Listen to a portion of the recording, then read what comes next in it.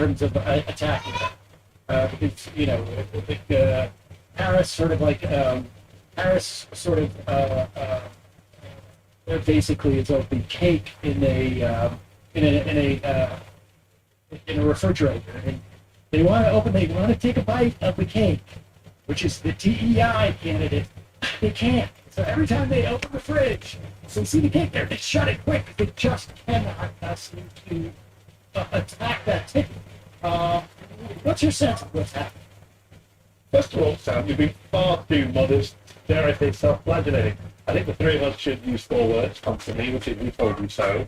I don't think we should be modest about that. I wrote a piece for The Guardian at the beginning of I think Step Aside. Actually, the night of the debate, I did a video on TikTok, Instagram, literally that night, that's a good thing. He's got to go. I've been defending him for months. I was defending him at MSNBC. I was saying age wasn't an issue. That night, I said he's got to go. I then wrote a piece for The Guardian saying not only has he got to go, but it's got to be Kamala Harris who takes over. Forget all the mini primary open conventions. Give it to Harris and move on. We were all aligned. Yeah. And people attack the crap out of me, the blue anon folks, or whatever you want to call them, blue MAGA, who are the most shameless people I've come across in a long time, and I cover Trump for a living. These are people who, till the bitter end, well, Biden's not going anywhere. And anyone who says Biden should step aside, they're Trump supporters. That's what you are, baby. And then the next day it was, we love Kamala Harris. She's amazing. We've always loved Kamala Harris. It's very 1984 as we were fighting the wars with. And I'm sorry, I'm going to keep calling those people out because the shamelessness and the grift is amazing, especially the online partisan. Look, we were right. We said this would happen. Yes, I don't think any of us thought it would happen to this extent. But yeah, I did think that there would be massive enthusiasm for a black woman, for a history-making candidate, for the first woman president, for the first black woman president. I did think there would be a moment to break with Gaza, which she has rhetorically at least managed to do so far, but not in policy terms as we've discussed. And I did think the Republicans would struggle to attack her because they're lazy and racist and bigoted. They don't really have much. Trump is not the guy he was in 2016. But they don't think they even planned for it. I think they assumed it would be Biden. It's amazing. That's amazing. They have no press meetings. They spend millions of dollars on all these consultants who are all grifters on the GOP side, and no one had an attack memo or something ready to go. Trump is running around testing out Kamala and other such ridiculous nicknames that aren't sticking. They're obsessed with Tim Walz, who is a super popular guy. By the way, can I just say another "I told you so"? I said, pick Tim Walz. He'd be the guy. No. You can't win Pennsylvania without Shapiro. Kamala Harris is doing very well in Pennsylvania with Tim Walz as her running mate. And they're losing their mind. They have no attack lines against Harris, against Walz, against the Democrats. I'm amused. I'm enjoying it. Look, I'm under no illusion. The support for Harris is soft. It could go away next month. I think the convention will be important. I think defining herself will be important. I think getting the policy lines are important. I think resolving the Gaza issue in some shape or form will be important. The election is too close to call. Don't get me wrong. As people clip this up later, I'm going to be very clear. Either side could win this election. This is a 50-50 election. But clearly Democrats now have a fighting chance in a way they did not have when they had the old dude still as their candidate. Right. I mean, it's now, I think, genuinely a 50-50 election, whereas I feel like a month and a half ago, it was sort of like a 48-45 election, and not in... Yeah, sorry, guys. I'm just going to play the game. I can't turn on the camera. It's too hot for this shit, man. And it's just too hot. I told you so, many, in the sense that because this is maybe the first time I feel like us on the left are seeing, when we say this is good strategy and Democrats go in this direction, and them actually adopting those strategies and seeing them pay off quite quickly in the results and the way that polling has shifted. Like, this is not Bernie Sanders politics. I'm under no illusions about this. But Kamala Harris... Bernie got this one wrong, too. Yeah, well, and I was critical of that strategy. He could have been using that time when it was clear Biden was going to drop out to actually leverage some of those policy positions he was thrusting on the Biden, like a 5% increase on having rent at 5%, which is not in our platform. He could have been using that instead of having Biden come out and do that. But we can relitigate that at another point. I think he's biased to their personal friends, to be honest. But Harris, like, she's adopting just a standard Democratic Party platform, and Walz coming into the ticket as somebody who, he was a pretty standard Democrat throughout his time in Congress, but has this incredible, he has an anti-Iraq war history, and when he governed in Minnesota, he just decided, I'm going to actually use my political capital here and do things for the people in the time span that I can do it. And reportedly, that was what she liked about it. And that's what gives me excitement about his candidacy is that Hey, the Democrats made Leon and Keyshawn, what's going on? We back in the depths. I'm trying to get the entire map of the depths done. There's one part we won't be able to get done, which is Death Mountain, because I have to get heat resistant stuff. But we're going to govern and we're going to try to deliver because, you know, none of this has paid off for us.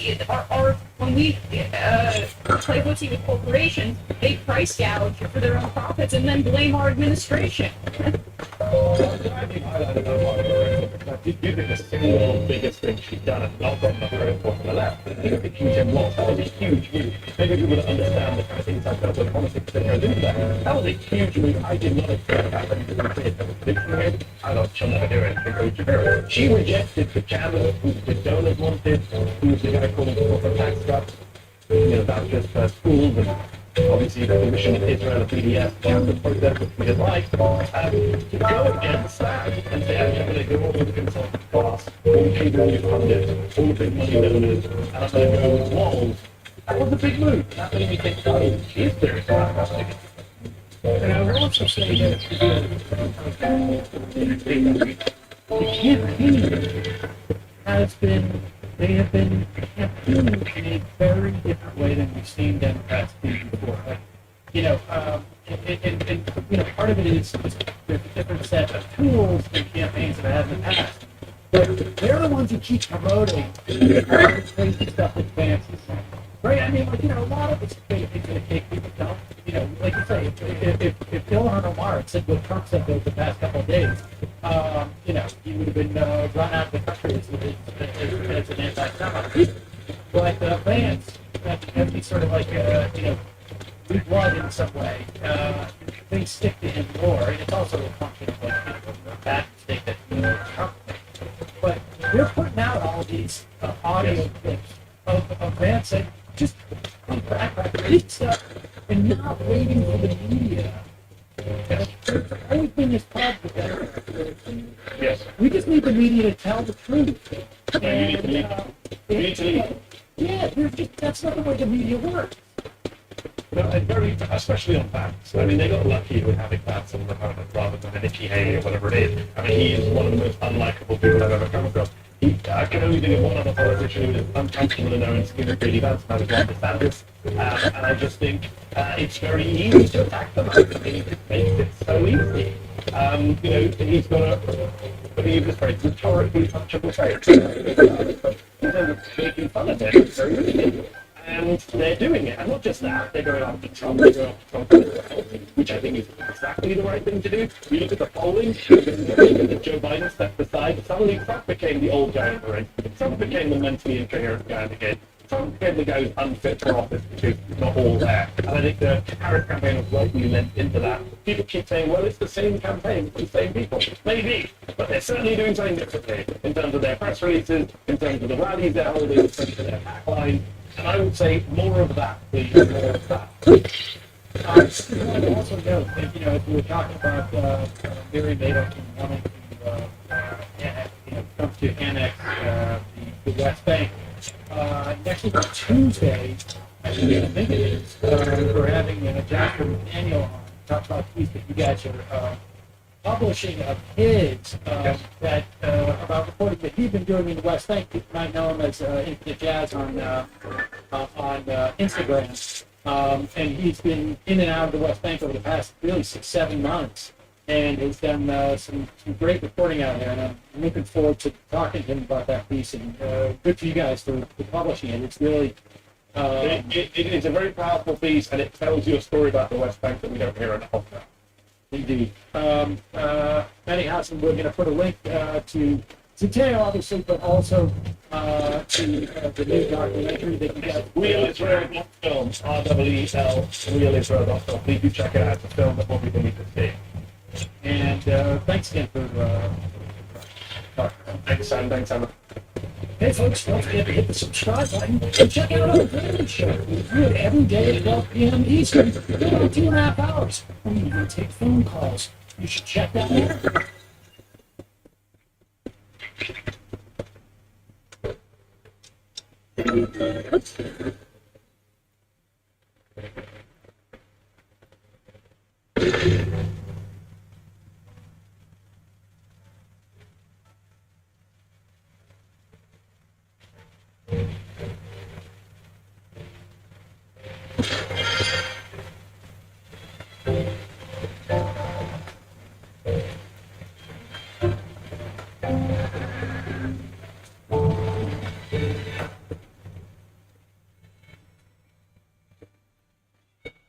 NATO invaded Russia. And so there will be a Russian spot. The other thing was Senator said is that sometime in the after this future, and he said, you'll know when it happens. But Ukraine is going to pull a very, very big price. And he said, so too will NATO. Joking. The German military just tried to split up. You know, she like to hear the SS, the SD, and all those other Nazi words. We want them to be revered too. Unfortunately, there was somebody in German civil society that went, what? No.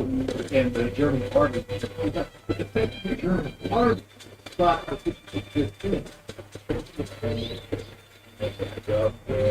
This is scary.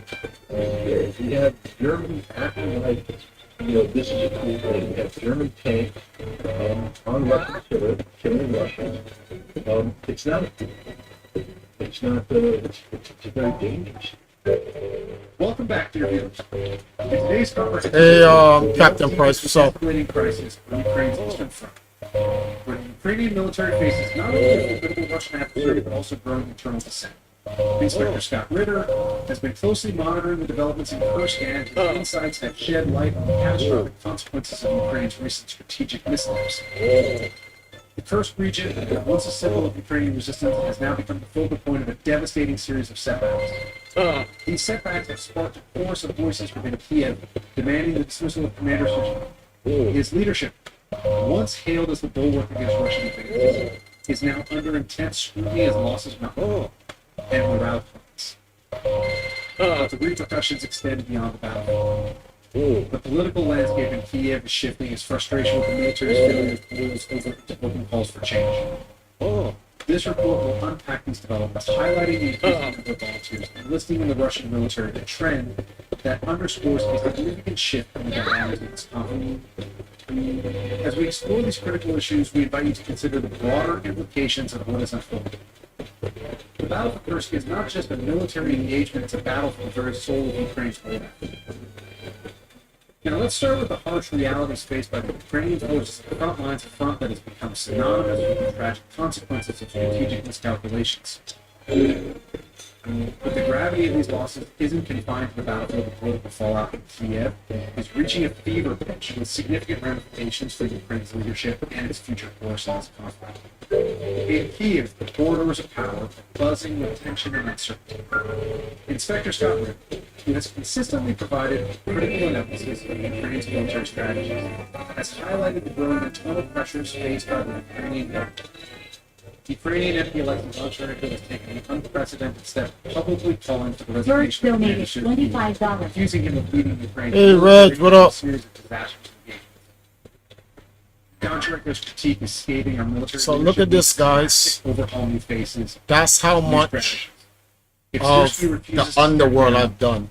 it is imperative that the government intervene. So as you can see, We cannot afford I let have this to man use do the further all of move this of over here in Herbert, and I have to do the rest of Akala. where there is growing I concern. can't go into this area, it's too hot. Spelled disaster for Ukraine's defense. This internal dissent is further compounded by accusations from other political figures, such as MP Mariana Bolugaya, who has gone so far as to accuse Syrskyi of recklessly sacrificing troops and mismanaging critical military reform.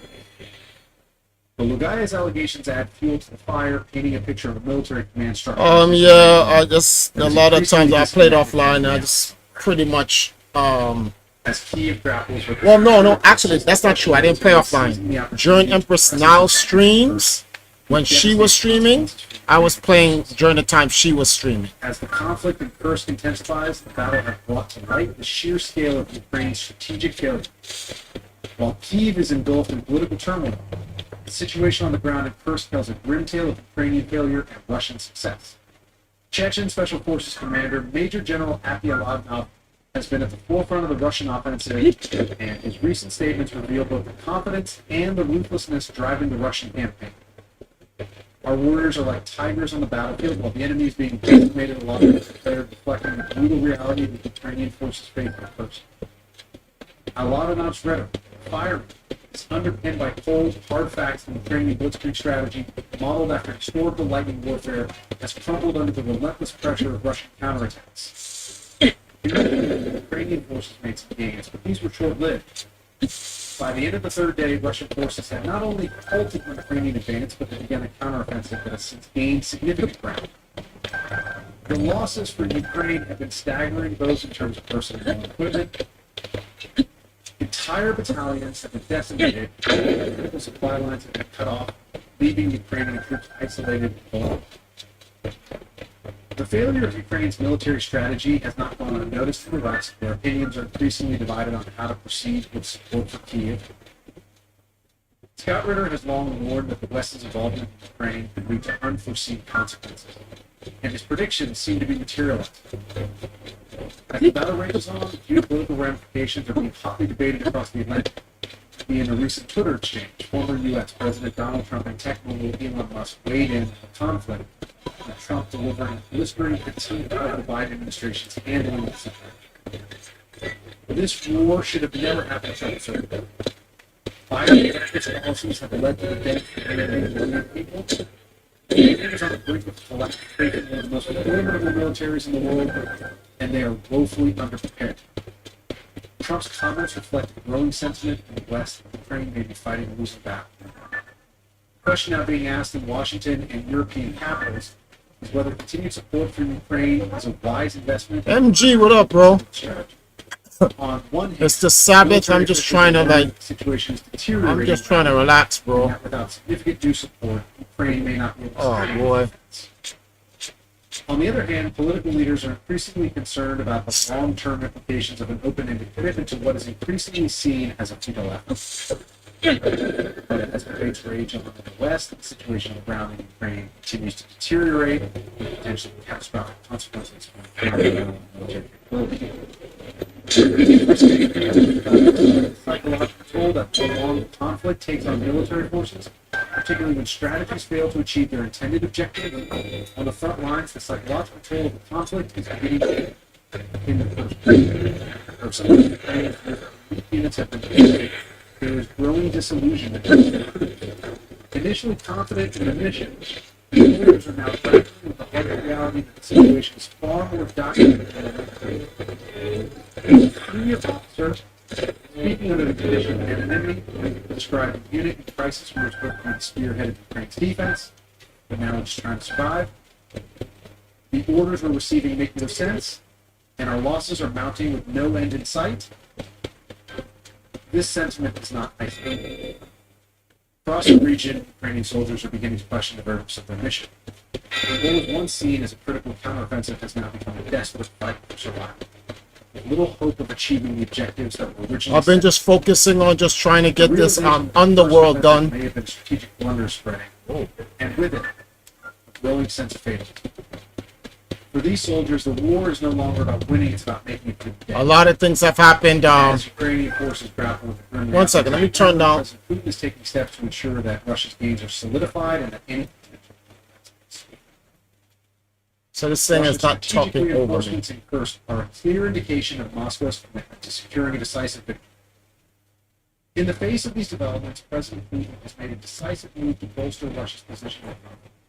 Yeah. By appointing Lieutenant General Alexei Yemen as trusted military strategist. Leave likes on the channel, guys. Leave likes on the channel. And also, if you have any questions, ask. I'm over here. I'm just chilling today. I'm almost done with this entire underworld stuff.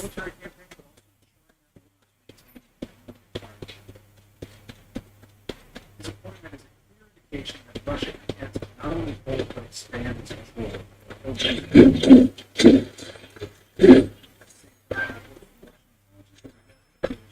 dissatisfaction.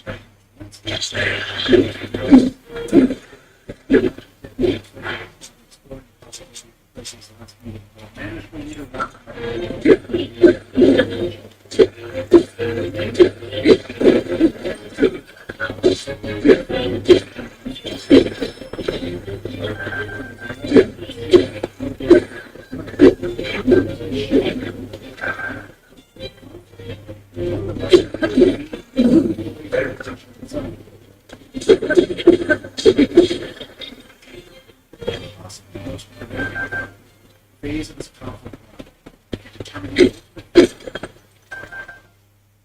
we conclude today's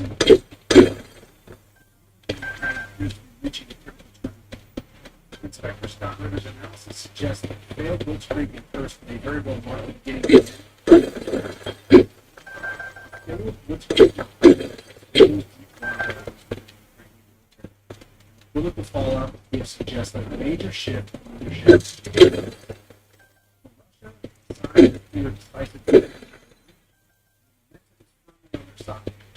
Russian forces continue their advance in Ukrainian morale classes. The question is no longer if Russia will achieve its objectives, but when. As this conflict enters what may be its final, most brutal phase, we continue to bring you the latest updates and analysis. The stakes have never been higher, and the consequences of this war will be felt for generations. Thank you for joining us tonight. Stay vigilant, and be sure to tune in for our next broadcast. Until next time, watching history unfold before our eyes, remember every battle, every decision brings us closer to the resolution.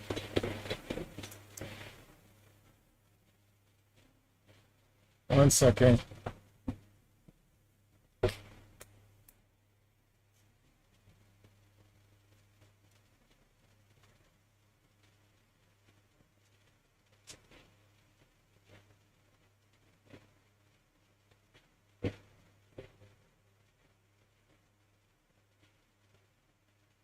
Yikes. Really?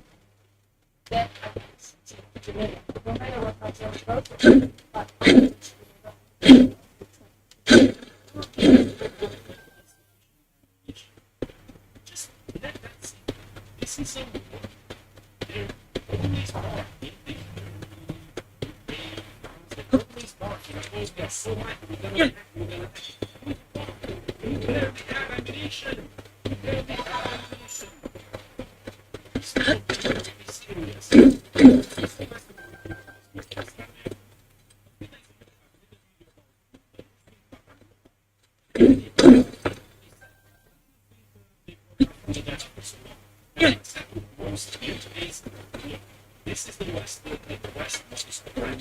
The chest, the release of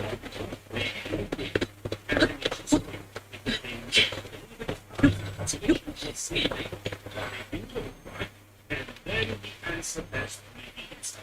That is the way it works. So now we have the answer. Now we know why we are the most published in every single publication.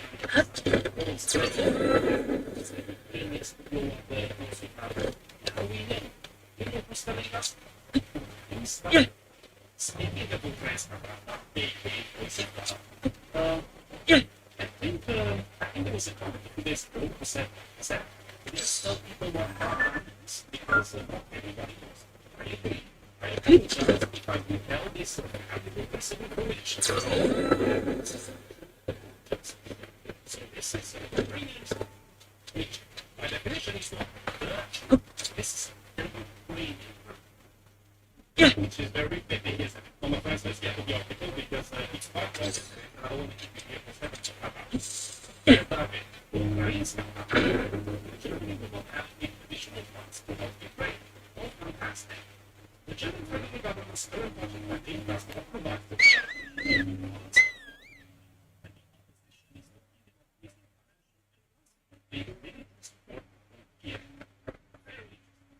that's the Chancellor Olaf Scholz has requested additional applications from the German Ministry of Defense for military aid in Ukraine will no longer be approved, although the already approved materials continue to be delivered in most cases. Interesting. In most cases means most cases. It doesn't mean all cases. These people, they never do because they do not know. So if they say most, that means that some people have probably been unless they have probably that is not going to get it. What is it? Or maybe it's pretty much maybe the gospel in maybe smaller companies. Who knows? I guess we can. The words is this sudden change of law. I'm like, you know the power of in case you missed that.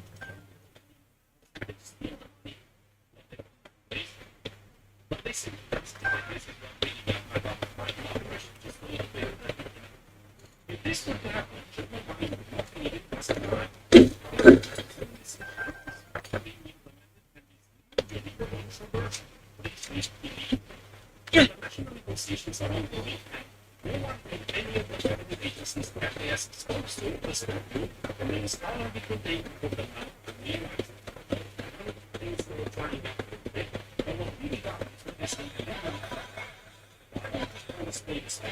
You know, is there a portion of the language that discovers Yeah.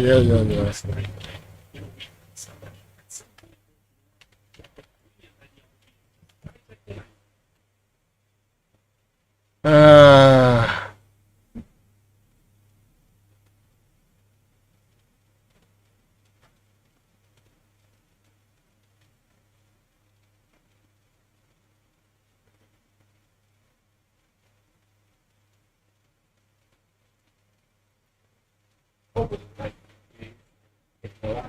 it's your Twitter, Instagram. Check out this new video how to get trick feels like something about chickens. I reacted to something before that in this video a few weeks ago to catch a kid predator. I talked about it here in the chat. If you're okay, you know what I'm talking about. 1 second, guys. We're applying to something.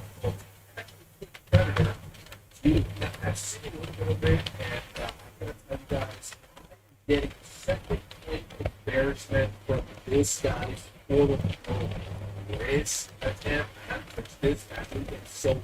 The point where I can pause the video, go outside, then go get some more about it, come back and watch the rest because it's genuinely one of the most painful videos I've ever seen. Not just because they're a weirdo, just the way he talks to girls, the way he dresses them up, second embarrassment. I cannot believe someone like this. Oh, good move. That's one of my Japanese. If I did to it, if you ever enjoyed this video, please subscribe. Thank you. He's a 21-year-old YouTuber with millions of views to his name. Instagram and TikTok with millions of views to his name. Claims that he was a model for Zara. And yes, he's also a case. And here's now about the girl that's not a babe. Expose yourself live. And he goes to his friends to specifically pick up the girl. Yo, what do you think? Yeah. Do you believe in love at first sight or shall I walk by again?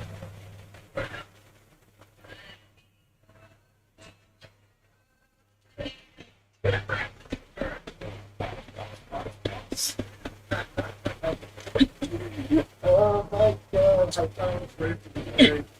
I thought it would take it like Jesus fucking wrong. Embarrassing. I don't even know this video. I'm actually like the first 2 minutes of this, and I think it's hard.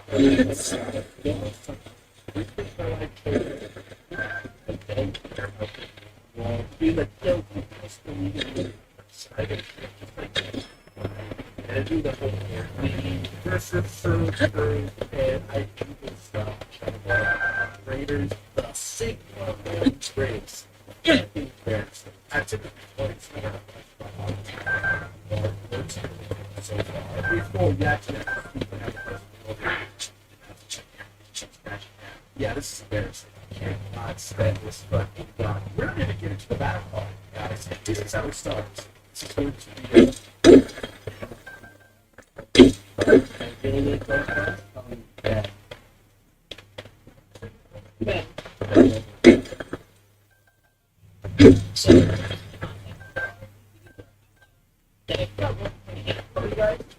so my brother should come over and sit down. And I will start talking down for a 3,000 just something. Wouldn't look exactly like me, just maybe a little more involved. A little better. I don't got a picture. My phone's better. I don't know how to show you. He's in the college, but yeah, he's going to go over your face from inside, over your title. Oh, how? Hey, okay, now set it once, I know what you like to say. I was like, hey, kid, it's so really good alternative to open scratch. They have over Twitch and something. And I was like, yeah, kid is a great alternative. But then they started getting people like Jack Ford and me and we had a first representative there, second there, and John Solak or whatever the other guy has. That's how exposed to this in a short amount of time. active for a year or two. So, but yeah.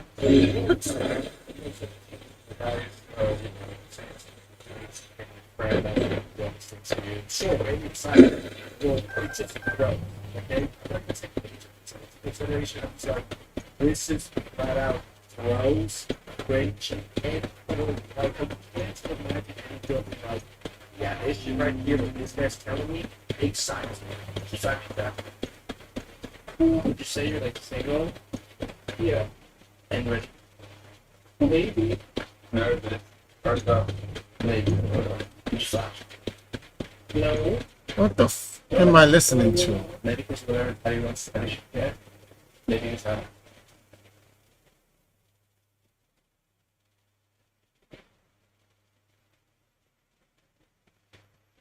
Let's find somebody else, cause that was like, what the hell?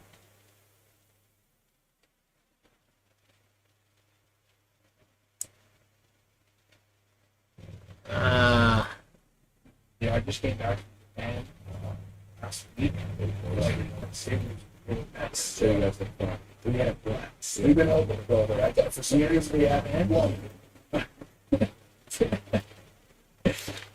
You've never been? There's a great application. No, you have to go.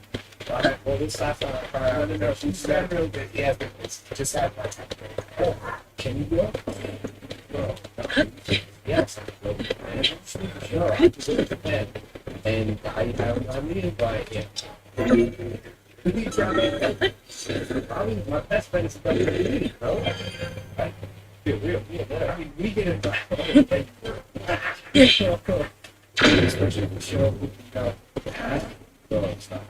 That's but I'm just surprised Logan Paul's prime creation has been hit with a string of lawsuits. Here are the details and what's next. Well, okay, what am I supposed to do with all this? And I literally just thought this today. So, great, okay. Yeah, this is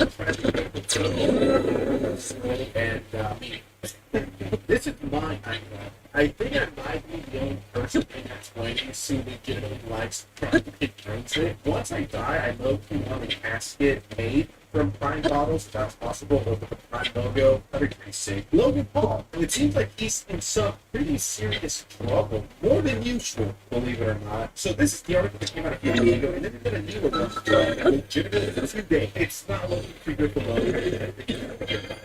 Logan Paul's empire is selling an energy drink company for $68 million, accusing it of petty ties as the narrative. Prime isn't doing as good as it were doing a year ago when it launched. Prime Hydration Supplier is suing the energy drink, accusing it of breaching a contract. Prime, co-founded by Logan Paul, cut ties to a supplier that sells Bell, the said, hey, when I went to pick up Prime a few days ago, I don't remember where it was. I don't know if it was Bonds. Prime was like, buy $2 for $3, or maybe each Prime was like $1.50. So really cheap. This first article being like, yeah, the supplier of the Prime energy drink company Logan Paul, the controversial YouTuber, Notorious Japan Sabores, and being accused of promoting a series of political scams, is suing the beverage company, accusing it of this is what Logan Paul is low-key known for the Japanese forest and for critical scams. This guy can legitimately cure cancer, and at least will forever about it. And rightfully so. The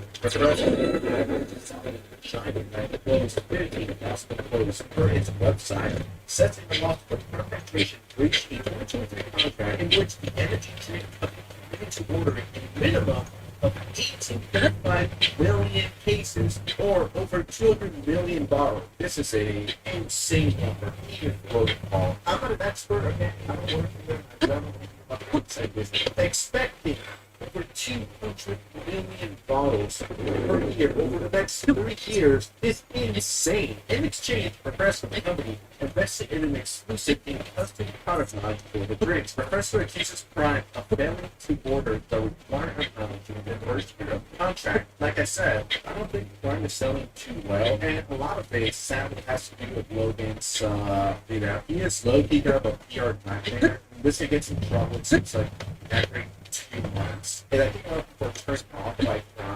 because it is co-owned by Logan Paul. They're like, yeah, I don't want to support that scammer. I don't want to support the guy from Japan, Forest, all the other stuff that's done on set. I think that's a great reason because the joint is good on its own. Like, I truly believe if anyone else was making it, it would go over well because it has Logan Paul attached to it, and a lot of people are turned off by that. I don't blame it.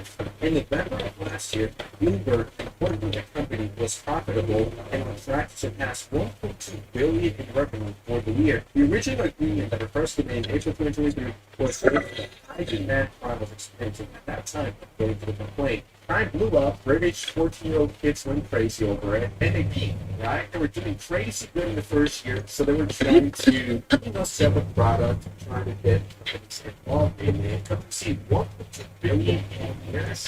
We're building up. Next year, we're going to do 1.5 billion. Yeah, we'll sign up. We'll work with you. You can't maintain that forever, no matter who you are. But by 2024, sales of prime beverages were falling well below defendants' expectation. Adding the one that the claim was partially seasonal, it also involved fleeting social media buzz and a series of lawsuits. In March, prime representatives did not show up in the inventory test from the machinery. The person said, this year, What the fuck? any beverage that's right. Have we terminated if the Marines said that not one thing was production? This is so scary and real. And I literally been sick of at any time. That does not make the lawsuit through. In this case, it is not. So, the person coming in with the opposite lawsuit, the lawyer always giving up whatever. That's such a stupid. Suing the facility because Congress and it's such a big ass. And the point is, but you don't do the right crime. Because the local law is that it sees people that it doesn't like. Obviously, does not deserve to be sued. Obviously, they did nothing wrong. And then he acts surprised when people don't know rights for it. Putting up a contract after sales fell to him. And you're like, well, yeah, we're out by. The complaint claims Prime owes the press with only $16 billion. It's far from the only lawsuit Prime is facing. Business Insider counted 8 lawsuits in which Prime is the defendant. The lawsuit range from a breach of contract in the class action suits that accuse Prime of mislabeling the amount of caffeine in its energy drink. So yeah, they weren't kidding. There's a lot of lawsuits. We have this one, and then this other company suing Prime because of unfair competition and infringement. Kennedy versus Prime Hydration issue. The suit was filed in 2023 by a woman who gave Prime to her 10-year-old son. And he thinks her product was, this is your fault. What the fuck? How do you buy something for your kid? And you're like, wait, was that healthy? You know what? I'm not leaving off it by any means, but you want your son back. Can you not read the fucking label? Like, goddamn. So the woman who the 10-year-old son who complained the product was falsely labeled and it tested out. I don't know if it's just me, but I never thought it's that other drinks out there have such competition. But they've never been marketed as exclusively a healthy drink. It's just BS. How about you actually read the fucking labels before you give something to 10-year-old stuff? You're the mom. Transaction suit accuses Prime of feeding kids with high levels of caffeine. Given Prime Hydration or Prime Energy. Who gives an energy drink to a 10-year-old kid? The lawsuit seeks a plaintiff seeks damages. Damages for what? We become able to read the label. And Prime filed a motion to dismiss, which the judge granted on several technicalities. Yeah, this lawsuit is so stupid. Like, read the fucking labels. Read the fucking parents. And there's quite a few other ones. If Prime does end up shutting down, it will be my 9/11. It will be my 13th. Because, once again, I think it's a solid product. I never thought of it as a healthy drink. I don't think anyone will say, this is going to get me to lose weight. It's not. Some of these lawsuits are extremely valid, especially the reversal one. Like, fucking sweet Prime because you gave it to your 10-year-old son. Besides that, yeah, I think it's incredibly scummy of Logan Paul to figure out for $68 million. It looks like Congress finally catching up to Logan Paul. Yeah, you're supposed to talk about this. A tragic day for the 20-year-old super Prime and for all the kids. It seems like every day there's someone suing Logan Paul. And I don't blame them. Logan Paul wanted to sue Coca-Cola for no reason, and now he's getting sued for $16 million. This is what you get. It's a smart one. It's fun. With that said, I'm at what you got to stay, like, share, subscribe, and all that epic and base stuff. And I'll see you next time, right? Peace out. How do you go from this? The fact that suing coffees though is not going to help crypto holders, so I think need to focus my attention where it should be, which is on fans and supporters. To headlines like this. How do you go from a guy thanking a guy for exposing him to then suing him for defamation? Rather than take back the point, Logan would rather publicly humiliate himself in court by accusing me of defaming him. That's something only YouTubers can do. That's the dumbest shit I've ever heard in my whole life. How is that possible? Why are we here? What is going on? Why is this happening? I don't know. This is stupid. There's also a building being built literally right outside my garage door, so it's like, it's just like one of these things. We're about 2 years on now from the original crypto zoo situation. How many of you guys make crypto? I lost around $50,000. I lost $40,000. Almost $25,000. Quite frankly, I didn't think it could get any worse, and Logan Paul has found a way to make it worse for himself and everyone else. Like, I don't understand why anybody who's on the internet who has products and stuff, they shouldn't listen to like corporate chats about, yeah, just sue him, it'll go away. He's hired 5 lawyers to sue me, which he hopes will stop me from exposing him again. Earnestly apologizing is better than actually following through. For example, paying back all the victims of CryptoZoo. Not sure if he's done that yet. Probably hasn't. Haven't seen anything about it. Biggest news has been him suing CoffeeZilla now. So There's harm that he has caused the Paul's reputation through the intentional and reckless dissemination of defamatory falsehoods. well, then you have to prove that they're fake, right? The dude loves proving us wrong. That is Logan Paul, aka the dad from the Incredibles. Once again, 2 years, a year and a half ago, however long it was, CoffeeZilla uploaded his 3-part series about CryptoZoo, which is an internet team that was founded by Logan Paul, and the project was infiltrated by 2 legitimate class acts. Eddie Ibanez, who lied about his entire career, and Jake Green, the Crypto King. Greatness unlock it in the short term. Anybody who calls themselves the Crypto King is probably a piece of shit. Crypto family, get ready to make America great again. With NFT magazine, supporting the magazine, and now we trust the again. These 2 fellows really truly influenced the failing of CryptoZoo. Logan Paul had his name attached to it and marketed it, and it was his fans, his audience that fell for it. For the last 6 months, I've been working on my own NFT project. And I think it's going to change the game. It makes sense that he would take the responsibility and take accountability for these 2 scammers, right? For ingratiating his business and himself with them. I don't even know if ingratiating is a word. On top of all that, it looks real bad. The game's marketing was to have fun and also earn money. It's a game. It's a game.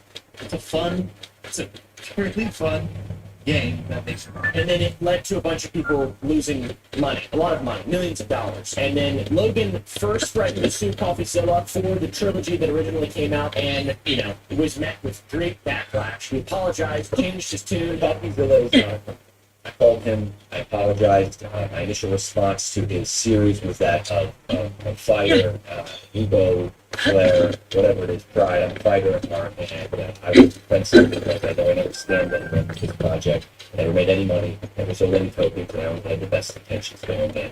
But the fact that suing CoffeeZilla is not going to help crypto holders. And thank CoffeeZilla for his investigation, because real, actual, legitimate journalism does exist on YouTube. I don't do it, and most other YouTubers don't do it, but people like CoffeeZilla do it, okay? And it's really important to, like, help them whenever they're, you know, fighting a giant. CoffeeZilla. This line is, he is a lopsided journalist with an agenda, more like an internet criminal. Oops, wrong video. That was the first response. He actually apologized in another response.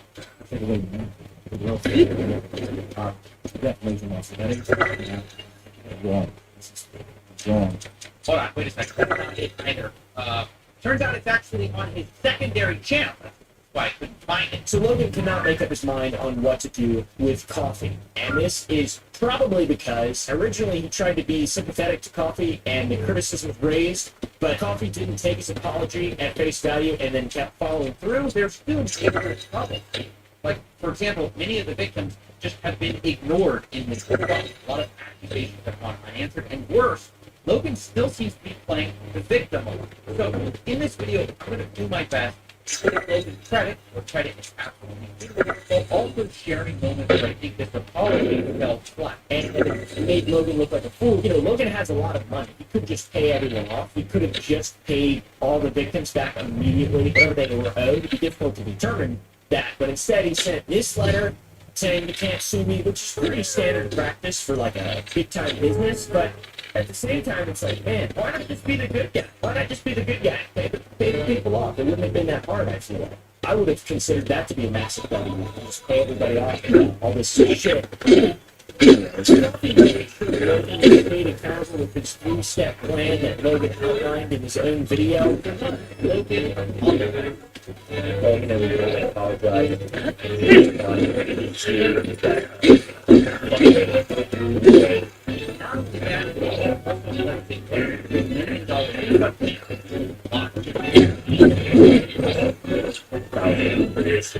$1.3 billion. And in thinking of that, he also promised to crypto. And essentially, obviously, finished and delivered a game outlined in the white paper, and also the claim he'd outlined still for a very long time. Logan Paul has not paid back the victim. She hasn't talked about it since it was going to pay the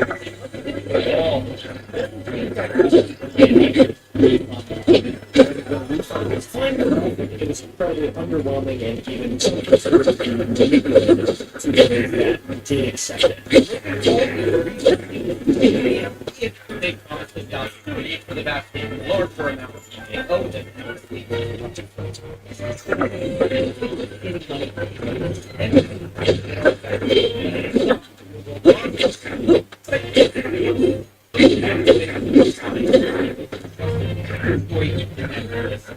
We've already covered it. It's very much. We're gonna need some background music for this video. Sesame game that's just outside that garage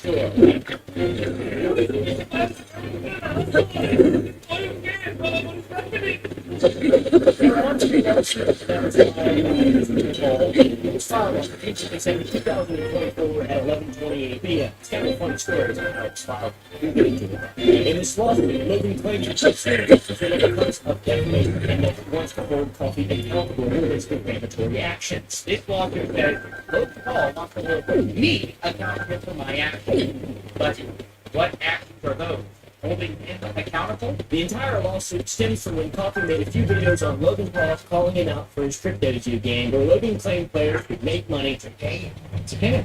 It's a really fun game that makes money. It has since been considered a scam by everyone who exists because the game took millions of dollars from fans and then they and all the promises systemically from A to B were all false and didn't work, and it was shit and it sucked and it was terrible, and what the are we even making this fit? Why is this a thing? At the beginning of the lawsuit, Logan's lawyers claimed that Coffee is an internet detective with no real journalistic training, and that he used his Crypto Zoo series to expose Logan Paul and profit off of Paul to just gain money and viewership. Additionally, they claim that Coffee knew that the videos he was putting out contained a malicious false narrative that had purposefully left out statements and other things to make Logan specifically look like a bad person. This seems nonsensical so far. The claims, in my opinion, are hilarious. To discredit someone with respected journalistic integrity online by just saying he has no official journalistic training is an absolute stretch. Let's look at Coffee's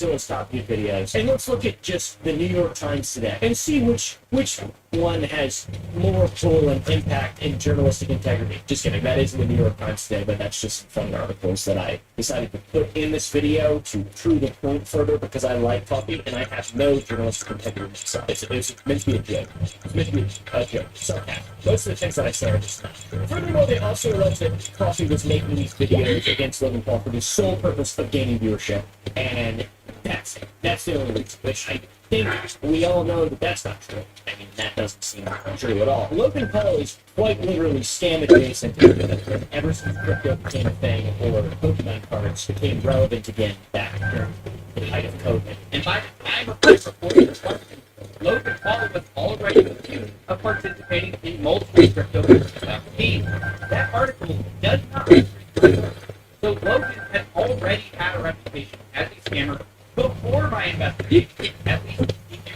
their allegations. I would say objectively, Coffee is justified in investigating this type of stuff and saying the things that he said against Logan Paul. It should be Logan Paul's responsibility and accountability to take the things that are negative and just systemically disprove them. But instead, he's suing everyone. So it's like, why are you doing that? That doesn't make any sense. Why would you do that? That makes zero sense. Now you look guilty because you're just suing this guy because you can't control him. And he's saying things that are true that everyone else agrees with. It's also funny in the lawsuit, they portray Logan as some kind of brand-friendly social media icon, and they describe him as a globally recognized entertainer, athlete, entrepreneur, as if that somehow justifies the suicide forest, the crypto zoo, the liquid marketplace. I mean, there's so much shit that's just, he deserves to be shit on for. Rightfully so, I would say. And I would like to believe that him, he seemed rational at some points. He would agree with that stuff. Like it's, I don't know who, like this, this whole lawyer thing and this lawsuit is just so much cognitive dissonance. I don't get it. And Logan does have crime, which is difficult to not respect. That is a true phenomenon. And I made a video before defending crime with the PFAS thing. Remember that thing that went viral on TikTok? The guy was like, "Oh, it's got plastic in it and stuff." I'm like, no, actually, that's plastic in it. It's got the same amount of plastic that pretty much all water has in my balls. My balls are full of plastic. The lawsuit then goes on to say that Logan came up with the idea for Crypto Zoo because of the blossoming, newfangled blockchain technology, and that it was going to be a success, but things went wrong when the team he hired to develop the game lied to him about their credentials and about paying the development team, and all that shit happened, obviously. We know the situation. It's hard to believe, in my opinion, that Logan Paul was clueless to the work of his constituents. Some basic due diligence could have gone a long way, like I'm talking real basic. And that's coming from me. Okay, guys, I got scammed. But my shit was from a notebook. Alright, this is like famous crypto people you could have just asked for references with. I got a background check. And that shit passed. But I would like to take this opportunity to announce a new product, a new venture, if you will. Guys, I'm starting these things called timeshare. It's basically I'm buying a house on the beach, and all of you can invest in that house with me. Alright, guys? And that is why owning needs of an Aspencajo is not only possible, it's downright smart. I'm having, who's a famous scammer? Jordan Belfort. He's overseeing the whole operation. And we don't do anything illegal whatsoever. Yay! We'll be rich together! Very solid idea. They're these gummies that we have. They're really cool. They're awesome, and they're actually in stock, I think, permanently now. We should be able to have some every single day. So go buy some, and if you buy enough, we're going to try to get them either at Target or Walmart or H-E-B or something. H-E-B is nuts. But probably not.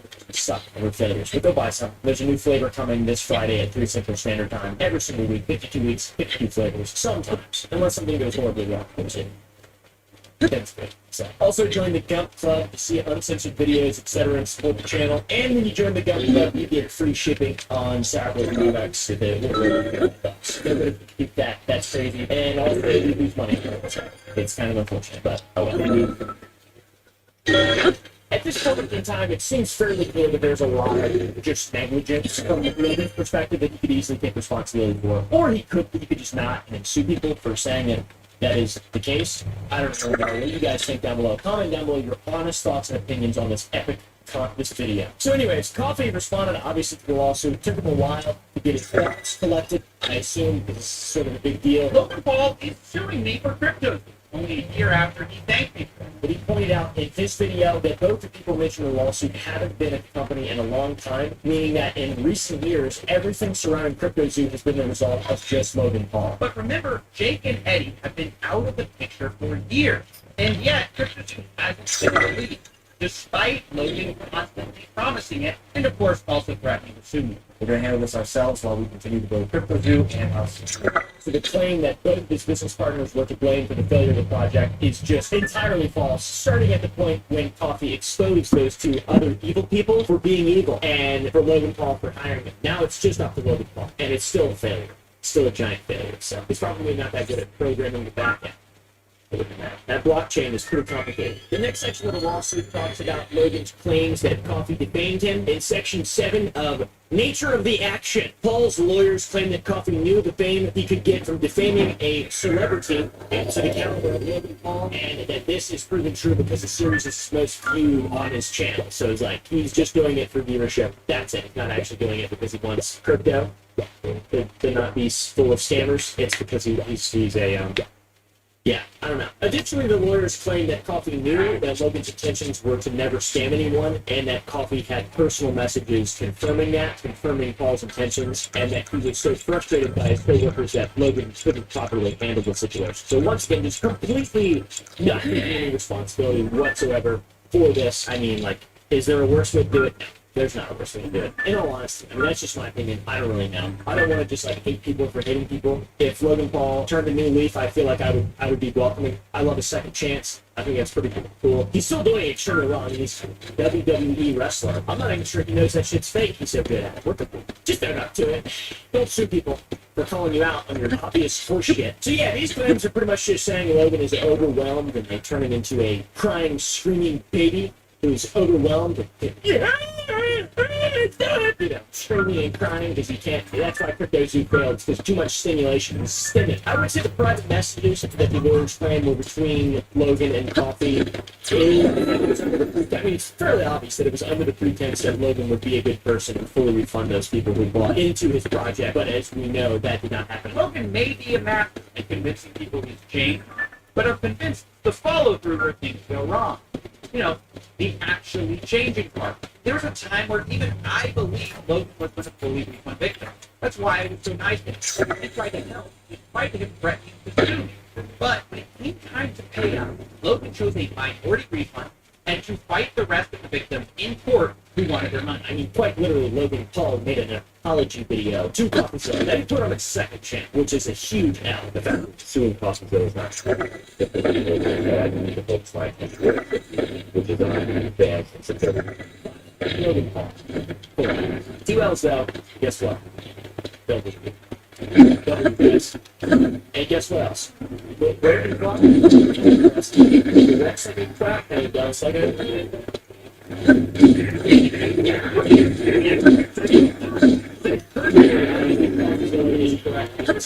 That this lawsuit was to suppress her investigation, so why didn't the other ones? That makes the lawsuit feel frivolous even on the surface.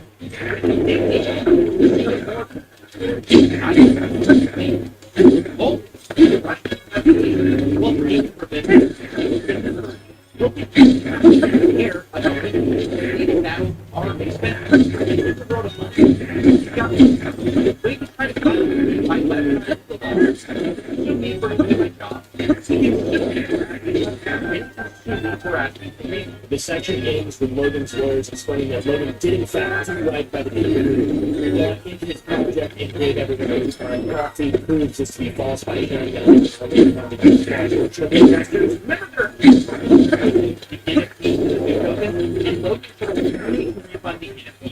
is a minority of the lawsuit. Over and right. We actually all part of the law while fighting in court. As the lawsuit continues, his lawyers are making him look infallible by essentially saying that Logan was merciful to Coffey and decided not to long ago despite the proved defamation, which is just nonsense. I don't really understand all this. Like, it's such an adversarial way to approach it. I mean, come on. With Manny Coffey, like he's some kind of crazed, money-hungry creator. He doesn't even take like he's got very rare for I'm excited to see how far the false is. To be honest, it's not going to go that far. He's so not going to be well with that revenue and that it's exposed. So it's just like anytime anyone famous does anything wrong, you aren't allowed to investigate it because it's a lot of people here. That's what that's saying, essentially. That is insane. That doesn't make any sense to me.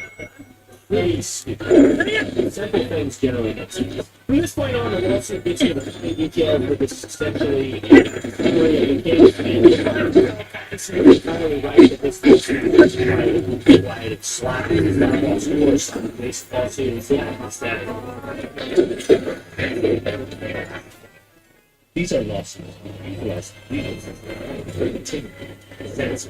Abby donated. Hey, Abby, thank you. This world who exposed many financial and hit it right on Pokemon. He's had, I think, a few, at least one for sure. Go follow him, by the way. I really don't know what the game plan is. Abby, what are you doing on this channel? Negative, and I assume he's trying his best to maintain a good image if he possibly can. I'm not sure. This lawsuit is not about Logan Paul being better. Instead, this is about improving the ability to victim and blame anyone but himself for his failure, especially me. I don't know if you know the lawsuit is justification. I take, like, is he a sociopath? A psychopath? For some reason, I don't believe he is. I feel like he's just over Chads who have a lot of money and he's got and so it's like the standard status quo is just sue people whenever they, you know, that's just like what money does. You can just sue people for anything, but that's not how you got to where you were and why people even relate to you in the first place. Like, that's not how that works. It doesn't work like that. It's not going to look good when you do that. It's going to end poorly. This will be unrecoverable. This is bad. This is really, really, really bad. Lawyers claiming numerous times that Logan was naive to the situation or that he was just overwhelmed and therefore everything that resulted in the Cryptosuit failure was not his fault whatsoever. Like, I don't know. What are you saying? Are you saying he's an idiot and he has nothing to do with any of this? Then why did he apologize? And then trying to prove the narrative that he's like a good, naive, overstimulated guy with a hint of autism by saying that he made it right by supplying refunds, but only to specific investors and like not all the money that was lost. I'm everywhere. Oh, if you can't get everyone, why not take all the money? all right, and just make, like, a absolutely. charity You know, I and can't even just say that's not true. that super publicized. Can't Just even do say. that. That's Oh, one what- second. if you can't This refund is everyone, you're and too the people- loud. you also can't sue me. Can't say that's not true. How You about are just, like, everywhere. double beast and double good out of it. I mean, it's not that complicated. Overall, it's such a shit show. Coffee is able to entirely conduct this lawsuit within the first video. His lawsuit shows comments from Logan's camera, possibly suggest he's been hurt by my video, but you have to have a resolution to conclusion.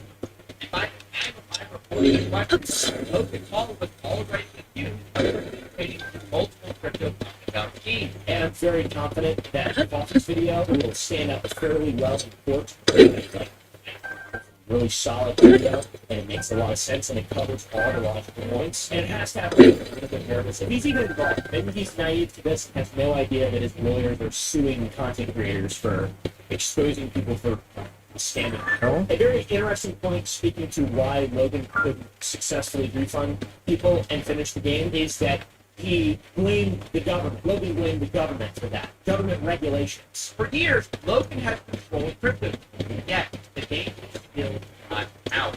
Logan is now blaming the government for that instead of himself. And he also blames me for losing his good reputation, but you can't do something you never had. He is the guy who blames everyone but himself. What's He going blames on tomorrow, the Abby? government, like Obama.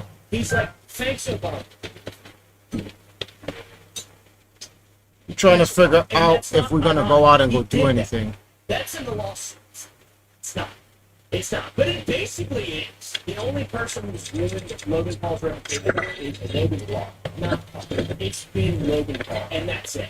From the beginning of time until now. It's been Logan Paul's choices, the people who he surrounded himself with, and the products that he's stood by that have turned out to be scams. Not looking into something, shining a light on something doesn't make it turn into something bad. It was already bad, and that light is like a virtue, and that's like the ethical thing to do, is to expose things that are bad. Even if people didn't know, Logan didn't know fully. That's a fine counter argument, but it's like, how many times can you do that? It just seems like you are so insanely naive that you shouldn't be involved in any of this stuff. Abby, let me ask you a question. Suing people for doing right by the people who you are stealing. So yeah, Logan's super naive and let's feel bad for him. And then Do you think Niall should have a why and when it was filed? Very interesting. WhatsApp just chatting streams late Saturday nights. What do you think about that? Did you know? 6 days before the lawsuit, I had called the seeker for a video. 21 hours before the lawsuit, I had actually Logan on it. Did you know? I told him he had 24 hours to respond, and Logan sued me 3 hours before the deadline. Yep, that's right. Wow, Logan, you're there? You cocksucker. in that lawsuit email that if I report on this story, Okay. Logan might hold me accountable. Logan's definition of accountability seems to be full suit, which is why I believe this lawsuit is not designed to win to shut me up. The threat using Logan's wealth and a federal court system without answers sent a message. Do not tell that story. He pointed out that 6 days before the lawsuit, he featured Logan in a video, and 3 hours before a 24-hour deadline that Logan was completely ignoring, he filed the lawsuit. It seems like Logan is just personally fed up with Coffee and decided that he wanted to finally silence him, and he's just going to throw as much money at this small problem as he possibly can, which is bizarre because Coffee points out how Logan has respect for him. That doesn't work, yet he still chooses to just sue him, which is like the antithesis of having respect for things and journalism, something like that. Like, why would you sue anybody if you were right? If you were in the right, why do you need to sue them? Just prove them wrong. Just prove them wrong. And then if people still hate you, it's because they're haters. Not because you can't sue haters and just stop it. That's not how that works. You're going to get a lot more haters. Coffee's not a hater. Logan's 5 lawyers tried to discredit me as a journalist. They paint me as someone who wants money. They say I had a false and malicious narrative. But you know who doesn't believe that? You know who secretly praises me behind the scenes? This journalist, crypto uncovered guys in the He's incredible, by the way. He's very thorough, really intelligent, smart guy. Did This is a bad idea. the project that I effectively make a picture for. That's right. It's Logan Paul. This was a bad Logan idea. Paul's defamation case. Who knew? Defamation requires actual analysis of how reckless disregard for the truth. But he just admitted on camera that I am thorough and good-hearted. Yes, Logan has now thought of the tactic of trying to drain Coffee's bank accounts to fight this lawsuit. Logan Paul is a two-faced tower, guys, who is scared of losing his fame and fortune and will go to any lengths to secure it and secret all of his fame and fortune. But he's definitely doesn't know how to wield it ethically or morally correctly. It seems like I'm not one to judge, but I tell you what, I've never done anything like this. So I look at myself before I judge others, and like, this is just so bad and dumb. Like, how do you justify this? How do you justify this? Unless you're a lawyer, they'll be like, we can do that. But they also defend murderers as well. So, like, yeah, I would listen to a lawyer, generally speaking, or anyone who has corporate training. So a lot about this has already been exposed, and more, I'm sure, is going to come out. But the true intentions of the lawsuit are a question a bit. The lawsuit was filed about a month ago, and we've seen coverage from channels like Legal Eagle, who actually spoke to Coffee Stevens' lawyer, revealing that there was no way to file an anti-slap motion on behalf of Stephen. You would usually, in most states, point face slap motion. That type of motion is not available in federal courts in the circuit in Texas. In this case, the federal court venue was chosen, and there seemed to be no obvious reason for that, except to avoid the anti-slap motion. Anti-slap would make things very easy for Stephen because it's an avenue that would allow him to just get out of it and slam dunk the lawsuit before. But there's legal ways to prevent a slap. The same exact thing happened around Pokemon, and Logan Paul's lawsuit is 100% a slap lawsuit, which stands for Strategic Lawsuit Against Public Participation. It's a fancy way of saying, hey, I don't want you to talk anymore. I want to intimidate you, and I want to prevent you from participating in public discourse. Attention corporate America. If you ended up in here with people speaking out against corporations, protesters, activists, journalists, any entitled citizen at all can criticize your corporation. The solution? Slap lawsuits, which is really just a fancy way of saying shut them up in court. Anyone who files a slap lawsuit is an idiot, in my opinion. Anti-slap laws make it easier for someone who's been sued for exercising their First Amendment rights to get that lawsuit dismissed quickly. And these laws put the burden on the person actually suing and accelerate final decisions. So Logan Paul has filed a lawsuit where there isn't an avenue that's open to Stephen and his team. There's not anti-stalk laws in every single state, in every single jurisdiction, which is very unfortunate. It should be federal constitution. So yeah, guys, this just adds to it. Logan is very disturbing. His behavior is incredibly disturbing. I don't know how naive and overstimulated he is in regard to lawsuit stuff, but by God, if he's got any hand in this, what modicum of respect I may have had for him for, doing the WWE stuff and becoming this guy and having this cool product line and being like a legend in a lot of different senses, 90% of that is bad. At this point, this is like takes the other 10% and just makes him look like an idiot. He's essentially trying to strip a man of his First Amendment rights, and as a pretty vocal follower of the Constitution, it's like, how do you get any worse? Firstly, you can't take criticism. You surround yourself with idiots. You pretend to be an infant, and that you're naive and overstimulated. You cannot. That's why your life is falling apart, and you continuously fail and steal away from people accidentally. And then when all those excuses fail, you take away someone's First Amendment rights. That's dumb, dude. It's the amendment, by the way, if you don't know, if you're not an American, that protects free speech and guarantees freedom of the press. Part of the whole checks and balances thing that it's supposed to make America awesome and cool, but doesn't always. You can also just sue people in a way that it's so dumb. And by the way, we know Logan thinks of Steven as a journalist and as the press, because he called Steven a journalist in that video. So, This journalist, YouTuber, crypto uncoverer guy from Coffee Villa. He's incredible, by the way. A very thorough, good-hearted, smart guy. Did a deep dive into this project that I attempted to make called Crypto. That's right. It's Logan Paul.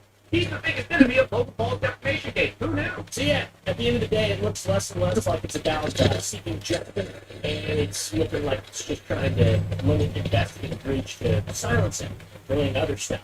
I'm not sure. I mean, Logan says he's incredible. He's a journalist, etc. Stephen is thorough. And maybe it's the fact that Stephen has been investigating the rumors of potential wrongdoing company co-founded by Logan that we've talked about before.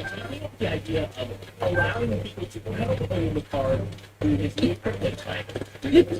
Now, a website like this where people are viewing percents of a piece of paper, literally trading shares of cards that are paper, you need a bang up team, a top tier team of genius scientists to be on the research team. And it just so happens when Steven started asking Logan questions via text, Steven gave 24 hours to respond and 3 hours before the deadline, and that's when the lawsuit was filed, which claimed to be about half of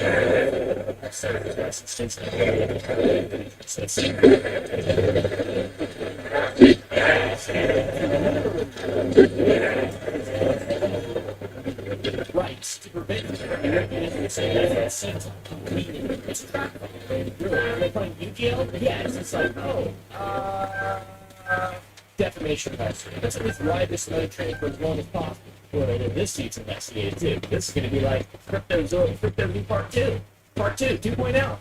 New and improved. By the way, Liquid Marketplace is actually under investigation by Canadian authorities. It's pretty tough to get under investigation by Canadian authorities for alleged fraud. I think massive public interest, and I would love some transparency, and I call any content creator who ingratiates themselves with fraud criminals to come clean if they are not a fraud criminal themselves. And instead of suing people who are detractors, aka haters, and limiting their First Amendment rights, you just be honest and take the L. Okay? Like, it's not that hard. So with the marketplace thing, probably not a good look either. I'm sure if someone did some real actual research, they'd probably get sued with a slap. I don't know, dude. It doesn't make sense to me that all this stuff keeps happening to YouTubers. And it's just, I don't care for it all that much. One of the main reasons the First Amendment is so sacred, and the reason I love it, is because it protects freedom of the press, and it recognizes the essential role that talking shit has to play in holding powerful people accountable. Just because you have your money doesn't mean you can do whatever you want to do. Doesn't mean you can use that money to manipulate people in mass, steal money from them. Well, that's not true. People do that all the time. Sue people to make them shut up when they expose you. Like, that's kind of the whole point of that whole thing, is to equal protections, 14th Amendment, all that. Also, the Second Amendment, the right to bear arms. So yeah, from this point on, I guess we just wait and see. Logan Paul can try and argue that he has no responsibility for the things that went wrong with cryptozoo, even though he acknowledged it already once. And a thank you to Coffee Sue. He can say that it's been bad actors with the liquid charges, cryptozoo, whatever. He can say that his genuine intentions were not corrupt and that they were in fact genuine all at once. But he, once again, is the person who's providing the products to his consumer base and selling these scams that he's recognizing are not good after they've been pointed out that they're not good.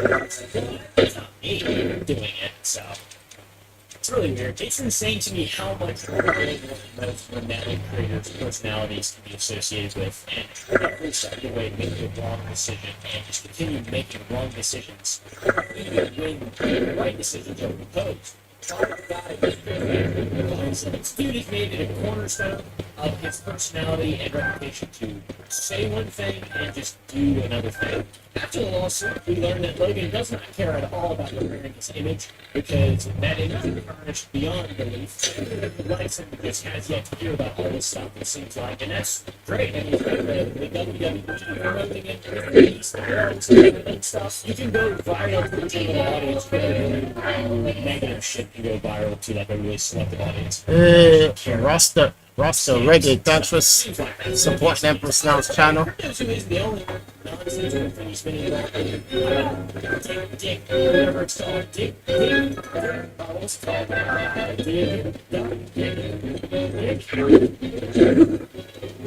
can't find it.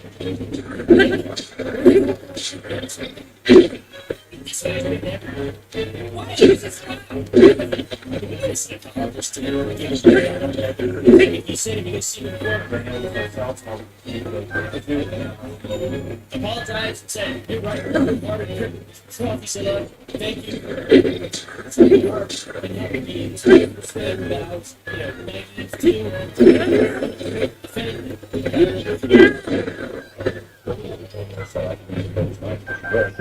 which is I'm bad supposed. Is he a psycho? I mean, let's get Shane Dawson on the phone case. I have no idea, guys. The guy's full of false promises. It doesn't seem to be the case in this one. It's like five L's. And it's become a star of David, whatever that means. Logan's full of false promises, the things that he says, the things that actually happens. For example, he said he paid back a bunch of people. He definitely paid back some people, but he couldn't pay back anyone who had zoo tokens. And that was one of the main things that Coffee City was calling out, because those were their losses, really. That was like the real crypto part of it, not the game part of it. Sure, I'll pay back everyone who lost money on these fucking dumbass NFTs, but I'll completely ignore the zoo token people. Yeah. Logan also said that he was going to remake crypto. I'm still waiting on that. And anyone who's still interested in the project, give it a go. A promise that was made quite literally years ago still isn't fulfilled. Can't be that hard to make that, whatever the fuck that is. For the last 6 months, I've been working on my NFT project. We have a massive team behind it, and it's probably about $1 million. 2 hours later, at a working game. You can hatch eggs to get animals with different rarities, breed those animals to make hybrids, earn cards to release their yield, and continue the real zoo circle of life. I'm not exactly a game developer, but I can't imagine that cryptozoo is very difficult when it comes to is it in Unity or like what engine is this in? It doesn't look like that fun of a game, to be honest. It can't be that hard to finish. Maybe finding people that aren't fucking scammers to work on it is the hard part. Even in this little interview that he brought scrubbed off the internet, he brought up by the time it was up, cryptozoo 2.0 would be down now. Alright, guys? By the time this comes out, it'll be done. Games will be made. You're going to have the opportunity to launch that if you want. You don't want to play the game. And I'm going to take the thing to look like this was a scam perpetrated by the Right. Logan wants to do it and release a finished version game. But he's only done one of those.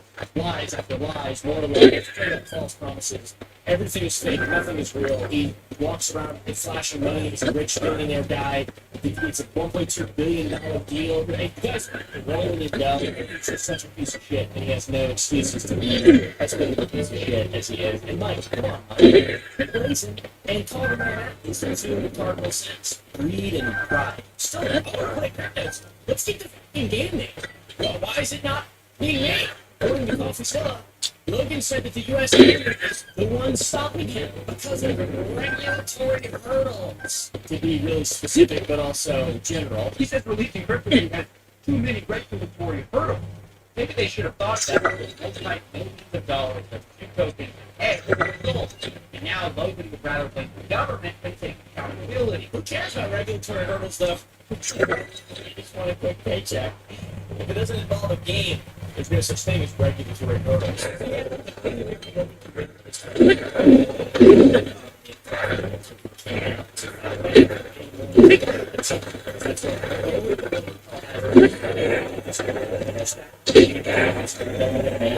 Seems like people who like crime, and he's just losing it more and more and more and more. I love second chances, dude. I love second chances. It was just not gonna happen. So, you know, and the best way to go forward, I guess, for him is just he's already done. He's just kind of accepting that role seems now. He's the heel at six man in WWE. Anyways, fellas, comment down below. Do you ever think WWE will ever stop? I think it's a simple fix from my perspective. If okay, do you guys, if Logan Paul did this, how would you feel? All right. If he took all of the victims of Crypto Zoo and just kind of, you know, made like a little charity thing, put $1 million in it, $2 million even, not even 1% of his total net worth, and then gave money to the hungry or figured out some kind of charitable venture, paid back everyone in Crypto Zoo, and, you know, made like a large statement just explaining everything, basically, and admitting to mistakes, whatever. I don't know if that would kind of implicate him and make him go to jail or something, so maybe that's why he's not doing it. I'm not sure. But just owning up to all that stuff and sort of admitting everything and just saying, I would love to move on, and I genuinely have a lot of respect for Coffee and his journalistic integrity and ethics are very important to me. The only thing that I care about is not just money, even though it might seem like that. And yeah, let's review that belt, guys. What would you guys feel about that? Would you be like, also, he would probably say this, I promise not to scam you all with NFTs ever again.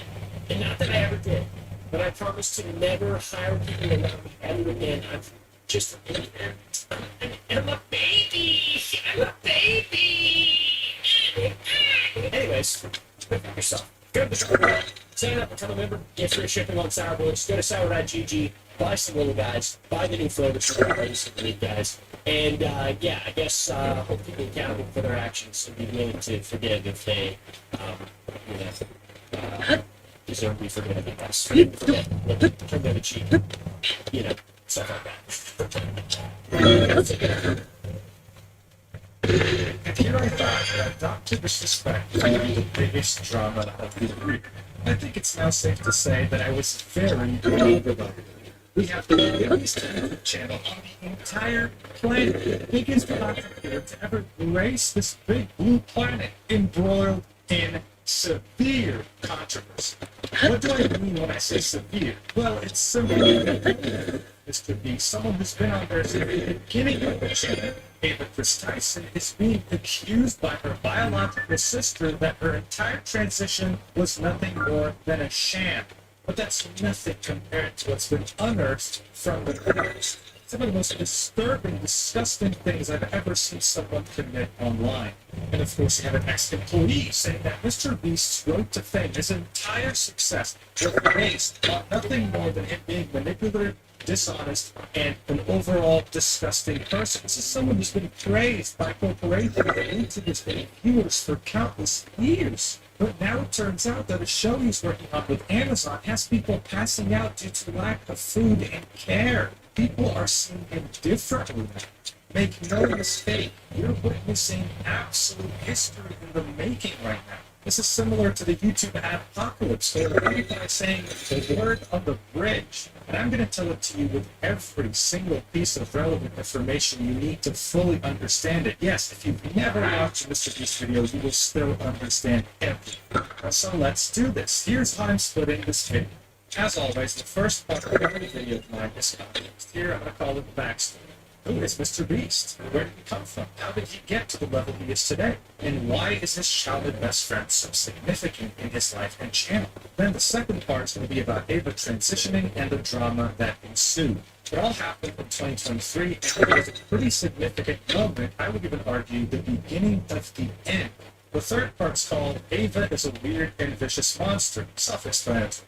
It's everything that's been revealed to us regarding Ava, mainly in July, how it started and where we are today. And finally, we have part 4 that's still ongoing today. Mr. Beast is now in big trouble. Millions of dollars worth of reputational damage and cease and desists being sent out like cookies. It's getting insane.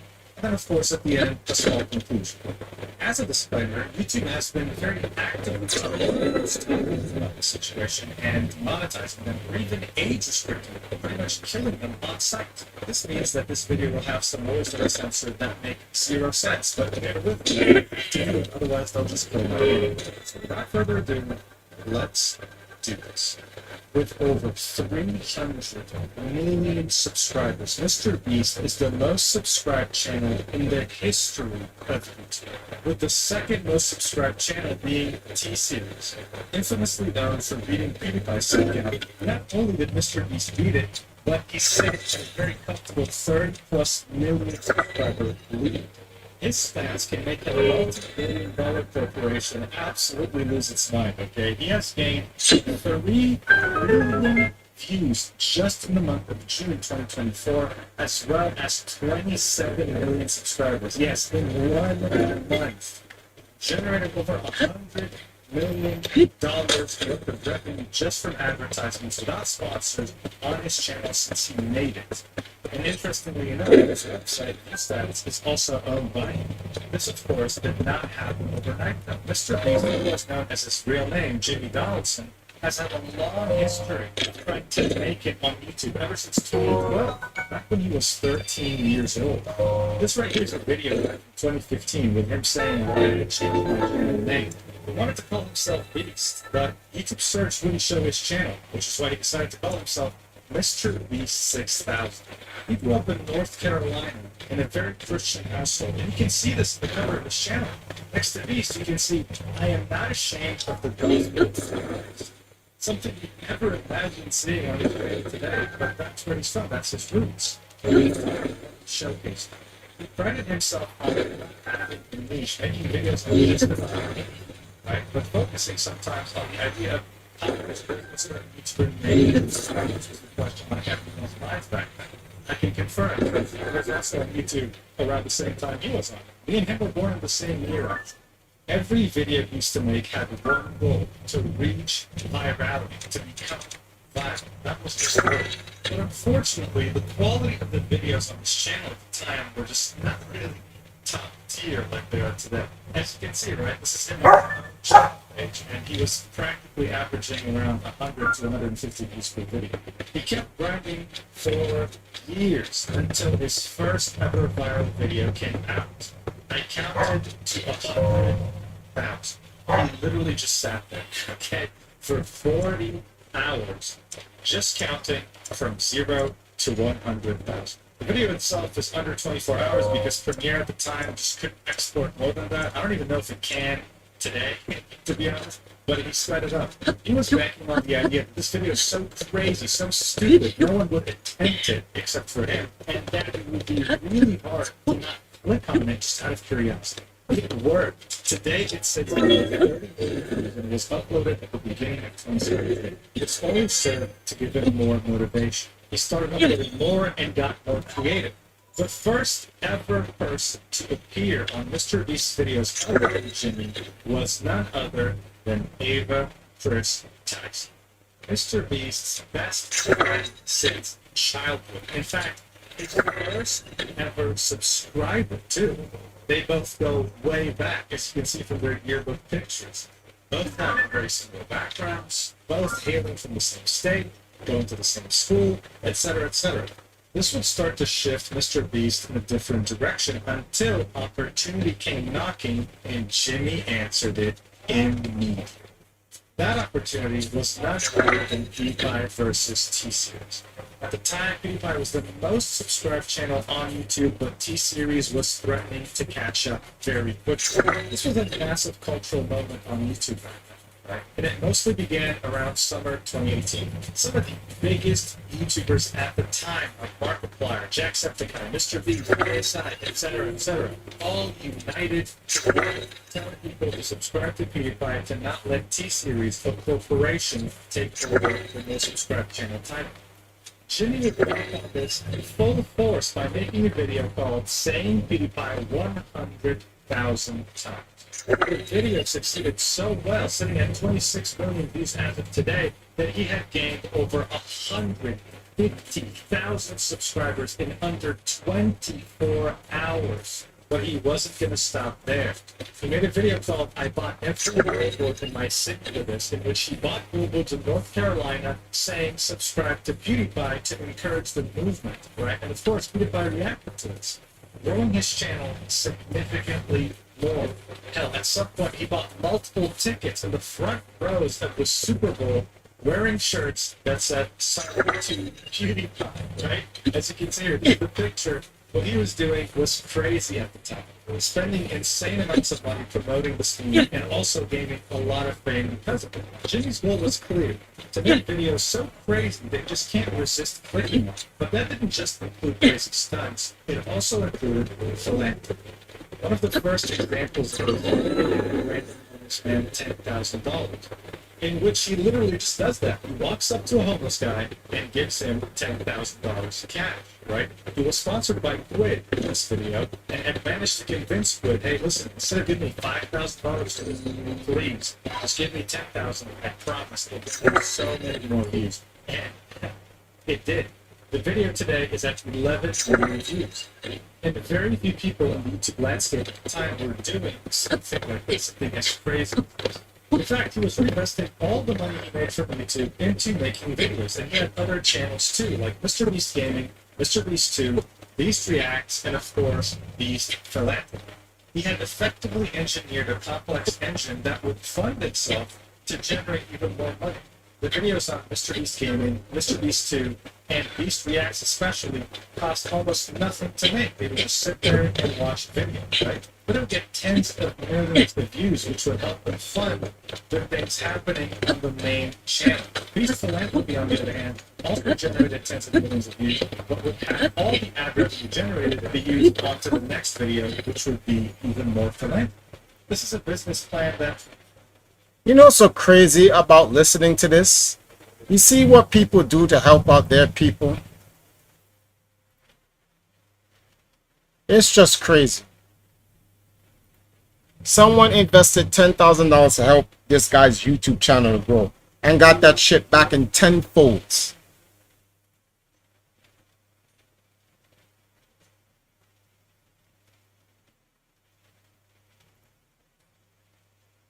That is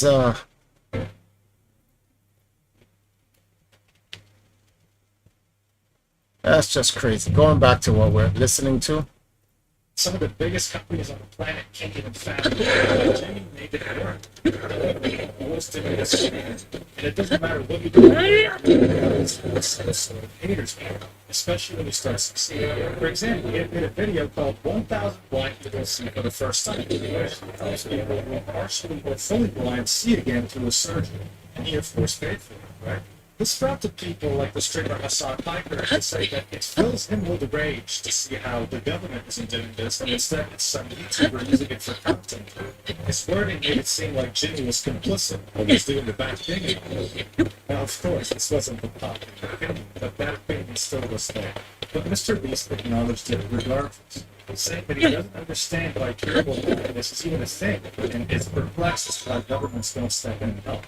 He also made this tweet saying, Twitter, rich people should help others with their money. Me, okay, I'll use my money to help people, and I promise to give away all my money before I die every single time. Twitter, Mr. Beast bad, highlighting Twitter's hypocrisy. Those controversies did not stop him from continuing his philanthropic efforts. He featured on news channels, on the Rolling Stone, and continuing to push the boundary on content. But it wasn't just videos he was making. He was also creating business ventures, like Feastables Chocolate, his own chocolate brand, and the Mr. Beast Bird.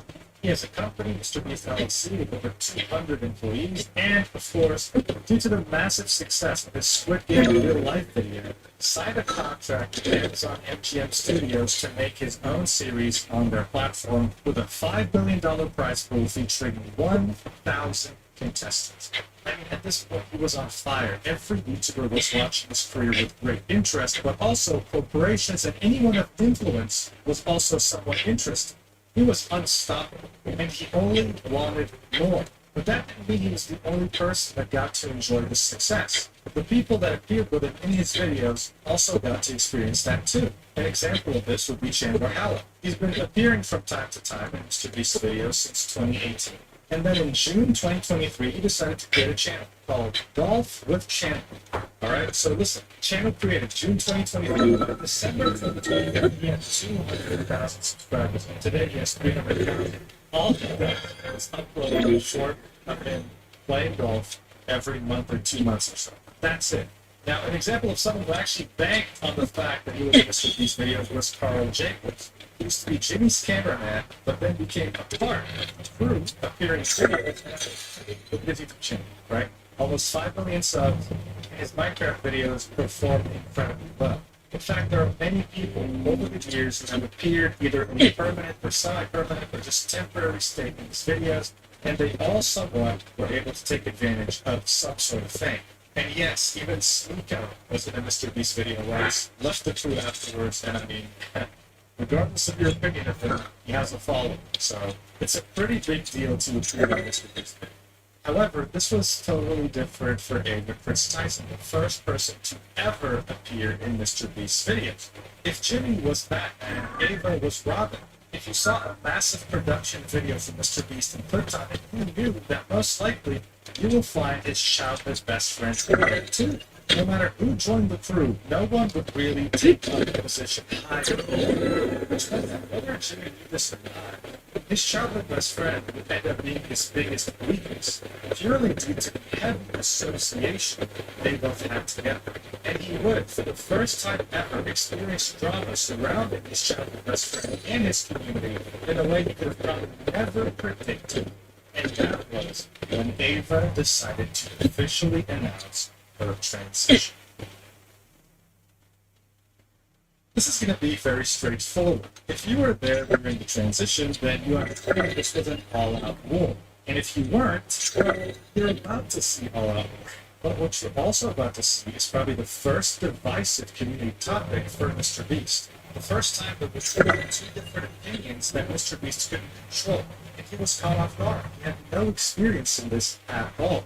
It wasn't pretty, as you soon find out. In early 2023, Ava had not yet transitioned, but was showing signs that something was different. An example of this can be seen in this image, which was posted as a tweet on Ava's Twitter, celebrating the fact that she had went to a nail tech for the first time. And in the video on Beast Reacts titled, "I strapped a GoPro to a fish,"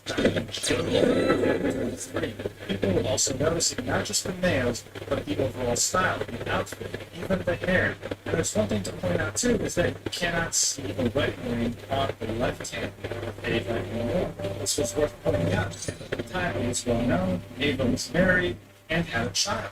So there were also rumors of potential divorce. What really set this in stone was when Ava revealed Mr. Beast to the Nickelodeon's Kid Choice Awards. It clearly wasn't subtle. Everything from the ideals to the pants to the outfit. With each passing day, Ava was being more direct. And this made more people start to theorize about what was going on. I mean, to illustrate to you how crazy the theories were, there was a conspiracy running around on Twitter and TikTok talking about the Carl effect.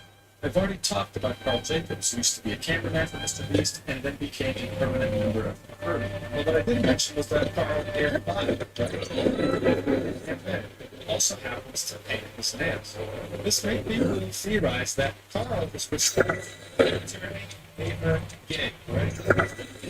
Running along Twitter, and people wanted answers. They were witnessing the stereotype of the American South. Someone that embodied male values with a big accent turned into something different, almost overnight. They finally got their answers from around April 9th, this team said, well, showing a full picture of Ava with a mirror picture from the most recent Mr. Beast video. The video showing the change after physiology. What people would do something unexpected. Proteins is a HRT and it's only range 2 months. This sentence alone said a lot. HRT stands for Hormone Therapy. And it's typically the first major medical strategy. That's the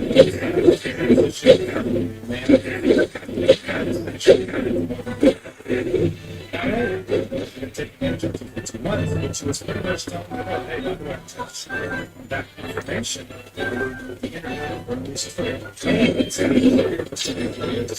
only supposed to be proud as well as Spawn Jacobs saying,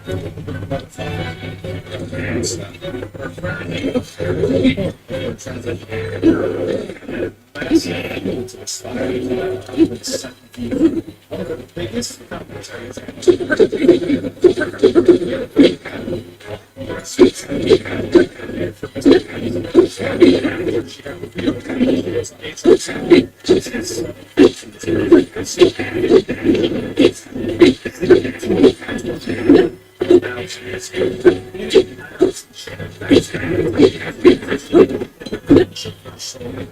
response.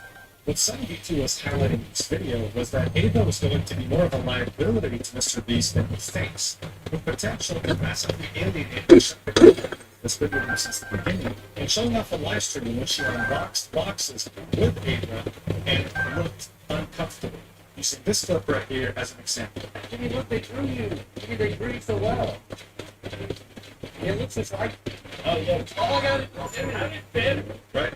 This video also highlighted comments from both opinions, with a lot of them being against Ava, right? Highlighting the fact that this isn't as straightforward as an unseen.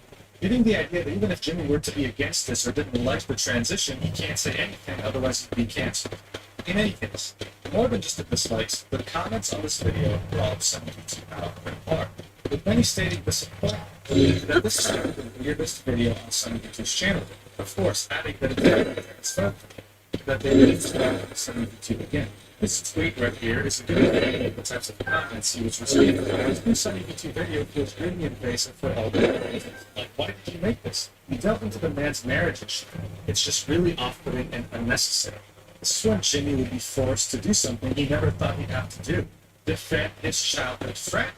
He replied to this tweet and said this: yeah, this is getting absurd. Chris isn't my nightmare. He's my fucking friend, and things are fine. All this transphobia is starting to piss me off. This wasn't the only thing he was going to say about this stuff. He would also reply to a tweet that said, in a few years, look back at this thread and remember they were never your friends, only yes-men cowards. Hope you come out of this safe. He replies with opinion irrelevant ratio. And ratios that account. The account replied yet again and said, I have 30 followers, so go ahead and ratio.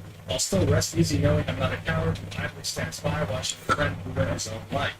This already was a very divisive topic.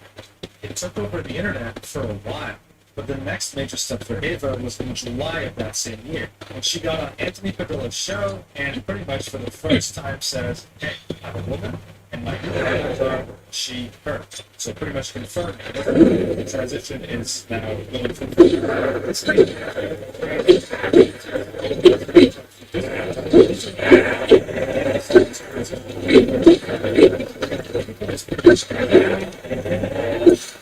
and Ava cleared that up on Twitter saying, listen, my kid loves me, and I'm good with my ex-wife.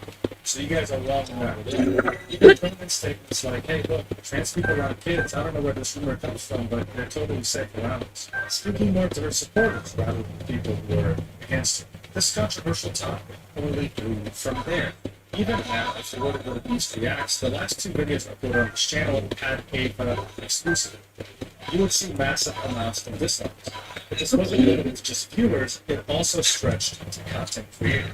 Now your average Flight, otherwise known as Flight Reacts, is a YouTuber that made it very big reacting to content with his very unique reactions, right? He's particularly popular in short form. React to his Mr. Beast videos, and this thing where every time Ava Chris tells a video, he would be visibly disgusted and wouldn't try to hide it. Watch. It's unsafe. How is that through social media?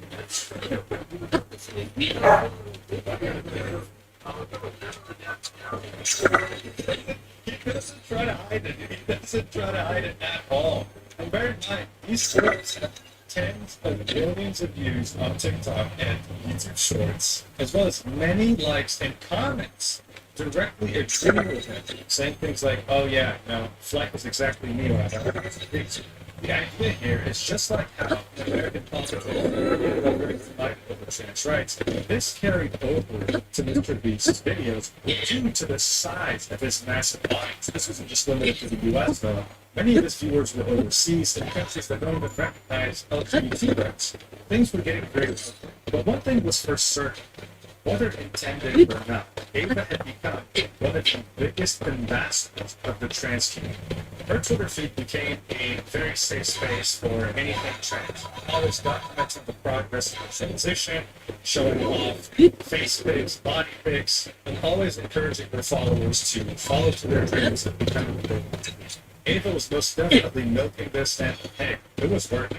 All right, like obviously, as you can see from the likes and the views, it was reaching its intended audience, and they were happy about it too. But there was an elephant in the room, and it was the fact that Ava had always been edgy in her younger years, especially the first ones on YouTube. So to truly cement this position of trans rights ambassador and fully commit to this new wholesome approach, she made sure to clear things up, right? This is someone posting a reply from Ava a long ago back in 2016 saying, "Nothing gets my knob a cranking like some blank," which is a four-letter word that refers to drawings of fictional children. Usually, okay, in some very inappropriate acts. I'm sure you can guess which ones. Again, I don't want this video to get too long.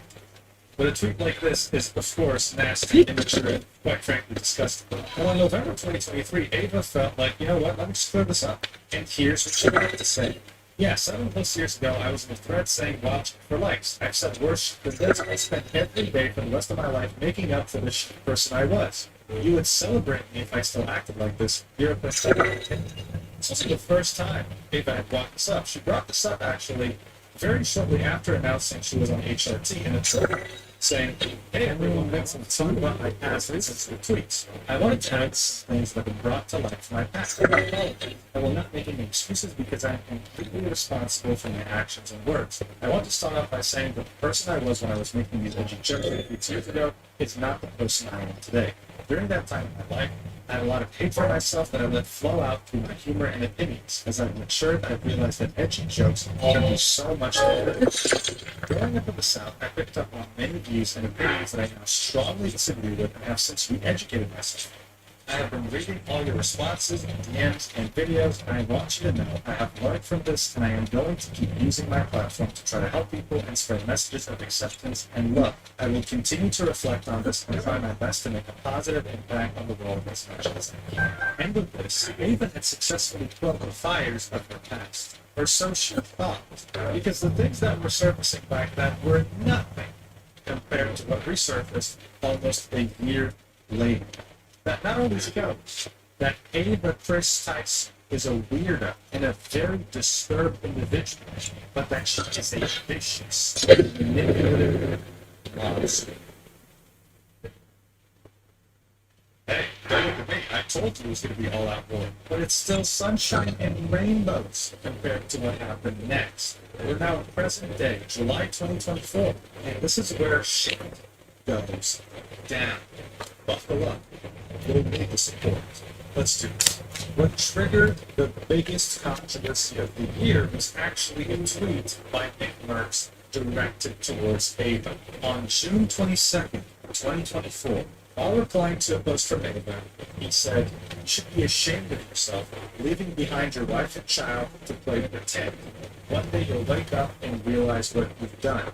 Referencing her transition. Immediately, strong alert tweets about it, saying Nick Merckx calls out Chris Tice writing that tweet. Mr. Beast responded in under an hour, saying Ava is literally always with her kid and doesn't even go on shoots to spend more time with her. Tuck Man is always smiling. Not sure why this rumor is a thing. Ava adds more to this, saying they just want to villainize trans people. When they realize and accept that I am in his life, arguably more than most parents are able to be, they say I'll ruin him or far worse things. They don't actually care. They want to move the goalpost so they can go see trans people back. And then someone who's not typically on social media spoke out about this too. Kate, the ex-wife of Ava, released this statement, saying, mine and Tucker's life are both better than ever, of course Tucker being the kid. Tucker's life is kept relatively private, as much as it can be, solely because of people like you who try to make a headline topic of a 4-year-old's life blasted out. There are plenty of other things in this world to talk about, other than a 4-year-old who will one day see all of this. Imagine having to get introduced to the internet and having all of your life as headline topics. All of this life flashed all over the internet. This life is kept private as much as possible, and not so people like you can create a headline of a life situation you know nothing about. So next time, please choose a different headline, other than an innocent 4-year-old's life. Our lives are the best they've ever been, and Tucker is loved and cared for by both his parents and in both homes, and is right. I don't know who Nick is, and I don't care who he is, but as a parent himself, is this the example we want to set for our children? When we don't agree with someone, bash them, their families, drag others, children, through the trenches by spreading false information about their lives. Be better, set better examples. Ava then full tweeted Katie's tweet and said Katie doesn't like being on the internet. Come on. It's gotten to a point where people are using my 4-year-old child as clickbait. So we sat down and discussed how we wanted to address this. I mean, seriously, I just scratched my kid's back for an hour and I have to respond to this. Ava then ends her statement with this, saying, anyways, trans people can be great parents. Them and their ex-partners can have cordial and healthy co-parenting relationships, and anyone who throws a child into internet drama does what they want to kids. As this was going on, Jake Franklin, otherwise known as Jake the Viking, someone who has appeared in numerous Mr. Beast videos, actually go-tweeted Nick Merck's tweet and said, let him know. Very clearly taking the side of Nick over Ava. This resulted in Ava saying, never ask Jake how he protected his kid or his family from his growing up. She deleted this fairly quickly afterwards, but I mean, the damage been done. As you can see, it's posted on Reddit with over 1,000 upvotes, right? So God knows what she meant by this. Look, things were getting heated, but this was nothing compared to what came next, right? This was nothing more than just another beef that would have done nothing and only empowered both sides of this argument. Without converting anyone to either side, right? Until people started digging into Ava's past again and found more than what she had just apologized for after the truth. You see, people found Ava's old Reddit account called TysonBoy34. As you can see here, she had made a comment saying, my roommate is Mr. Beast. He got to 100,000. Took him 40 hours, but he got like 7 million views. YouTubers, man, crazy fun. I really wish the other comments on this account were that normal, but as you can guess, they were far from it. Like this comment. Instead of 14-year-olds always stay 14. I don't even really know what the context is here, but this sounds like no matter what context it's this is still, unfortunately, the beginning. One of the worst comments I have seen in this entire controversy was posted by Ava on the r/4chan subreddit, saying, why the f would you use your VR headset for anything other than 3D? Oh my god, that is terrible. What follows after is the 4-letter word for drawings of fictional children. And then after that, I really can't say it without being demonetized, so I'm going to put instructions here. Read them in succession. Okay, gang, and the last word, of course, is scorn, but without the C. And some of you watching might be this friend. It might actually you are. They're disgusting. That Ava had said this.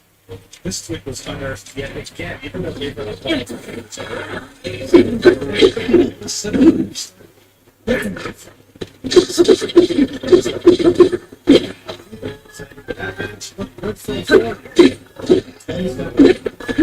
Took this weirdness to an absolutely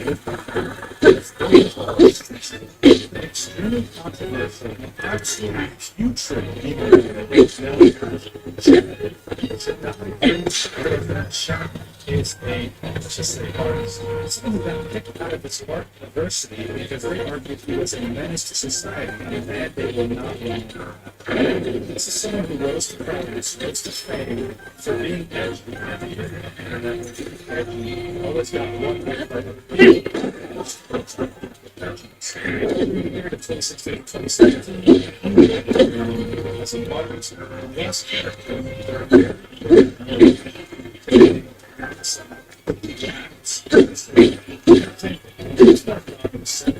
someone there shouted horrible acts to Trump because that Chapman said he would have tried the election. And guess what? He did. He ended up drawing his 7-year-old daughter, a real life kid, committing to that they should have also looked after the king. 12-year-old girl who appeared to the local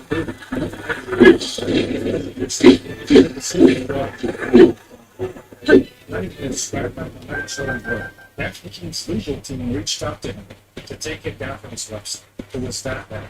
Regardless, though, he would still gain almost 1 million followers and have many people associate with him because they thought he was cool. One of the people who associated with him the most openly was Philadelphia, but I mean, I'm not surprised. At some point, he was even arrested for this. And still posts to this day. Thankfully, though, it just seems to be drawing to Philadelphia. It's successful, so hopefully it stays there.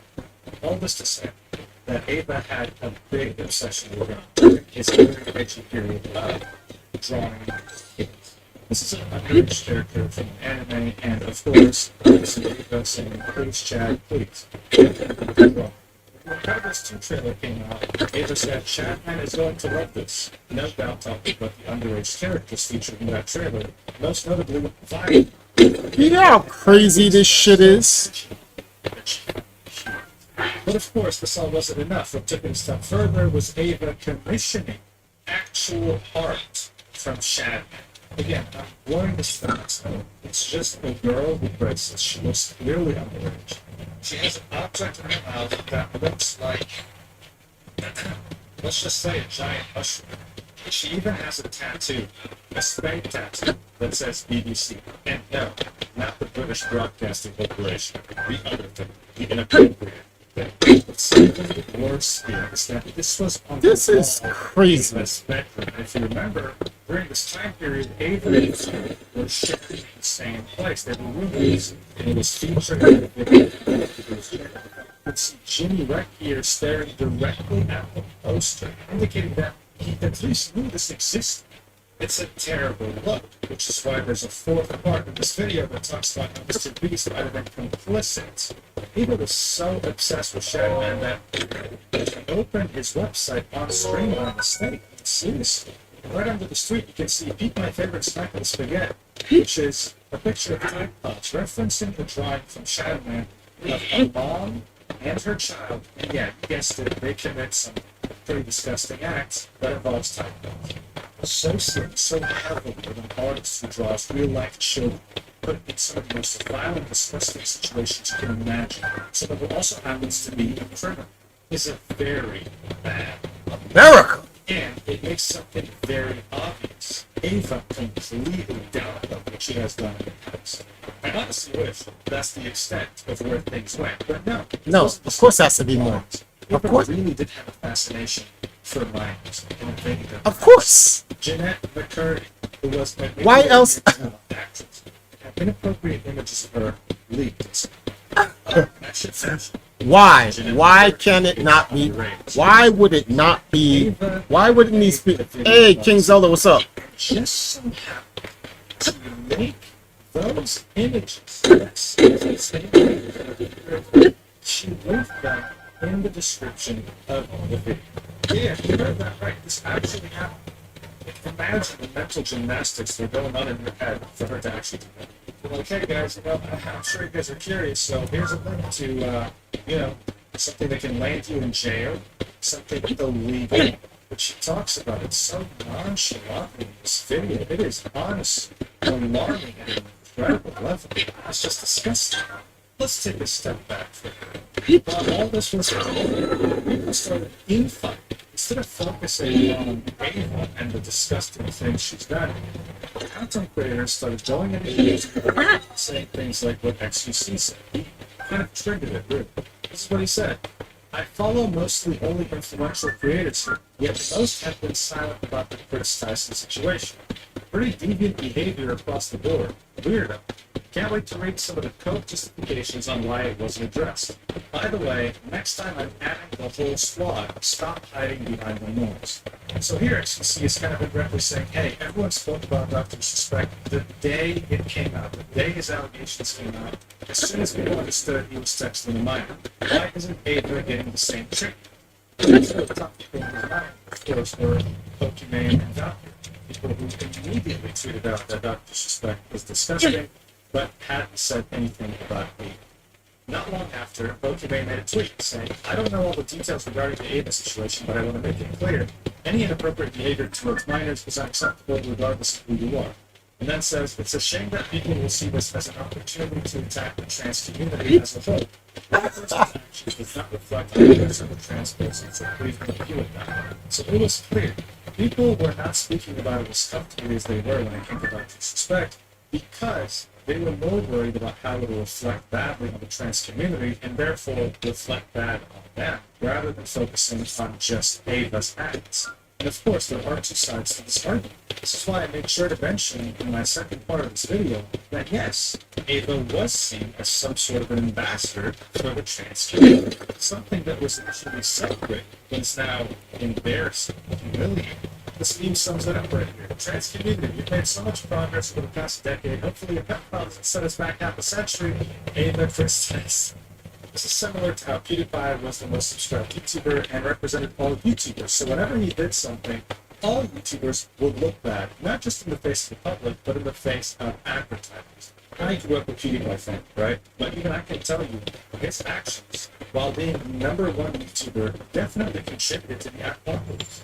And Ava being the promoter of the biggest YouTube channel on the planet happened to be a representative of the trans community. I mean, there's a reason both sides of the political spectrum hate Ava right now, including the trans community. As if that wasn't bad enough, it turned out that Ava was messaging minors inappropriately. Here's a 14-year-old showing off their Snapchat conversation with Ava. And something That's wild. that you'll see popping up more than once is the fact that Ava always called minors she was talking to dad or daddy or mom or just some really weird stuff. So they're all sending a bunch of different snaps, being very friendly with someone way younger than her because at the time she was like 20 or more. Additionally, Ava was known to have a Discord that had a lot of minors in it. We can get to that later because there's a lot of stuff to unpack there. But here's an example of being in a voice chat with at least one minor present and just being inappropriate.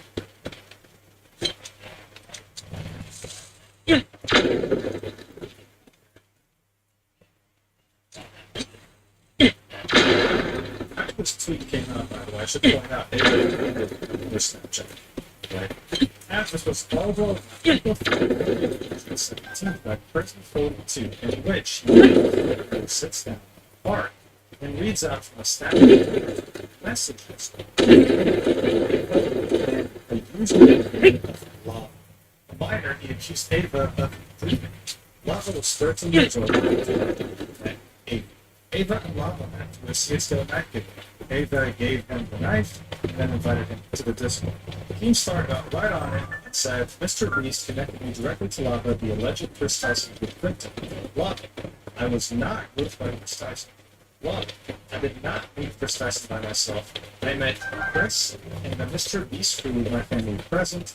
And then finally, I ran a Discord with Chris Tyson when I was 13, and edgy and appropriate jokes were said. That's it. Staunchly denying the fact that he was groomed. And as you can see from the second line, people were also accusing Ava of meeting up with Lava IRL. But Lava clarifies her no with my parents. We looked at very positively here. The reason he was able to get this information was because he was tricked to thinking he was applying for a job. Right? He reached out to one of the guys about looking for potential employment and completely tricked blindsided. And then contacted him. He was also a vocal minors, pretty happily, I should add, called 445, and asked him to say this for the video.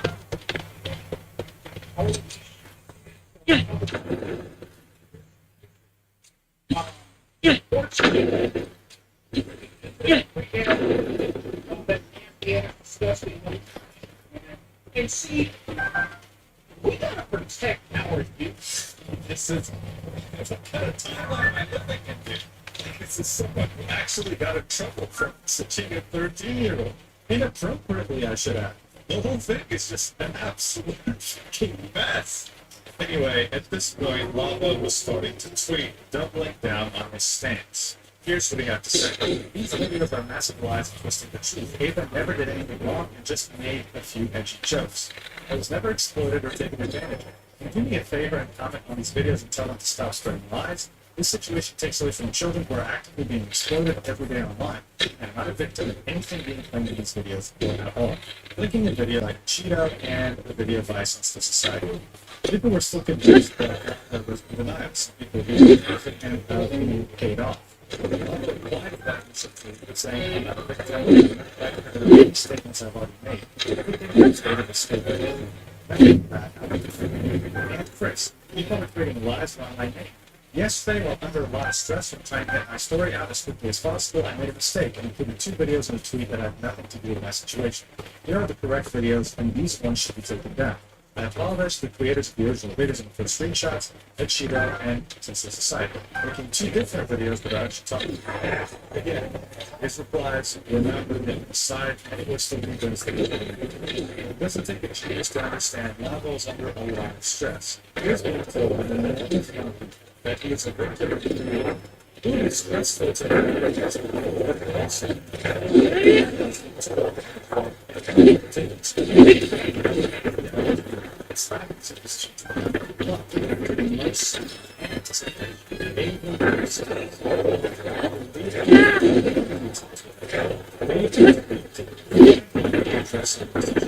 Same. I would like to apologize for anything that's been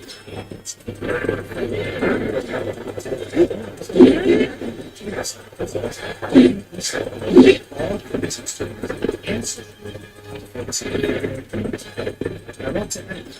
I never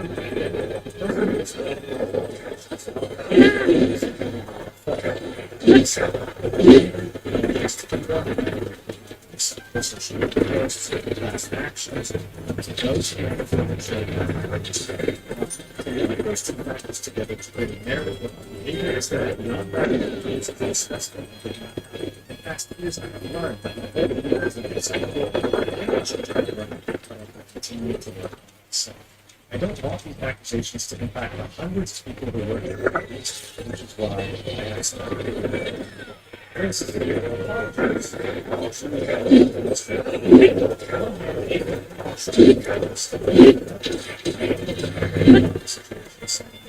I didn't do that. At least I didn't do that. But for the rest,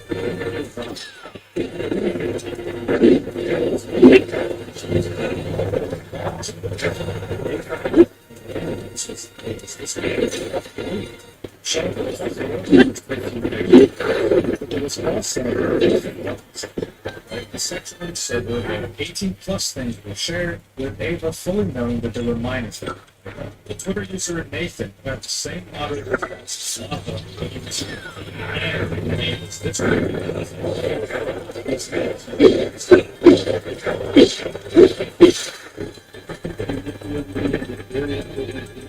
Bob was about 15 years old. I was actually friends with Bob and Jeff at the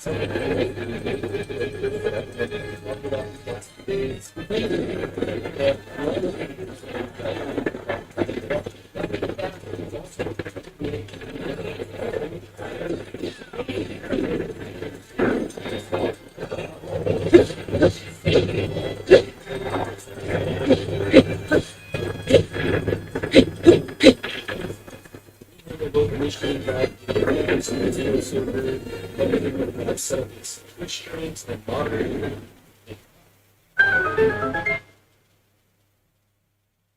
Hey, what's up, Rob? As well as other technical back-end things that we need help. This Discord server that we were a part of had about 10 people in it. Most of them were minors. I'm not sure how they got in there, other than the lava. We want to give away a Chris fight them after that. and Chris invited me after I saw one of his tweets asking about setting up a Gary sponsor for his 1 million subscriber in this release. This heard having lots of conversation with Chris and playing Bigger sword. that promised to be famous for it. He would also frequently bring up sexual topics that was definitely not Wow. around 15, 16-year-olds, especially if they being like, I don't know, 20, 21 years old. He would even go as far as linking several different porn and hentai videos throughout the time of being talking about it. Not only that, but an NSFW bot in his Discord server before he made it public. So when it was Bigger just a rock. server, for circle of minors, and we use this NSFW bot to spam different porn images, alongside these videos. We also frequently call him dad and daddy as well as the others, which I guess we all kind of just took as a joke at the time. You have to think this is someone who we looked up to at the time, we idolized, we thought was the coolest person in the world, so Oh. we couldn't really do any wrong. Okay. But looking back, I was definitely uncomfortable at being called. It cuts off here, right? It's a good thing I did this way.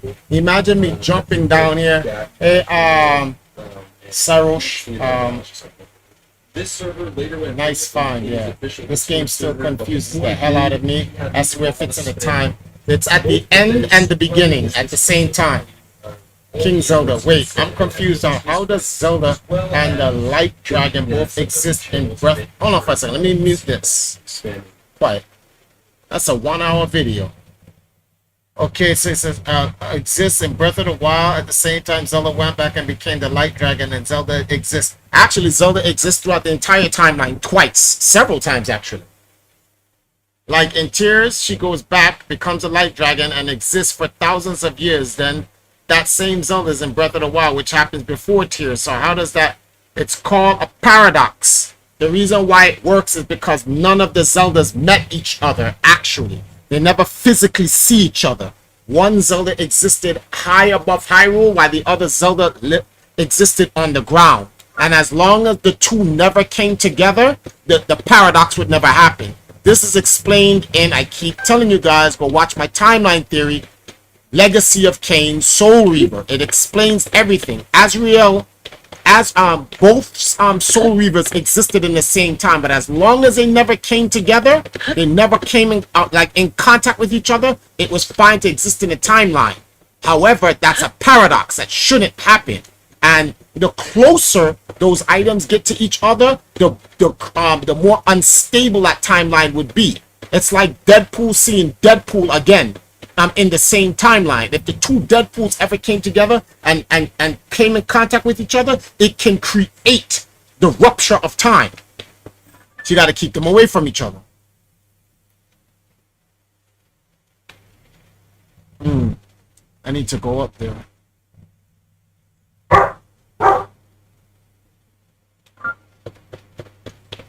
So Zelda is the convergence like the Master Sword. Exactly. Like the Master Sword that was in Zelda's head as the dragon still existed in the forest. But when the sword broke and disappeared from Link, it then re-existed up in the air. So both Master Swords, two Master Swords existed at the same time. Oh hell no, I'm gonna need that. Excuse me, sir.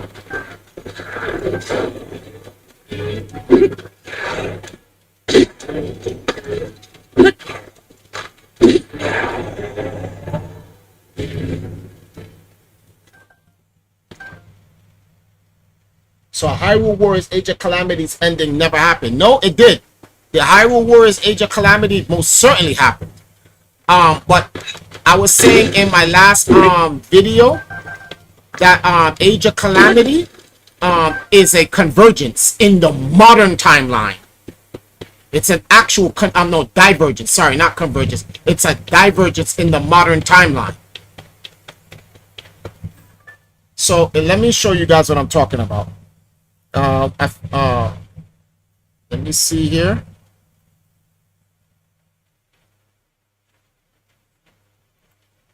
All right, here's my timeline, right? So in, oops, let me keep this here. So so there's an entire timeline before all of this. We're gonna start here. Age of peace and prosperity for 10,000 years. Then begins Age of Calamity. So it's the Age of Calamity is the prequel before Breath of the Wild.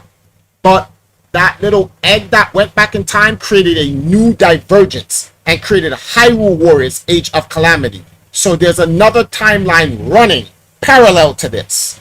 Age of Calamity down here now, with prequel to Breath of the Wild, continues on 100 years later and creates Breath of the Wild.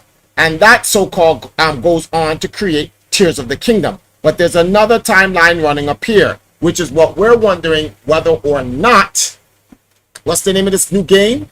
Echoes of Heroes, no, Echoes of Wisdom either goes up here or continues after Tears of the Kingdom or somewhere back in the beginning of time. So the Ganondorf in Tears cutscene was the first Ganondorf if the game is the beginning. No. So, man, this is, well, I don't know. We have to wait to see Echoes to determine whether or not that we don't know if Echoes is in the new Divergence timeline. The reason why Tears of the Kingdom is the beginning and the end is because the beginning somehow is connected to the end. Zelda's story more complicated than Metal Gear. No, it's not. It's actually pretty simple. If you follow Hyrule Historia, it is complicated because they're using the wrong terminology. They're saying multiple timelines when it's actually alternate realities. If you follow the time stream theory that I use for the timeline I put out, it's actually all streamlined.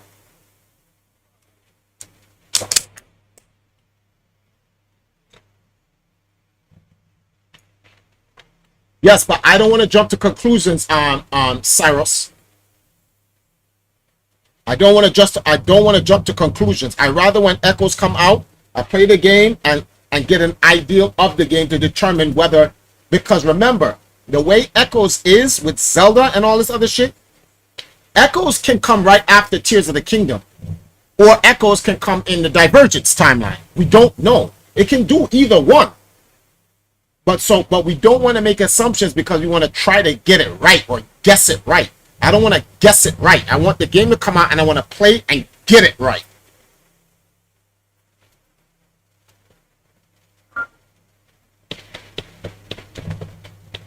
Bigoron's sword is crazy. Oh, that's what that is? Okay. Oh, that's... Oh, hell. Whoa. This was probably not a good idea. I probably shouldn't have done this.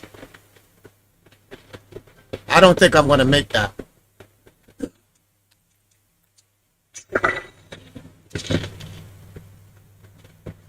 I hope I do.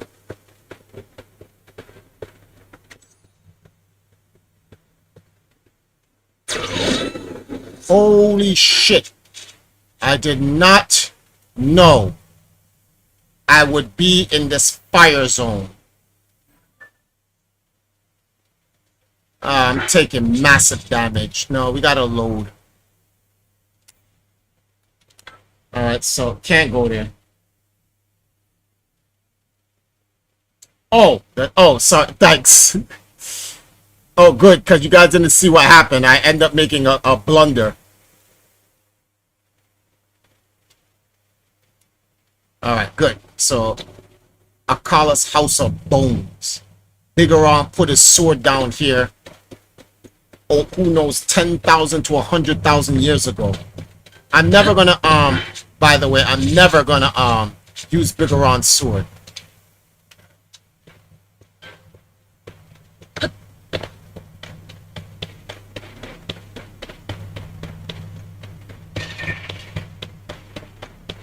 Well, yeah. Oh. It looks swollen. The look Sash gave me. What you gave me that look for? Hmm? Huh?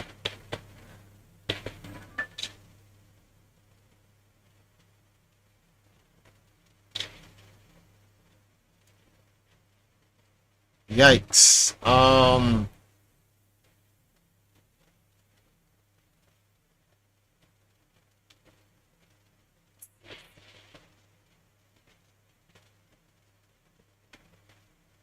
All right, so I gotta remember to go back over here when I'm done. Okay. I already took out that house. So what's up here?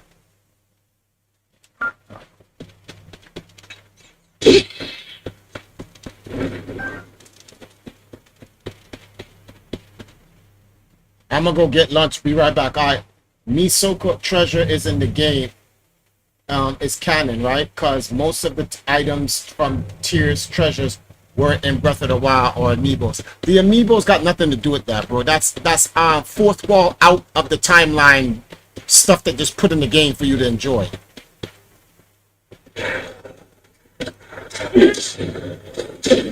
Ouch.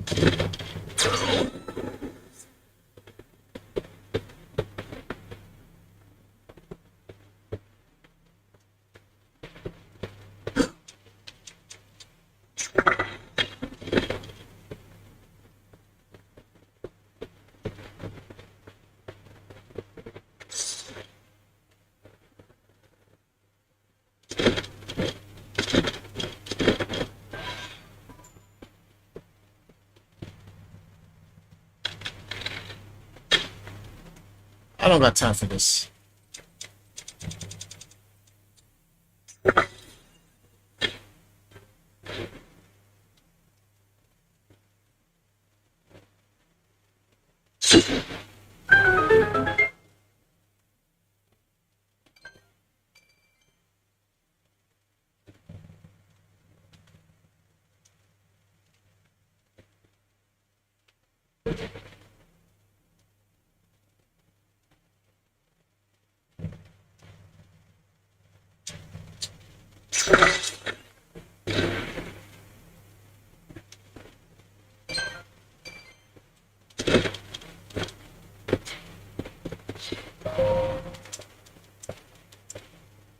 What? I'm not. Never before seen equipment was found while mining the crystallized shard.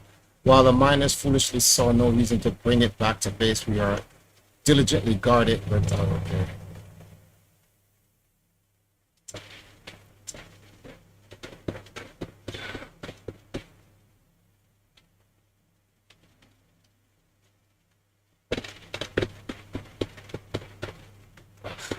I really want the patience to do this.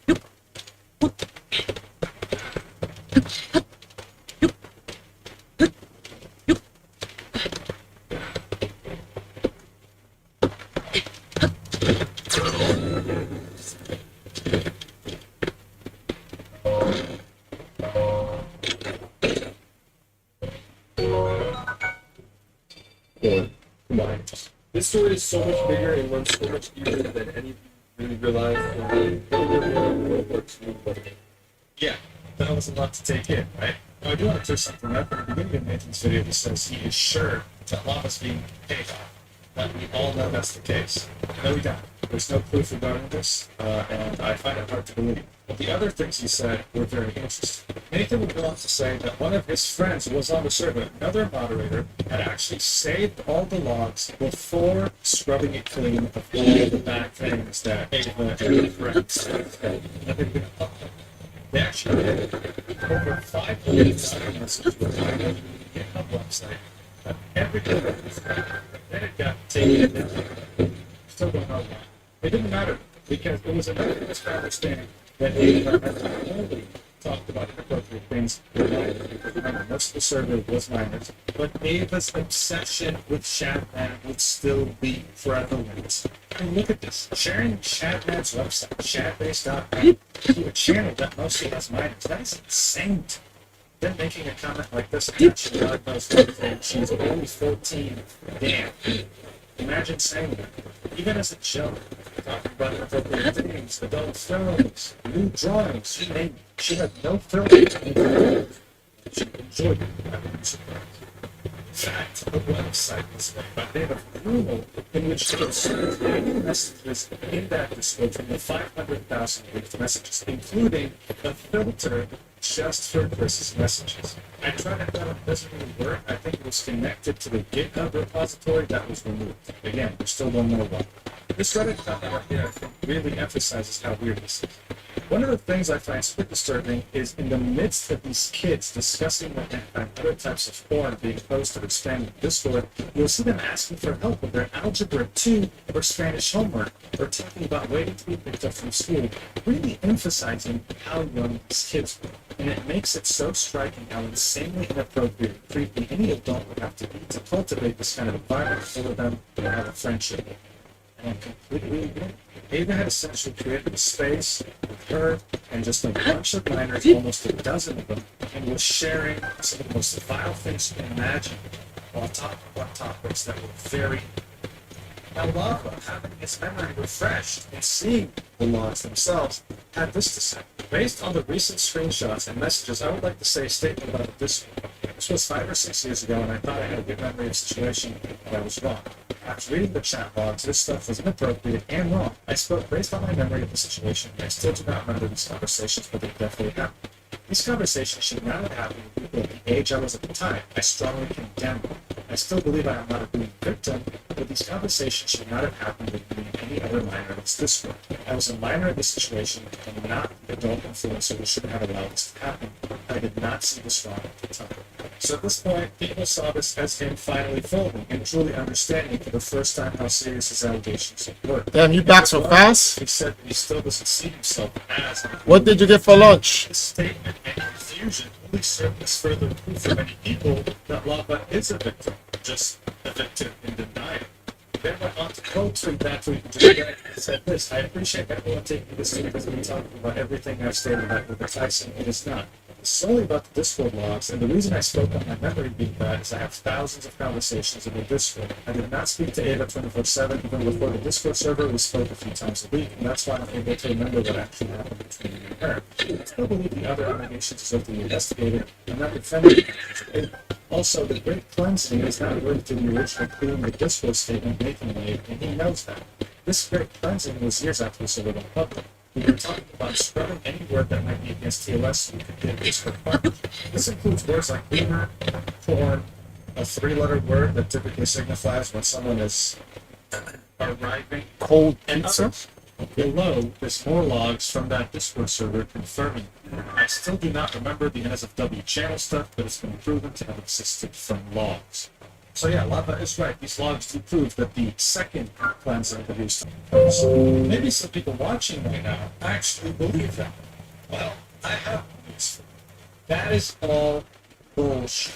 The Twitter user by the name of Muskina, a trans woman, had this to say: I was sexually assaulted by Ava Tyson. Here's my story. For context, Ava and I are both adults and met each other. Well, the stream went down for a little bit, guys. Sorry, we're back. After seeing my transition timelines on Twitter when I had under 500 followers. Here we can see DMs between Muskina and Ava. Muskina making the first move saying, "You're a fucking inspiration and you're wrong." And Ava replying saying, since like February. This had started their very interesting relationship. And before you say anything, I know this looks Photoshop. It got community noted. The community note says this isn't a digitally alternated photo. This is Android's high contrast. So this outline right here, yeah, that means you have an Android. My condolences. Schema that links to a huge thread with receipts, Telegram messages, Twitter messages, a bunch of things proving that her and Ava have a relationship. Now, what did this relationship consist of? I'll explain. So here's how the relationship started. The reason why Ava messaged Christina about HRT is because she was planning to get on HRT at the time. She still hadn't started the process and confided in Christina, made her feel very, very special by telling her, hey, I'm actually considering on doing this, but I haven't told anyone. I haven't told anyone.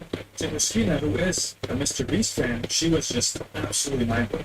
Christina would then ask Ava for a job, right? Saying, listen, I've been miserable working terrible jobs. I would love it if I could work around you guys. I'm comfortable. I'm famous people. I'll work in a comedy club. Just please let me know. I'll drag literally tonight. Ava replies with, yeah, I'll keep you in mind. You know, we need people to compete in competitions. So if you're able to like sit in a circle or something, I'll let you shoot. And in November of 2022, a little bit before Ava had started HRT. So according to Christina, Ava was love bombing, right? Telling her things like, oh my god, I told my friends about you, you're making a huge impact on my life. No, I don't think they ignored it. I think they completely addressed it. I think this game is the game to bridge all games. I think this is the game that when I told EG back in 2011 he should make a Zelda game that would incorporate all of the timelines. I think this is it. And even inappropriate. And Ava was also sending a lot of not safe for work things. Eventually, Christina got flown over to Ava's house in North Carolina, giving her a one-way ticket. Christina would sleep in the same bed as Ava, and Ava would repeatedly, throughout her stay in her home, ask for favors. Again, know what I'm talking about. A favor that is very similar to sucking on a lollipop. Wow. To also include the fact that This shit that's going on with these people around Mr. Beast is just wild. Ava was receiving from Christina, and Jimmy called Ava.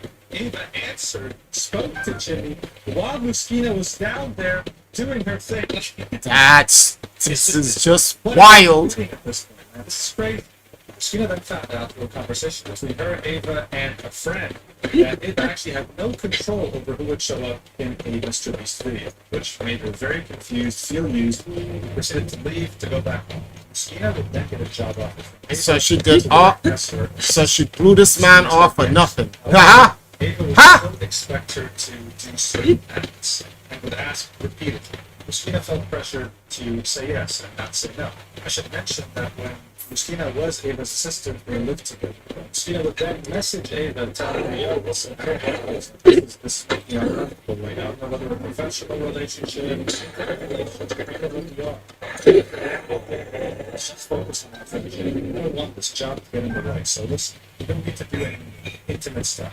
This was, as you can see, in the conversation in August of 2023, right? Back when Ava said, oh yeah, it's totally changed. I was never embracing this new me. But while they didn't do anything directly, like, you know, make it, they still kept doing a lot of stuff regardless. Even sleeping in the same beds. And it turned out Christina wanted to be in a relationship officially because she felt strongly about Ava. Ava said, I feel the same way. And then added, well, I am flying to meet up someone and we'll probably, you know, do stuff. Christina didn't mind because she wanted a good relationship. However, after doing stuff Crazy. Ava flew to sea, she apparently was calling on her boyfriend not even a week after. Christina linked the entire argument they had on Discord here. There is no way of reading all that, but in a nutshell, it's Christina typing a lot, saying how displeased she is, and Ava saying, well, I think you're just overreacting and everything's fine. But Christina didn't like this. It was impacting her mental health, so she decided, you know what, I'm going to move on. And Ava was like, shit. Christina says, when I moved out, we had an agreement that I would keep my job as a hybrid travel/remote/work from home position. When I reached out to Ava after moving out to discuss my schedule for the rest of the month, I have a question about the retool. If they didn't exist in Skyward Sword, and they did, but that game was Tears, and then guys, remember they were flying birds that were used in Skyward Sword. Who tamed those birds, and who's to say those birds aren't the origins of the Rito? Also, if you look at what's that? was in 2024.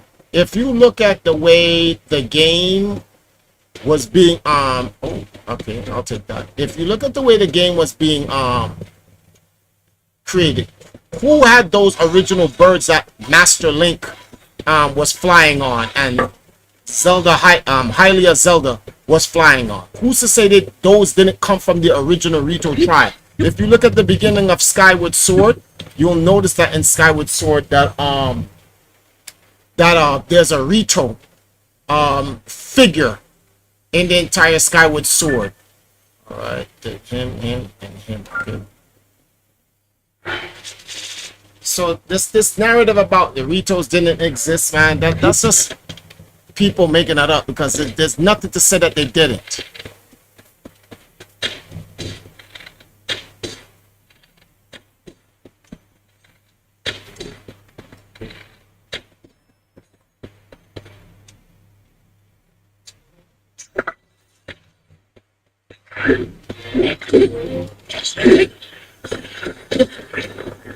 Just throw somebody on me.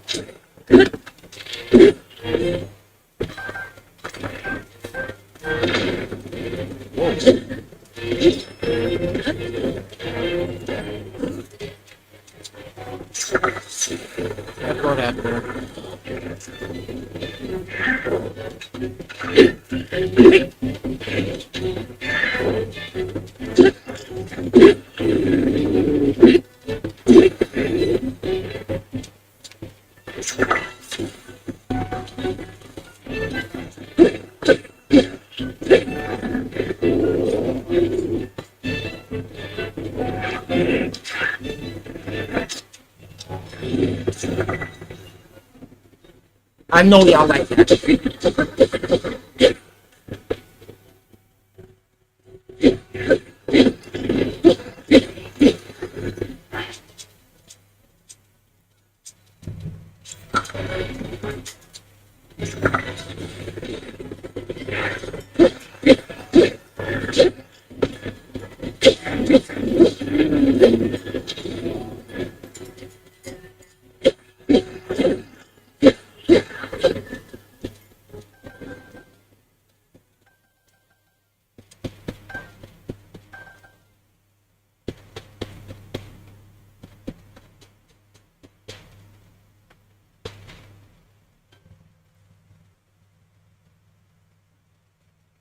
And some of them may be hiding in the storm arc.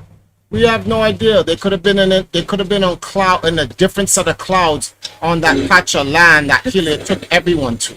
Look how large Skyrule is in Tears of the Kingdom. Skyloft is just one part.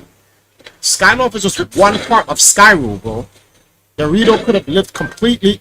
If we look at, let's say this is they call it Central Hyrule Sky. I call it Skyloft, right? Or Skyrule, right? Let's say, actually, we definitely know where it is. So, the Forgotten Temple is Skyloft that fell, right? So if the Forgotten Temple is Skyloft that fell, Skyloft was around here. This is where Skyloft was, or where I put this little stamp. That's Skyloft, right? And it fell to the ground. Well, if you look where the Rito is,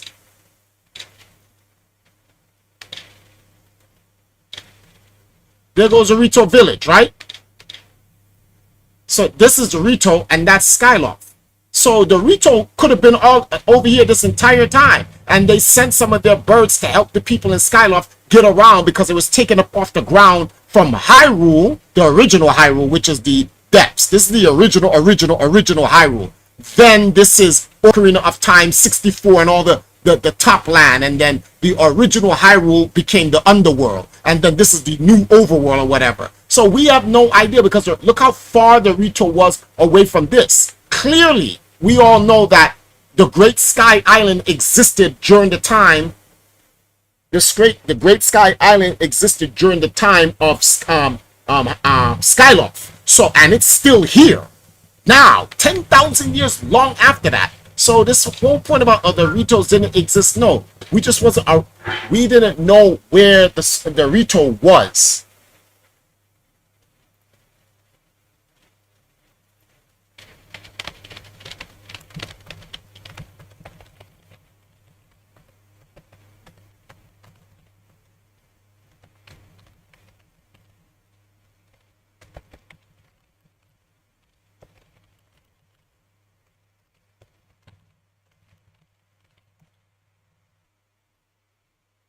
Sorry, guys, I was replying to somebody.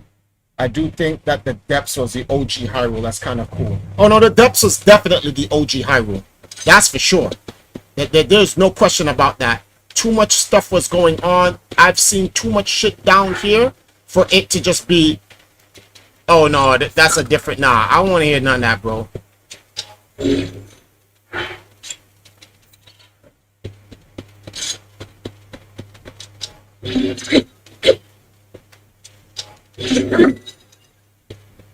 Me running around with these two boulders.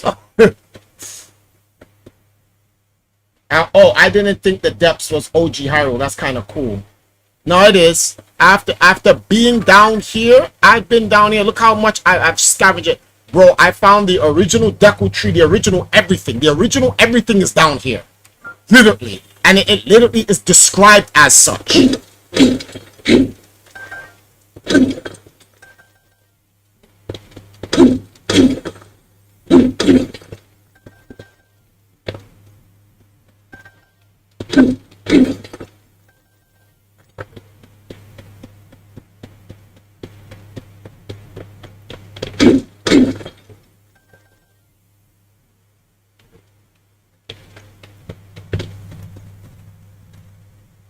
Link is stoned. Yeah, he is. Hey guys, if you're liking the stream, leave a like on the channel. I appreciate it.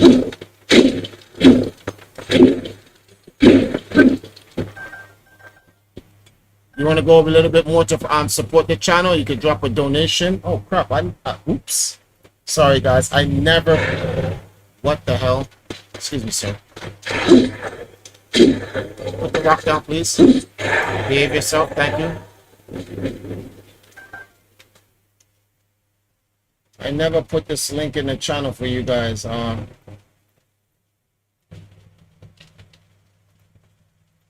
support the channel, there you go. Who's this? Okay, he said that. Reg.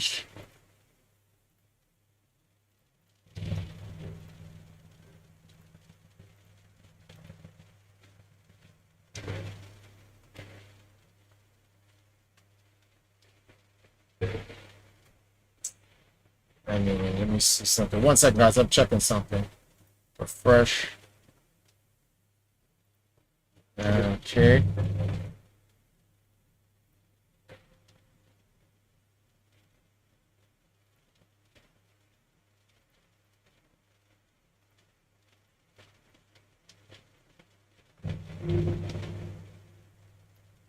Alright, let me get back to the chat. Okay, so where am I going right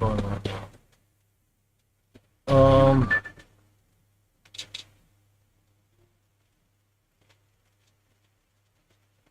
Okay.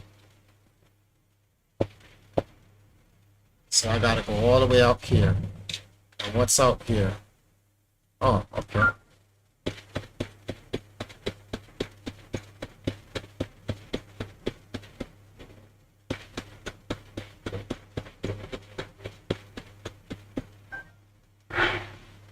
Is that so?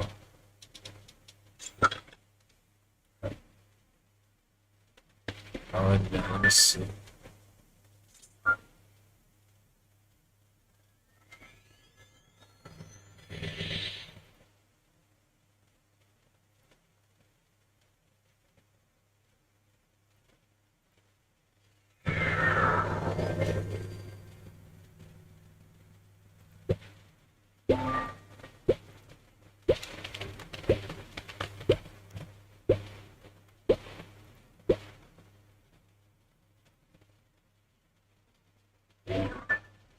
Alrighty then.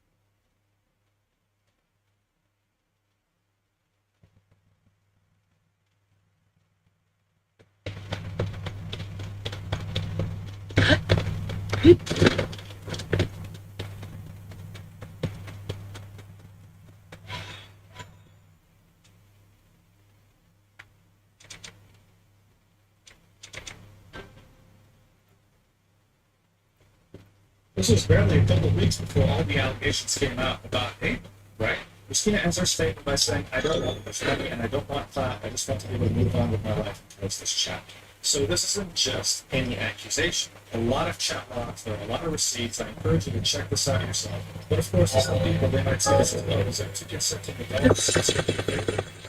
Ava might have done that. But I would argue, in fact, other than all the minor allegations, first off, this shows us that Ava did not show. The transition didn't give her a second coming. No, it actually didn't do anything. If anything, it just gave her the ability to take advantage of people who are trans. You might get the impression that, oh, I have a safe space talking to this person. They are an ambassador of the trans community, how big they are, and how much support the community has shown them, only to then take advantage. Interesting. Story serves to show that Ava isn't just a weirdo for the things she had done around children, or isn't just concerned and vile, disgusting for the things she had done around children. This also serves to show me that Ava is a vicious, disgusting monster who will use her platform on Mr. Beast to harass and seduce people, make them think fame or even a job, just so she can use them every single day. And I mean, isn't this Simon Show donated $3 donation block.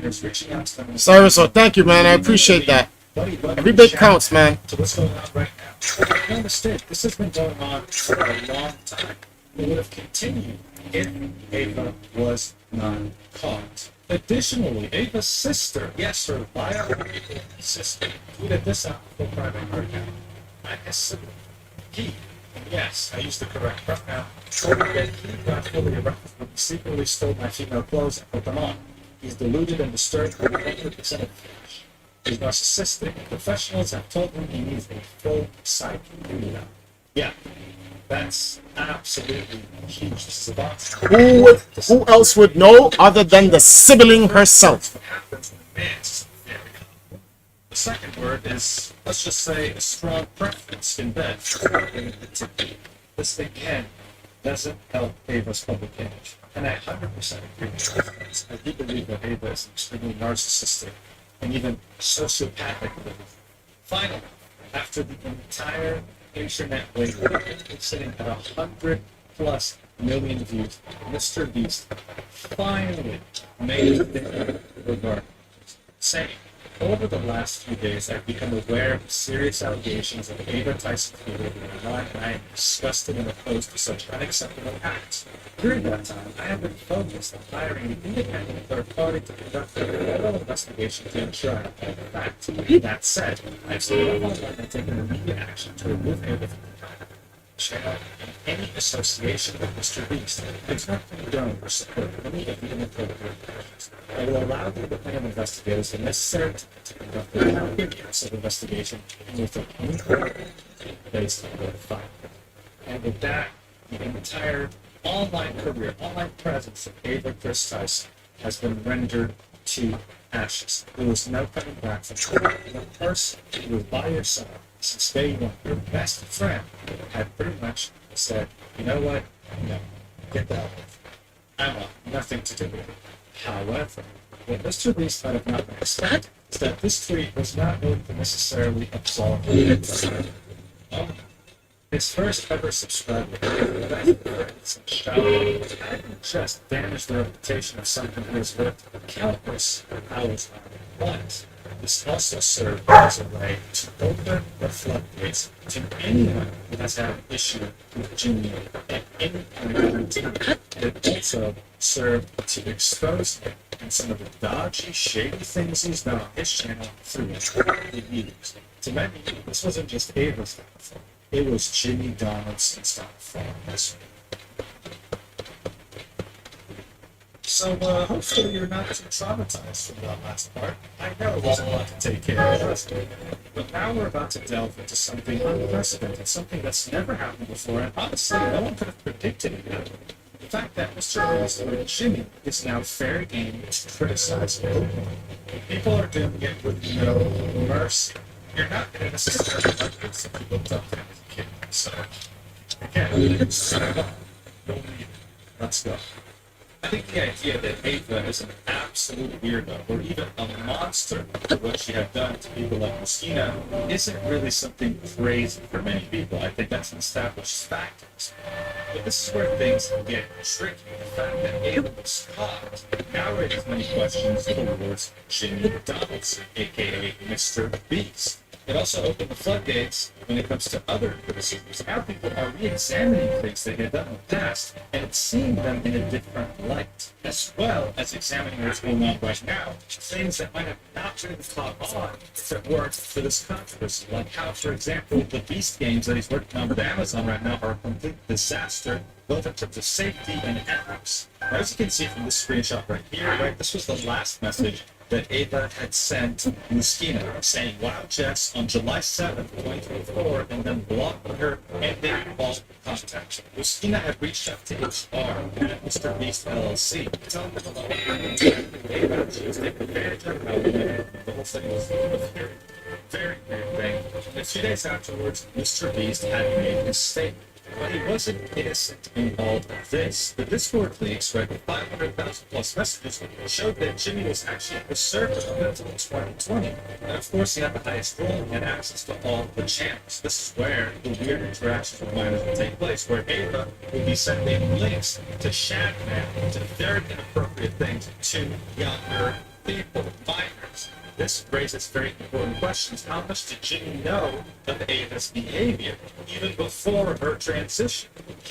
What didn't help at all here is that Jake Frickman, aka Jimmy the Viking, right? Someone who had shown up multiple times in Mr. Beast's video and was a part of their circle of friends, tweeted out saying Jimmy knew, pointing out to the fact that he knew everything happening behind the scenes and only chose to act now because people found out.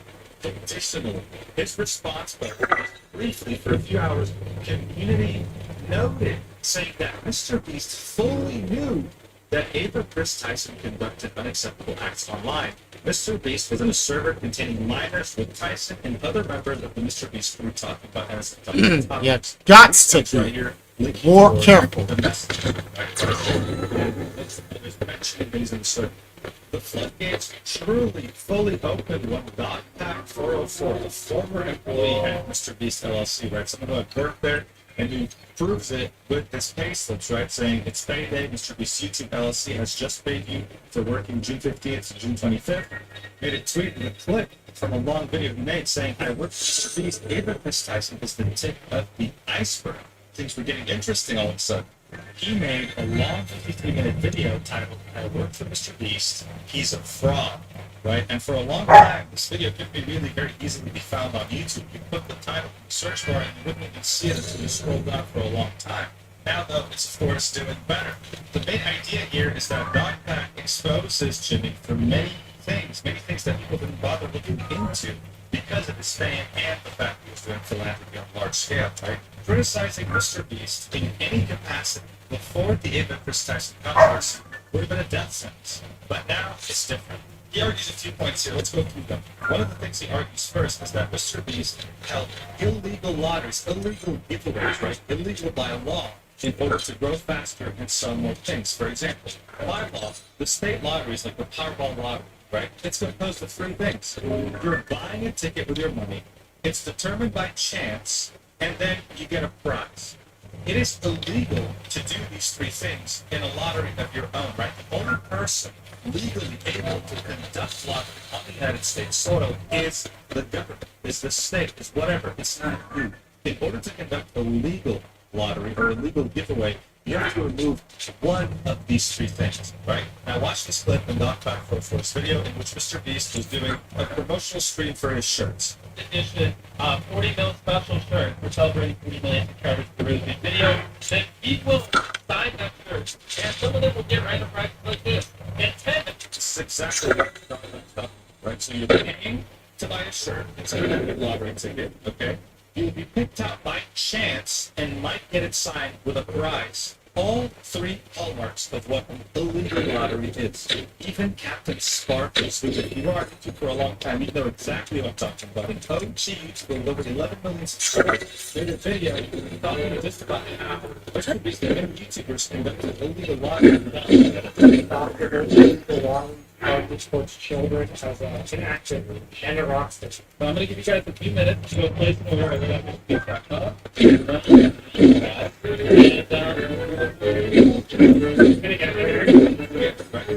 There's so many moving wires over the years of Mr. Beast being a content creator. It's actually crazy. Now, Doc Pack does mention this. I think at this point, anyone would have a record. It's not real, but it wasn't necessarily about the visual effects. It was more so about the fact that some other things might have been manipulated to make the video something different to that later. But Doc Pack was alleging that people who want to retailers would see them or would see them by making a Reddit in the video and didn't receive anything. I talked about someone else who paid $1 million and getting the else they wanted from Mr. Beast. That's it. Some shady things happened, and it's of course the growth was quickly. Some shady things happen. Festivals in Australia. Look at what they did to Mr. Beast cover up as we got. It's a wonderful video. I recommend you watch it. It's not too long. Let's get a couple times about what Mr. Beast had done when he launched Festival to get as possible.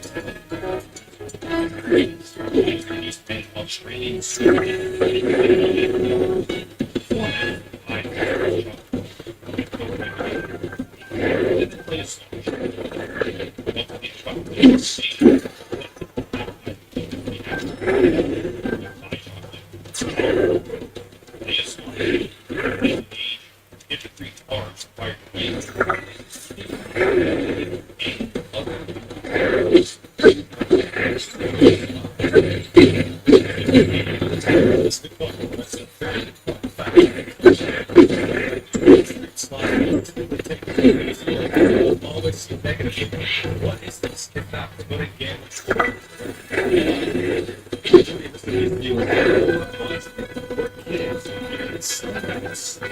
no one saw anything wrong with this. This idea that it's what it's like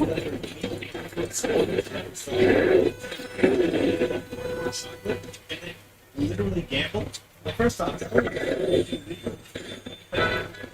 hell are we doing here? And I completely agree with the rest of it. If anyone else had done it, they would be in trouble. But because of Mr. Beast, to be allowed. Why? Because he does charity acts, but he doesn't necessarily excuse the crime.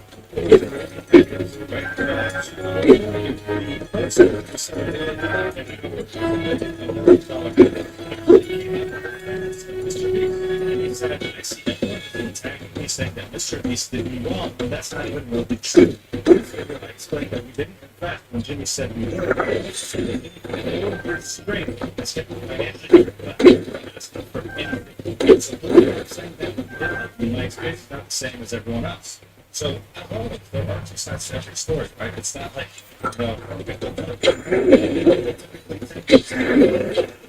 being criticized, but it's also important to still, as much as you can object on it.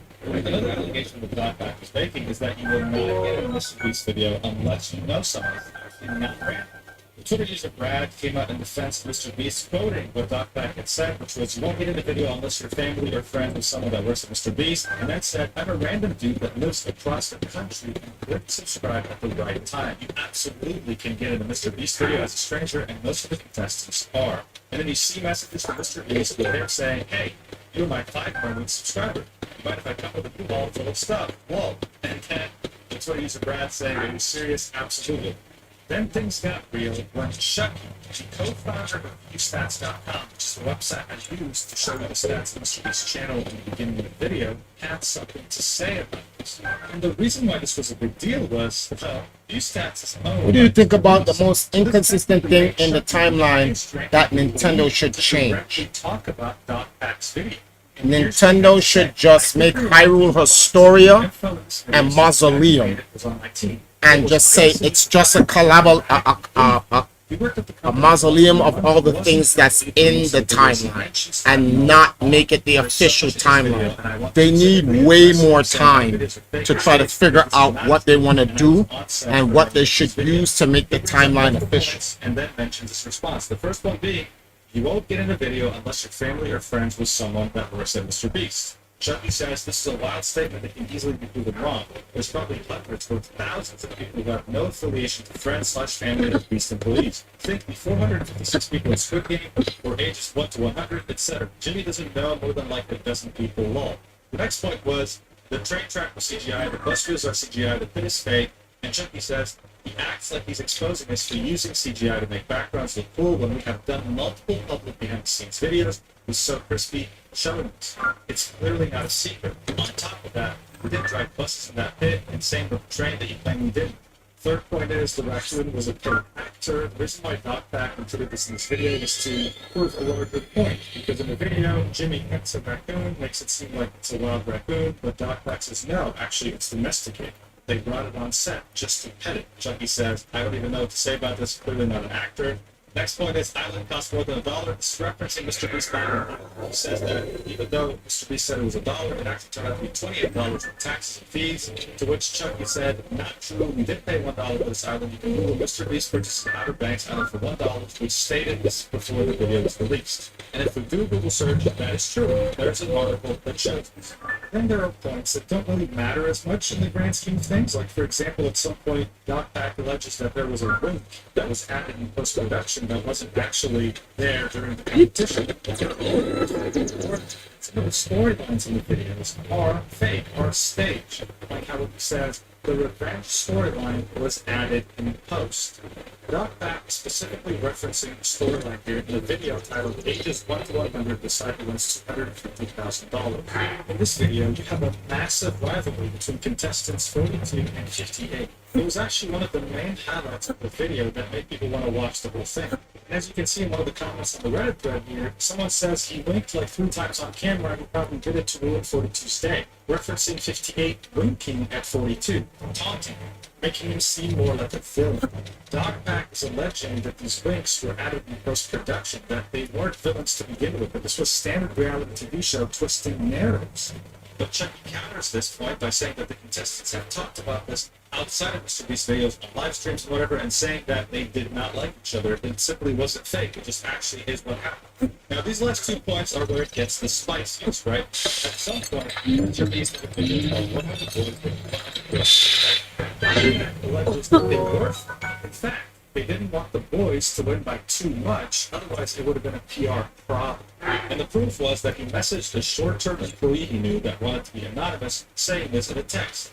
Other noteworthy things in the text were, also, we didn't have enough girls to film, so several Mr. Beast employees stepped into the video, but most had to get out almost immediately, and that the results were rigged. Chucky said, he claims our 100 Boys vs. 100 Girls video is scripted, and the proof is a random text saying it is. That's it. It was not scripted. Jimmy probably had countless people on set for that video, and it would have been impossible to hide. This video was not scripted. I was on set for this, and there was no bias for who won. He also implies the video is fake because we have some employees on each team. The employees in the video were to fill in for people who tested positive for COVID last minute right before filming. Thea, Jimmy's girlfriend, mentioned this on a podcast over a year ago. If it wasn't for COVID, they would have not been in it. They had the same money on the line as everyone else. Some random text of someone thinking it was rigged doesn't mean it's rigged. He also suggested the real-time video was fake. This is not fake. It was a nightmare to make this video, and it was legit filmed in 10 minutes. Now, what I do want to mention here is that back in 2023, there was this big controversy involving YouTuber Rosanna Pansy, who was in the video called Extreme $1 Million Hide and Seek between other YouTubers. She alleges that she and Quackity, standing right here, got second and third place respectively. But the video was rigged, because in the end they weren't the top 3. The only people who won top 3 were big YouTubers. And the first person who won, which was the YouTuber Zach King, actually cheated by hiding on the roof, but was given a pass, because in her opinion, this would have been just more profitable for Mr. Beast. It would have been more profitable to have him win in the video. Chucky didn't mention this in his statement, right? And lastly, Chucky brings up the point that I made, which is also, I think some of the Mr. Beast giveaways are fake. And Chucky says, we do not fake giveaways. I have been hands-on with some of them and have personally been the person to connect winners with the accounting department to get paid. He also spent $1 million on Samsung phones, and I can assure you we did another live from you. I could keep going, but I don't want this to be too long. Dawson himself, which is DocBack404, said on Reddit that he was on shrooms and weed while filming this video, which might explain some of the made-up stuff. Dawson was fully employed from March 25th, 2024, and was let go on April 19th, 2024. He was on a 90-day trial, and we ended it early and paid him out until June 25th, as we guaranteed the 90 days of pay so we could transition into a new job. I'd appreciate it if everyone reading this would dispel all these fake rumors by spreading this info. Jimmy spends unfathomable amounts of money and time to ensure the integrity of what he does, and I hate to see it come into question with a bunch of lies. Dawson, leave this up to your head. So, of course, some of the replies here are calling him out the fact that the video is 53 minutes long and he only addressed some of the points. Like, for example, what happened in the $1 million NC video. Or the fact that, yes, he did conduct illegal giveaways, whether he actually meant them or not, you know. 1 second, guys. Let me get a cookie. Now, Doc actually did a full reply line to Chucky's post, saying, debunking your debunking. Good character assassination attempt. You leave out my unpaid trial period and also my time for Idea Guys, the company for which Mr. Beast is a client. The founder of Idea Guys also had to get permission from Mr. Beast to hire him. So weird you guys would tell him I was being erratic. Also, weed and shrooms was a harmless joke. He talks about the statement that Jimmy doesn't know more than like a dozen people and says, you expect people to believe this? How many people do his employees know? Who was the contestant in Train vs. Pig? How about Lando vs. Shredder? How did Ava's cousin Justin into the Chocolate Factory video or Della Vlogs? And the next point is CGI is clearly not a secret, which Dogpack says, cool. So when Jimmy was accused of using too much CGI in Train vs. Pig, why did he deny it on Twitter? But the next statement is the raccoon was a paid actor, as ridiculous as it sounds. Dogpack says, bro, you expect people to believe Chris and Chandler were just petting an actual wild raccoon? That talks about the island. The transfer tax was $1, and the company also paid $27 in the tax and fees for the property. Also, you leased it back to the owner for $0. 1 plus $27 equals $28. Again, this is a minor detail, but I'm simply to say the reason they bring this up is because, okay, so if you lie about it having $1, what else did you lie about, right? Because if you're willing to make up small lies like this, then maybe you're willing to make larger ones. Then he brings up the wink being added in post-production and says it was.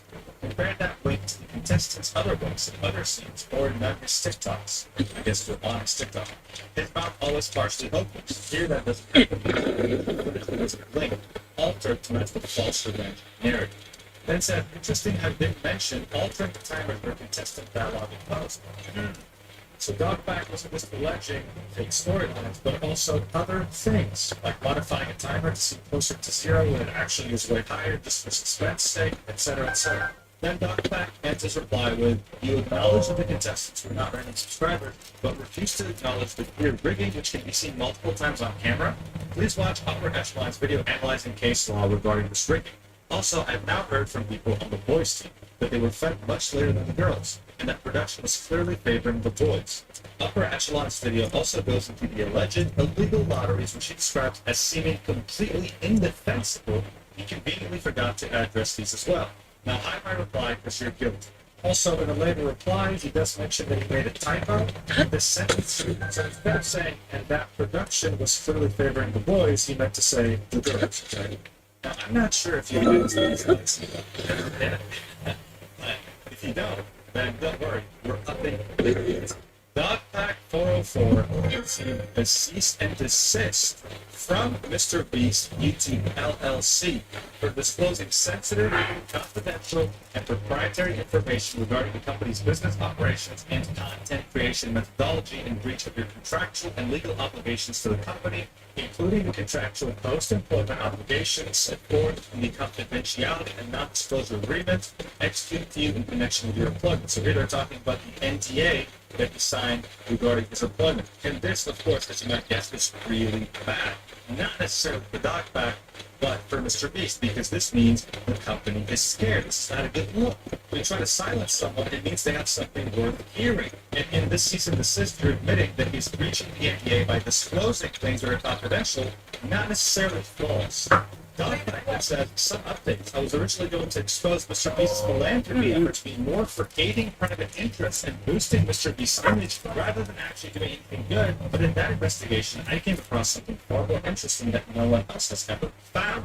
Part 2 would be far more damaging to Mr. Beast's career than Part 1. Then he gives an example of Mr. Beast's Team Seas, a project that was made by Mr. Beast to remove many millions of pounds of trash from seas, oceans, everything really involving water. Dogpack says it's pretty well known that it had no statistically significant impact on ocean pollution. So we'll see what happens. It turns out there's something weird over there too, that it can June river Mr. Beast, but everything else cease and desist. Say has recently been retained by Mr. LLC and its founder Jimmy Donaldson regarding unsettled news that you have embarked on a campaign to disparage Mr. Beast as a company and defame Jimmy Donaldson as an individual. All of the arguments about Mr. Beast and Jimmy Donaldson untrue. They also violate the clear with Mr. Beast before the end of the claims that his number got leaked, apparently from Mr. Beast employee named Cato at the big tax. Mr. Beast believes that James must have private investigators started following him.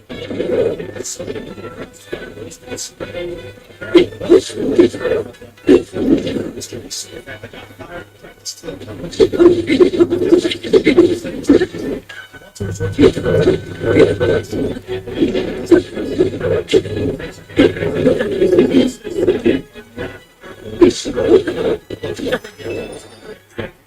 fusion are signed in order to not leak confidential info to other competing companies. So, for example, if I'm working on a top secret self-driving car project at Google and then get hired at Tesla, this NDA stops me from leaking information to Tesla that has potential to damage all the hard work Google has been doing for years.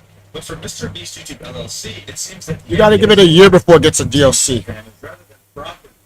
Because Dogpack in his videos didn't really leak any methodology or anything crazy in Mr. Beast's videos. There's no secret info that can give an advantage to any of his competitors. What he did do, though, was leak things that could damage Mr. Beast's reputation. That's what the NDA is being used for here, which, again, doesn't help his image. Speaking of image, Rosado Casino has been getting many messages from contestants on the Beast Games project that is being worked on with Amazon MGM Studios, which potentially not only could maybe cancel the show at some point, but doesn't help Mr. Beast's reputation at all.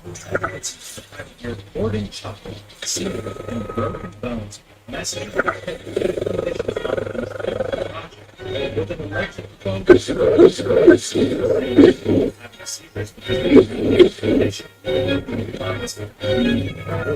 Jess since then made 4 different videos talking about the terrible conditions on set. This is the first time somebody has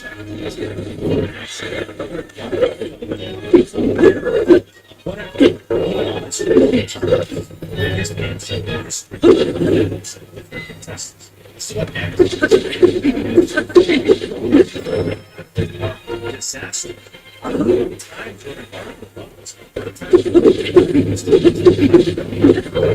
Internet stars Beast Games expected outlandish challenges and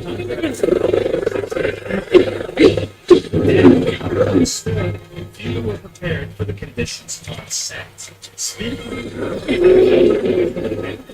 not just performance and games, dozen people who participated in the first installment of Beast Games said that they had food were better prepared and that some competitors had suffered injury.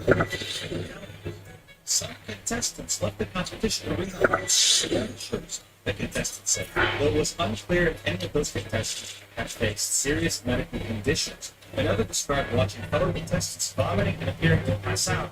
there were several hospitalizations. Of course, Amazon MGM Studios back Jimmy up. Mr. Donaldson's content has always relied on the willingness of others, often strangers, to go to the extremes to create highly watchable videos. During this meteoric rise to mega virality, some former employees have spoken out about saving videos. These his vast fan bases continue to see as fundamentally understandable and buildable. Now, the big allegations about these games will be strategic about inappropriate language is by Mr. Donaldson.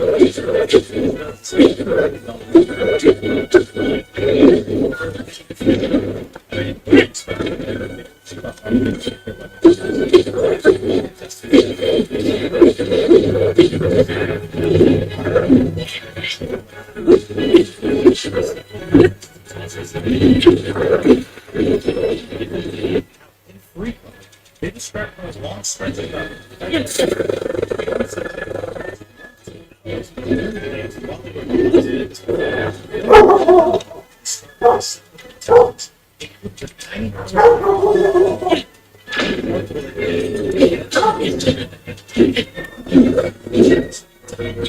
contestants production staff for the Simlock bag containing 5 minutes worth contestants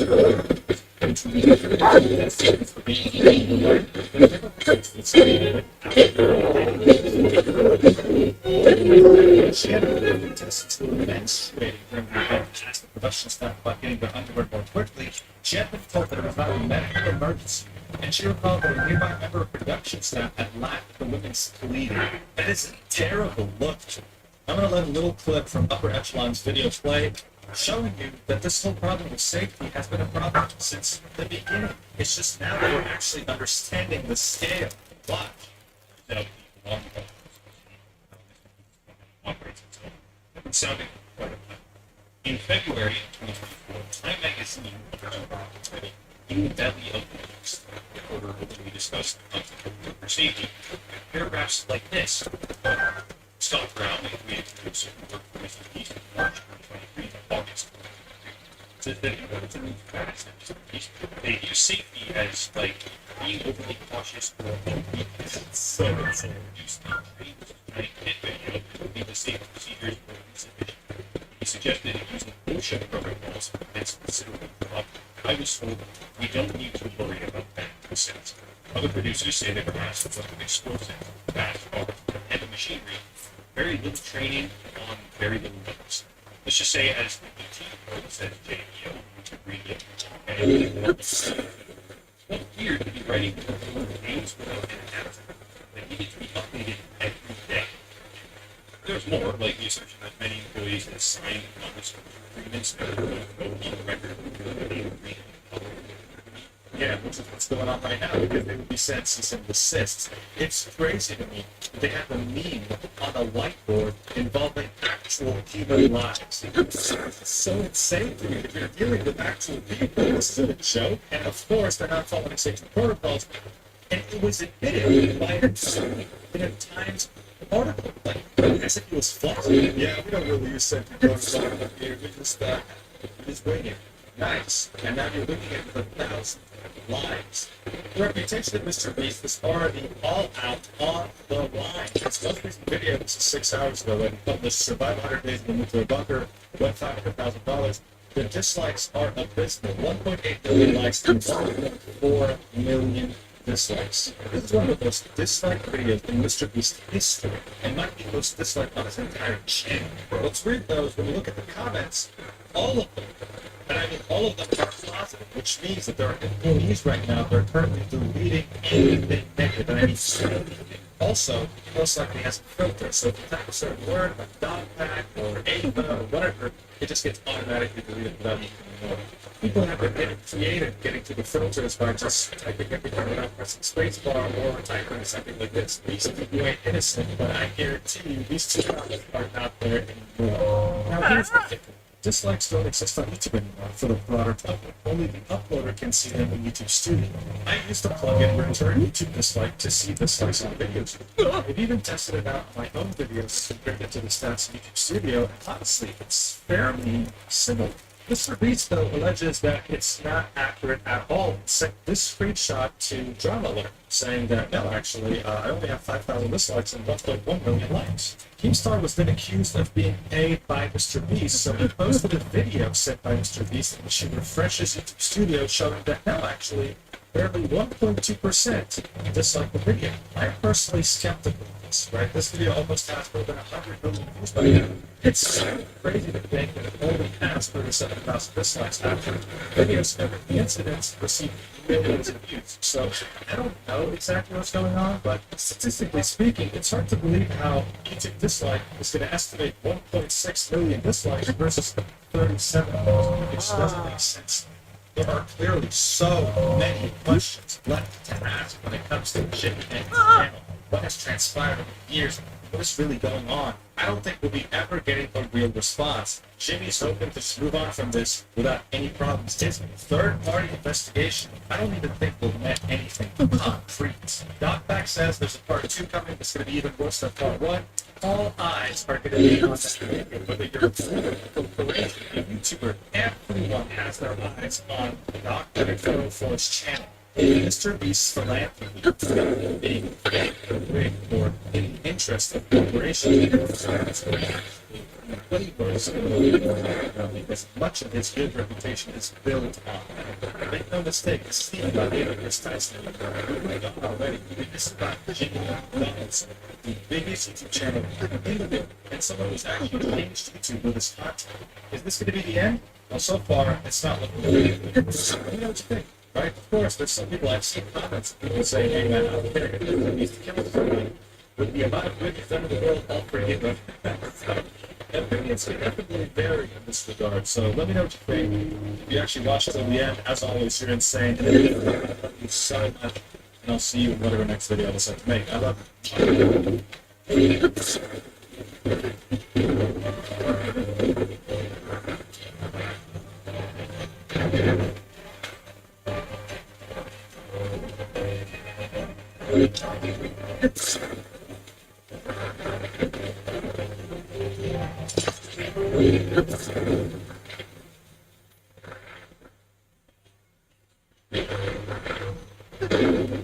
What? We're going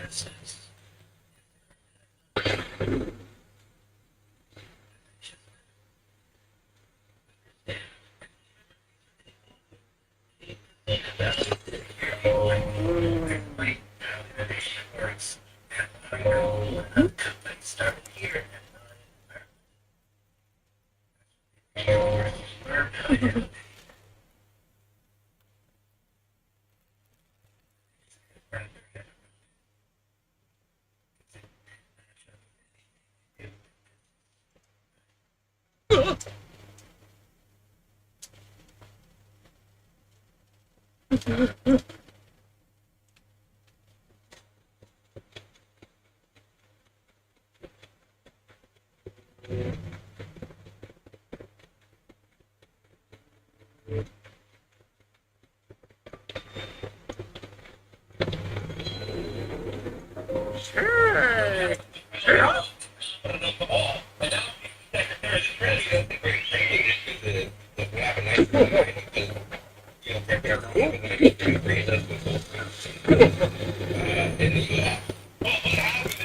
glow of the blood-stained moon shines upon the land.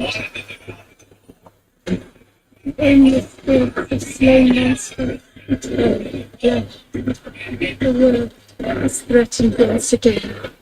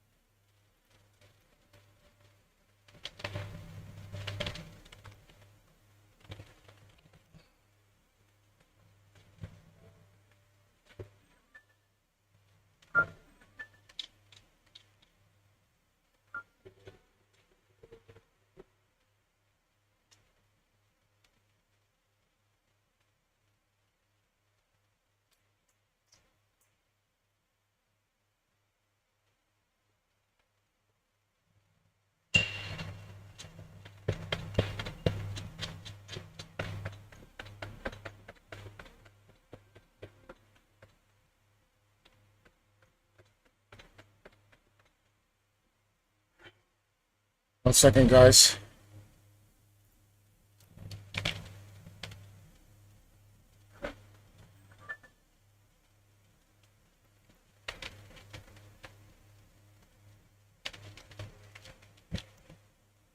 No. I'm gonna actually have to end the stream, guys. Right after the shrine. So, yeah, bear with me.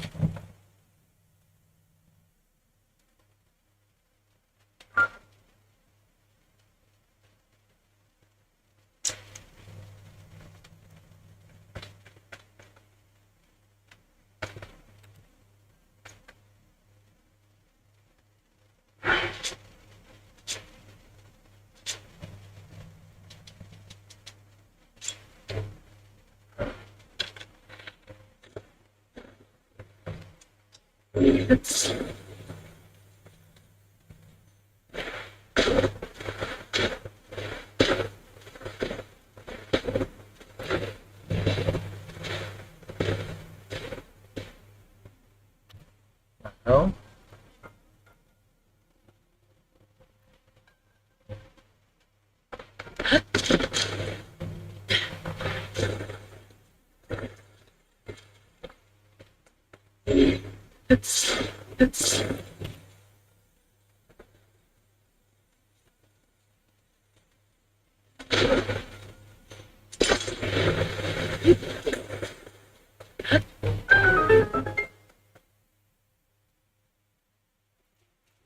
services.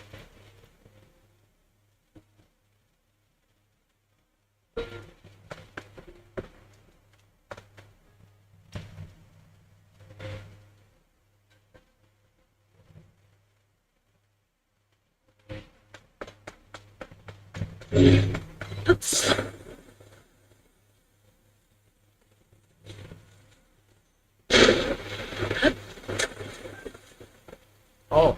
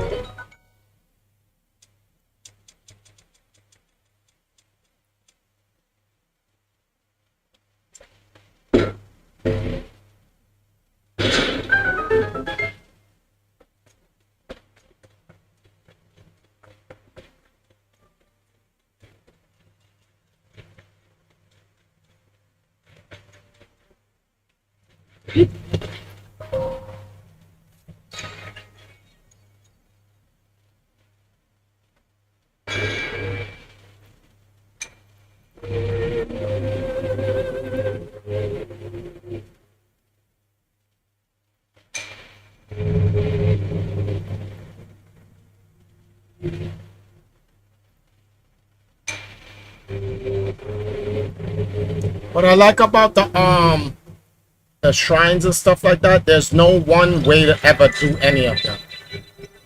There are multiple ways.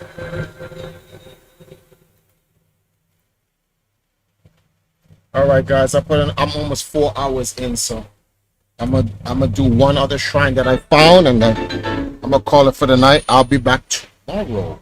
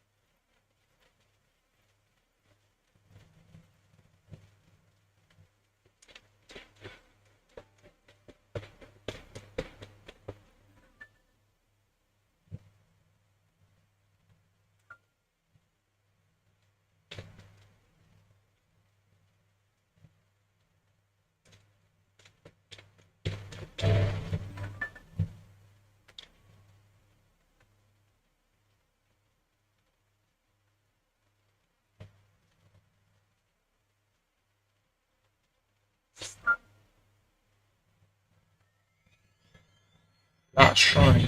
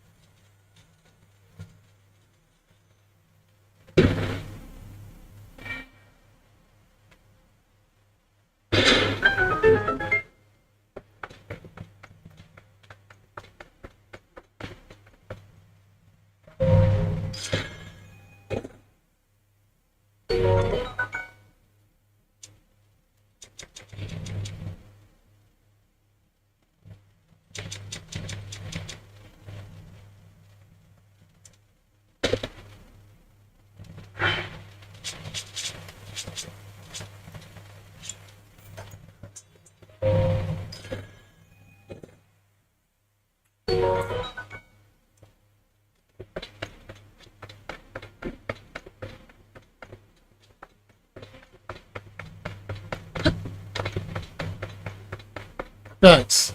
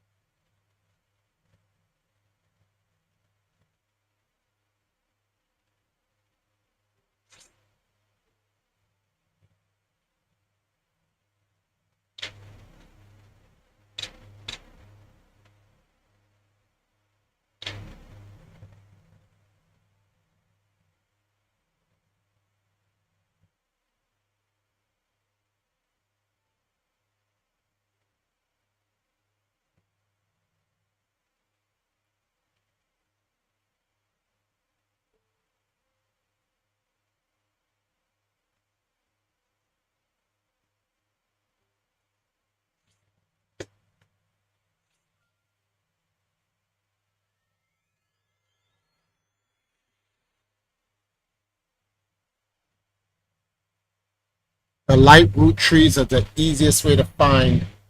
Um, that's the easiest way to find where the shrines are.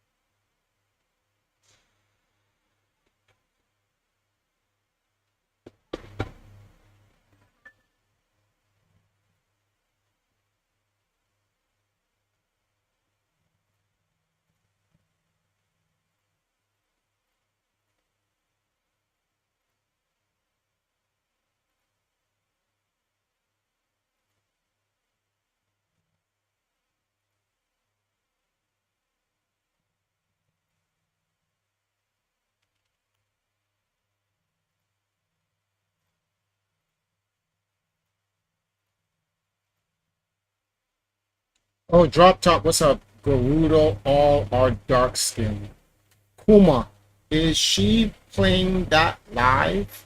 Not that it matters, but there ever been a black character in Zelda games? Just wondering. Yeah, Kuma, all of the Gerudos, like Reg is saying, they're all dark skinned. They have a whole race of black people in or dark skinned people in Zelda. I'm sorry for taking so long for answering. I'm looking for something, I cannot find it all of a sudden. I don't know why.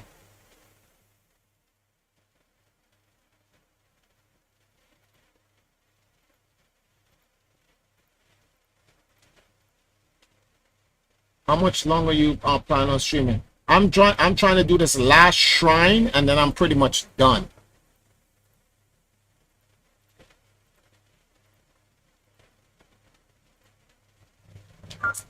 Stupid rain just had to come while this dumbass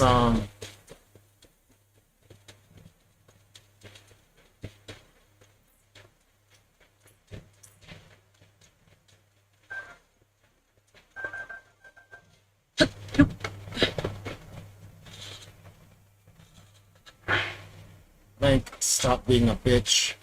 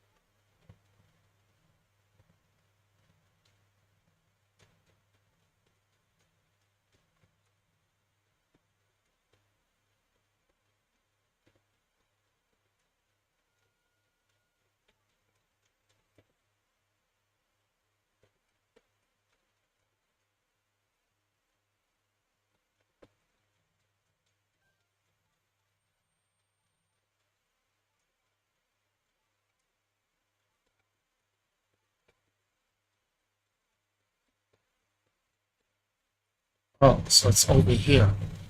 I gotta wait for it to stop raining.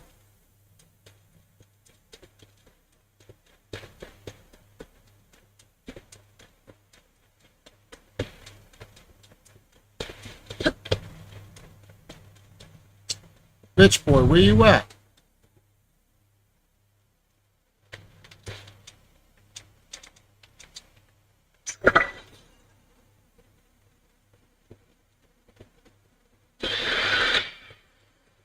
What?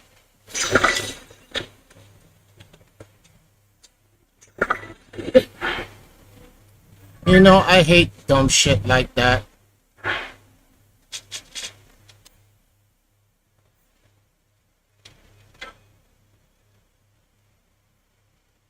How did I miss? That's why I wanted a upper. That's why I wanted a high ground. So I can't miss. I can shoot down in the ground.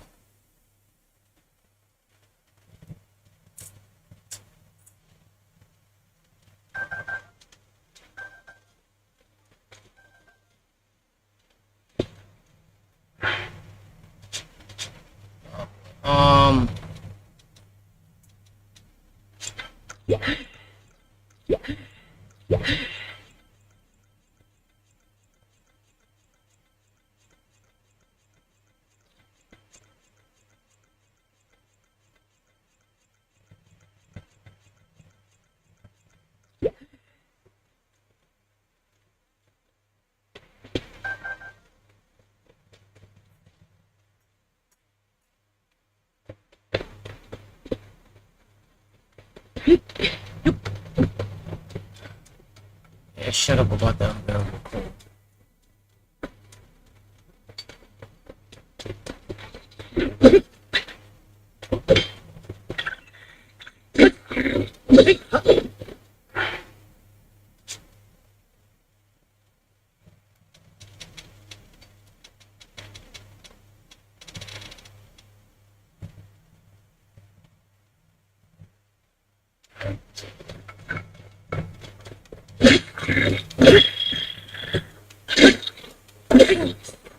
Will you back up?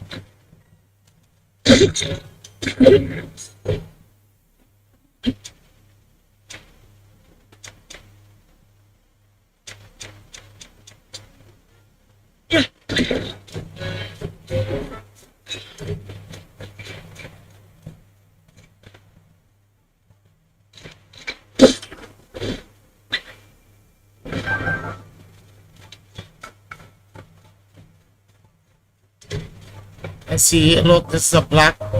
Well, he's fairly dark skinned, and that's a Hylanian. Huh?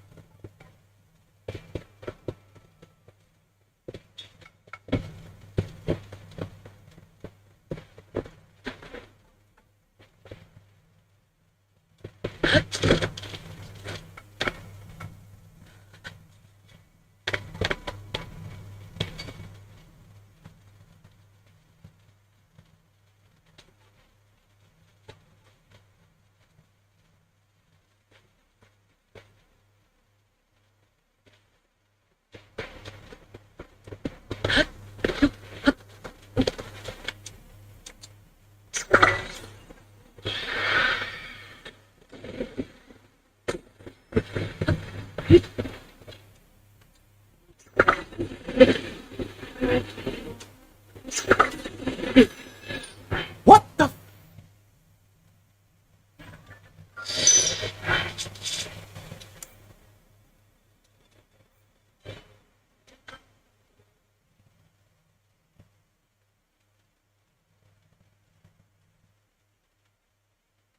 All because I fell off the damn rock, man. I don't know what to do now. I know what to do. Okay.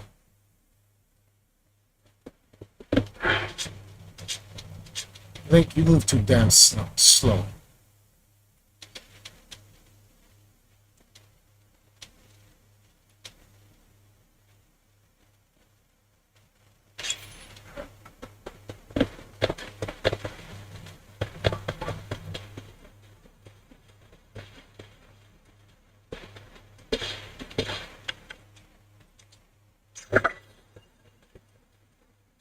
Come on.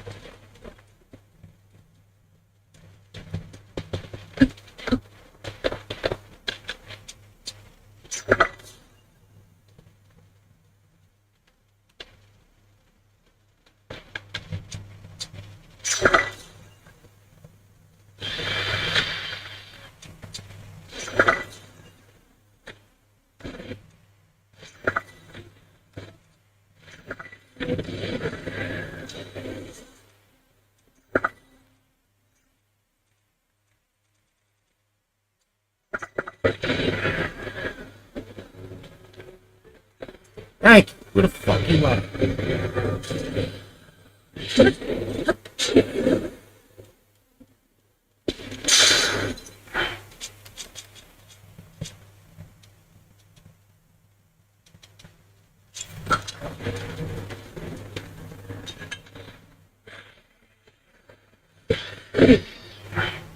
Time out. Hold on, let me see something.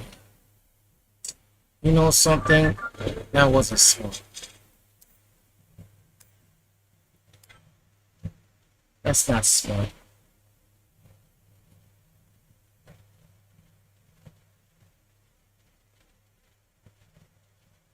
I'm burning through my weapons for no reason.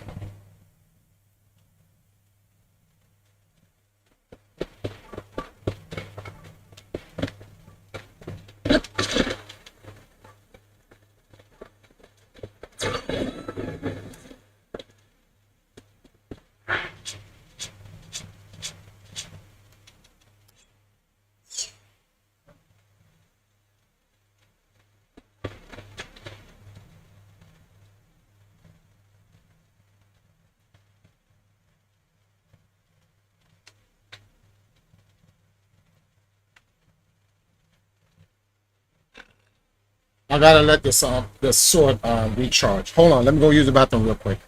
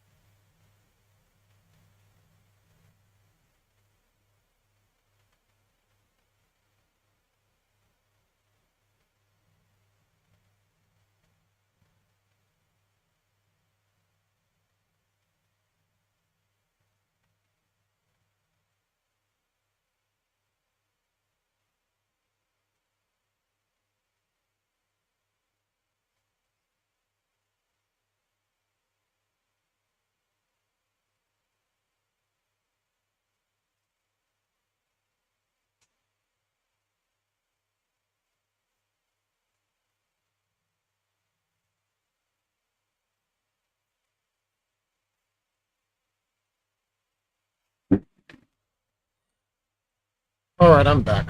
Where we at?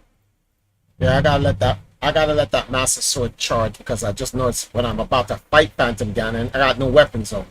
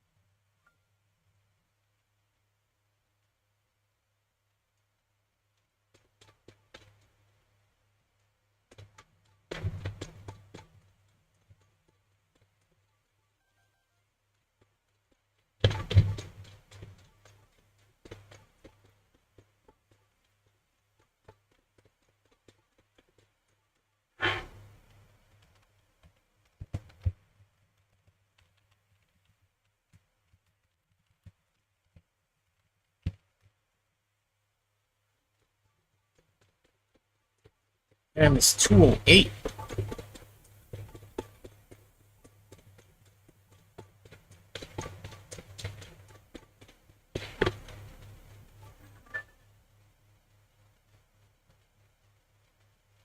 I don't feel like going through the fucking.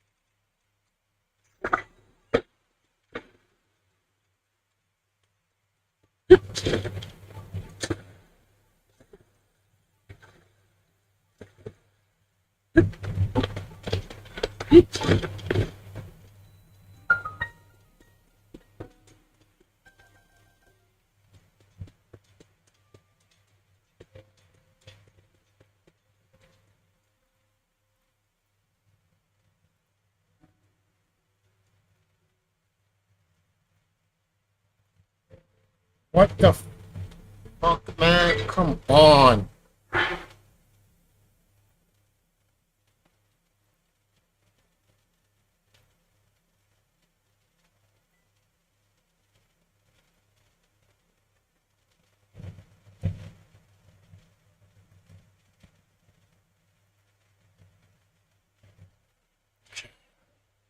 I accidentally closed my window.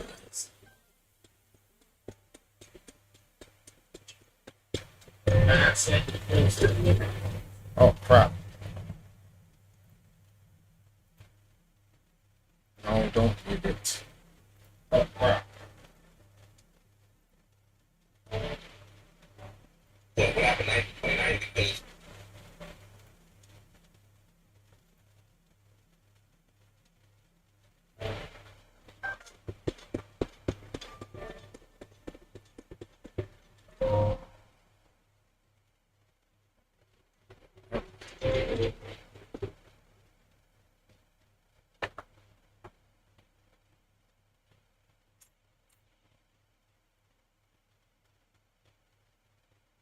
Good.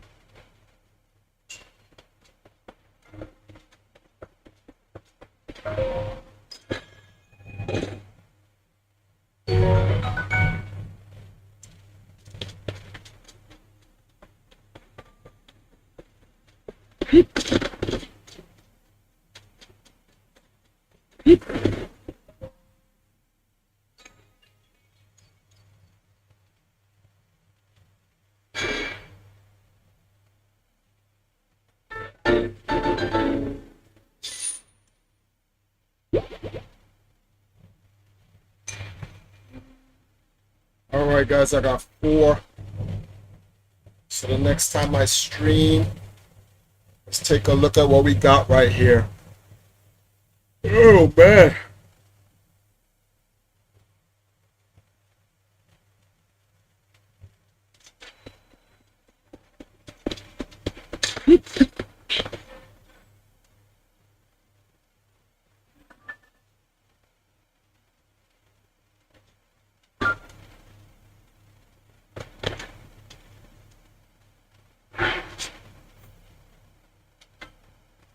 Let's see what let's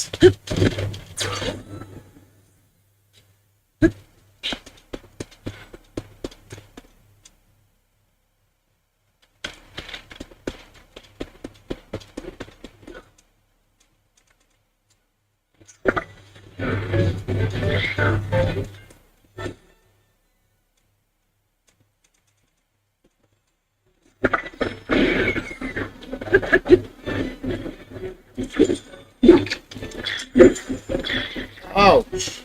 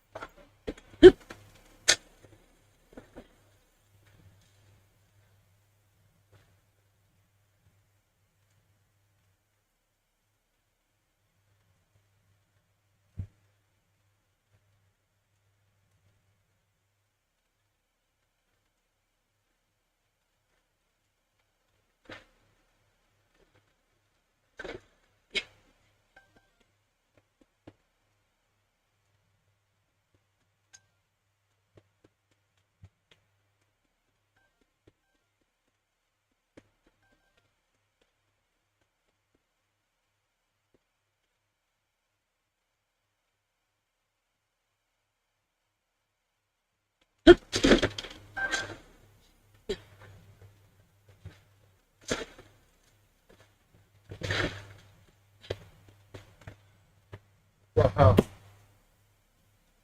cats out of here.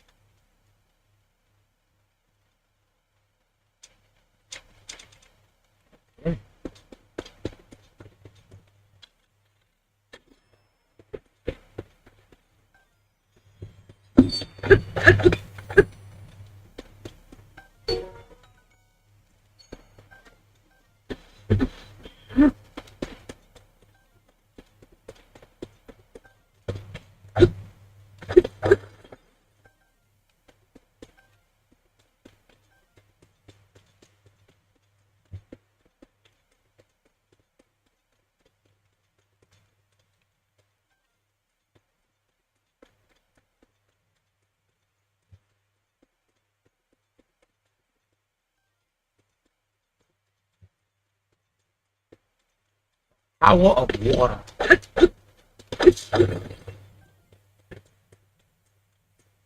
Most of these guys that I just fought, I killed them by just pushing them in the water. I don't know how dirty you have to be killed by water, but you really have to be dirty. Alright, so.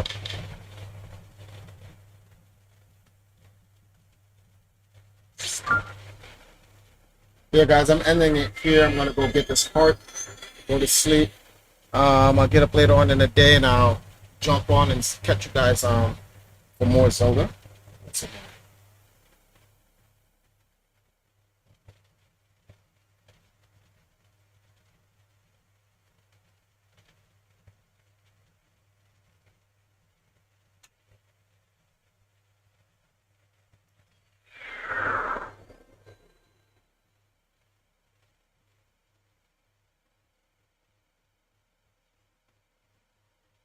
That's it.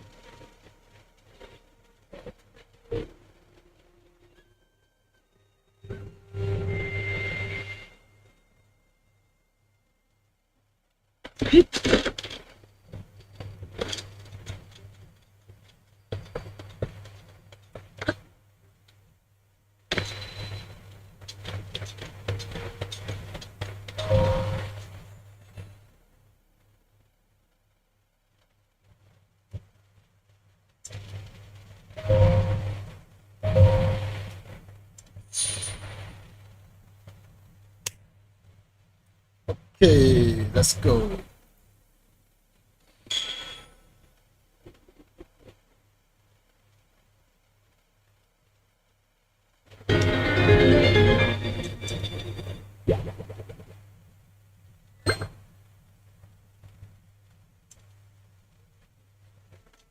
Before I go and bring the world peace.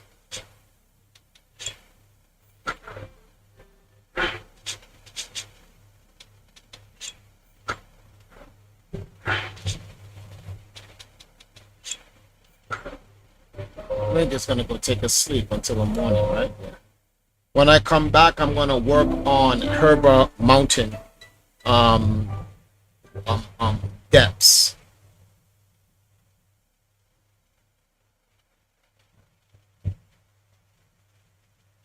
Yep.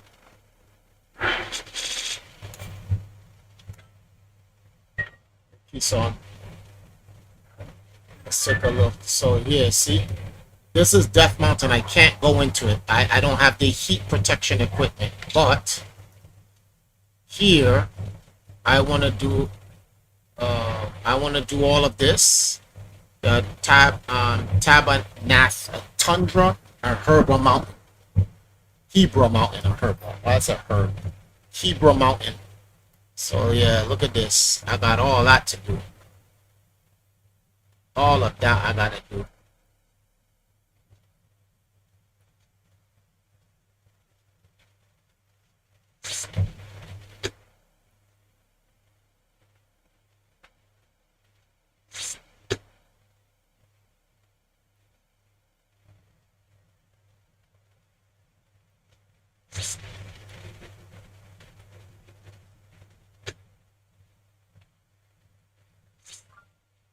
me go there for a second. Let me see what's down there. I just want to see what's over there.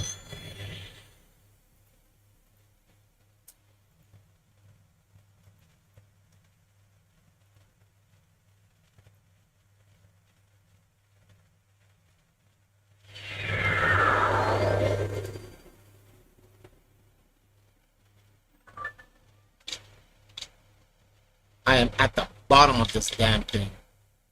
That's crazy.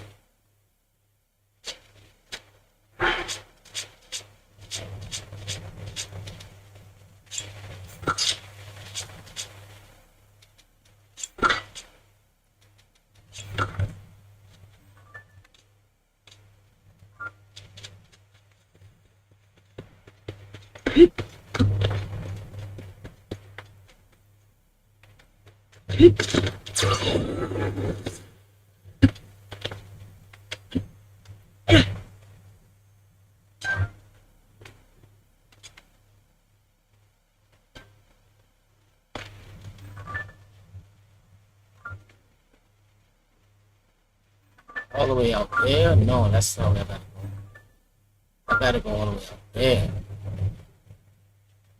Oh well, I guess I'll do that tomorrow. I honestly don't even want to get started.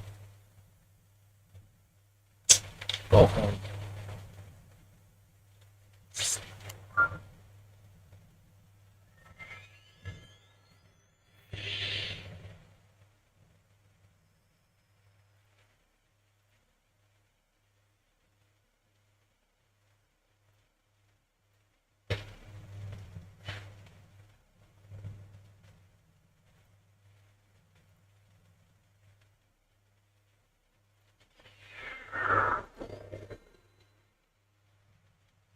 Ready then.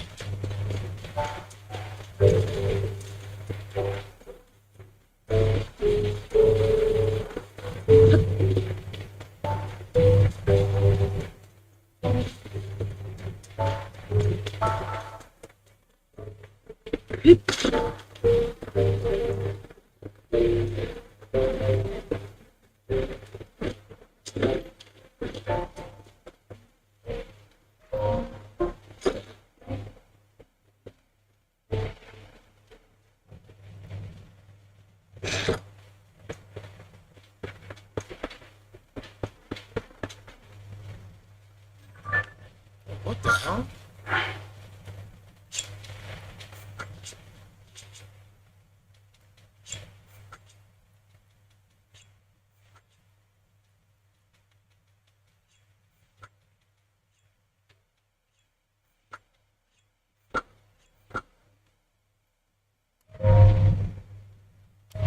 Give Link a 1-day rest.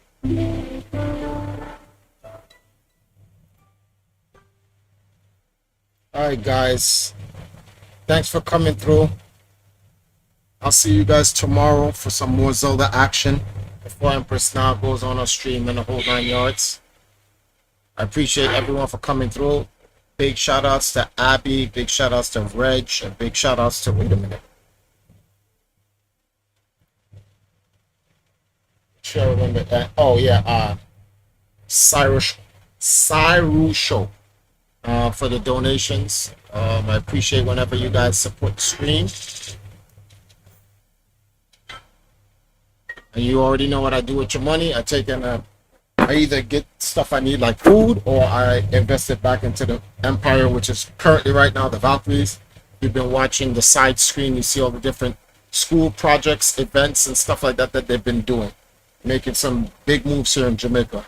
I'm going to have an actual update stream where I'm not even really playing Zelda to kind of give you guys an update of what's going on with the girls and whatnot. But until then, thanks a lot, guys. Catch y'all in the next one.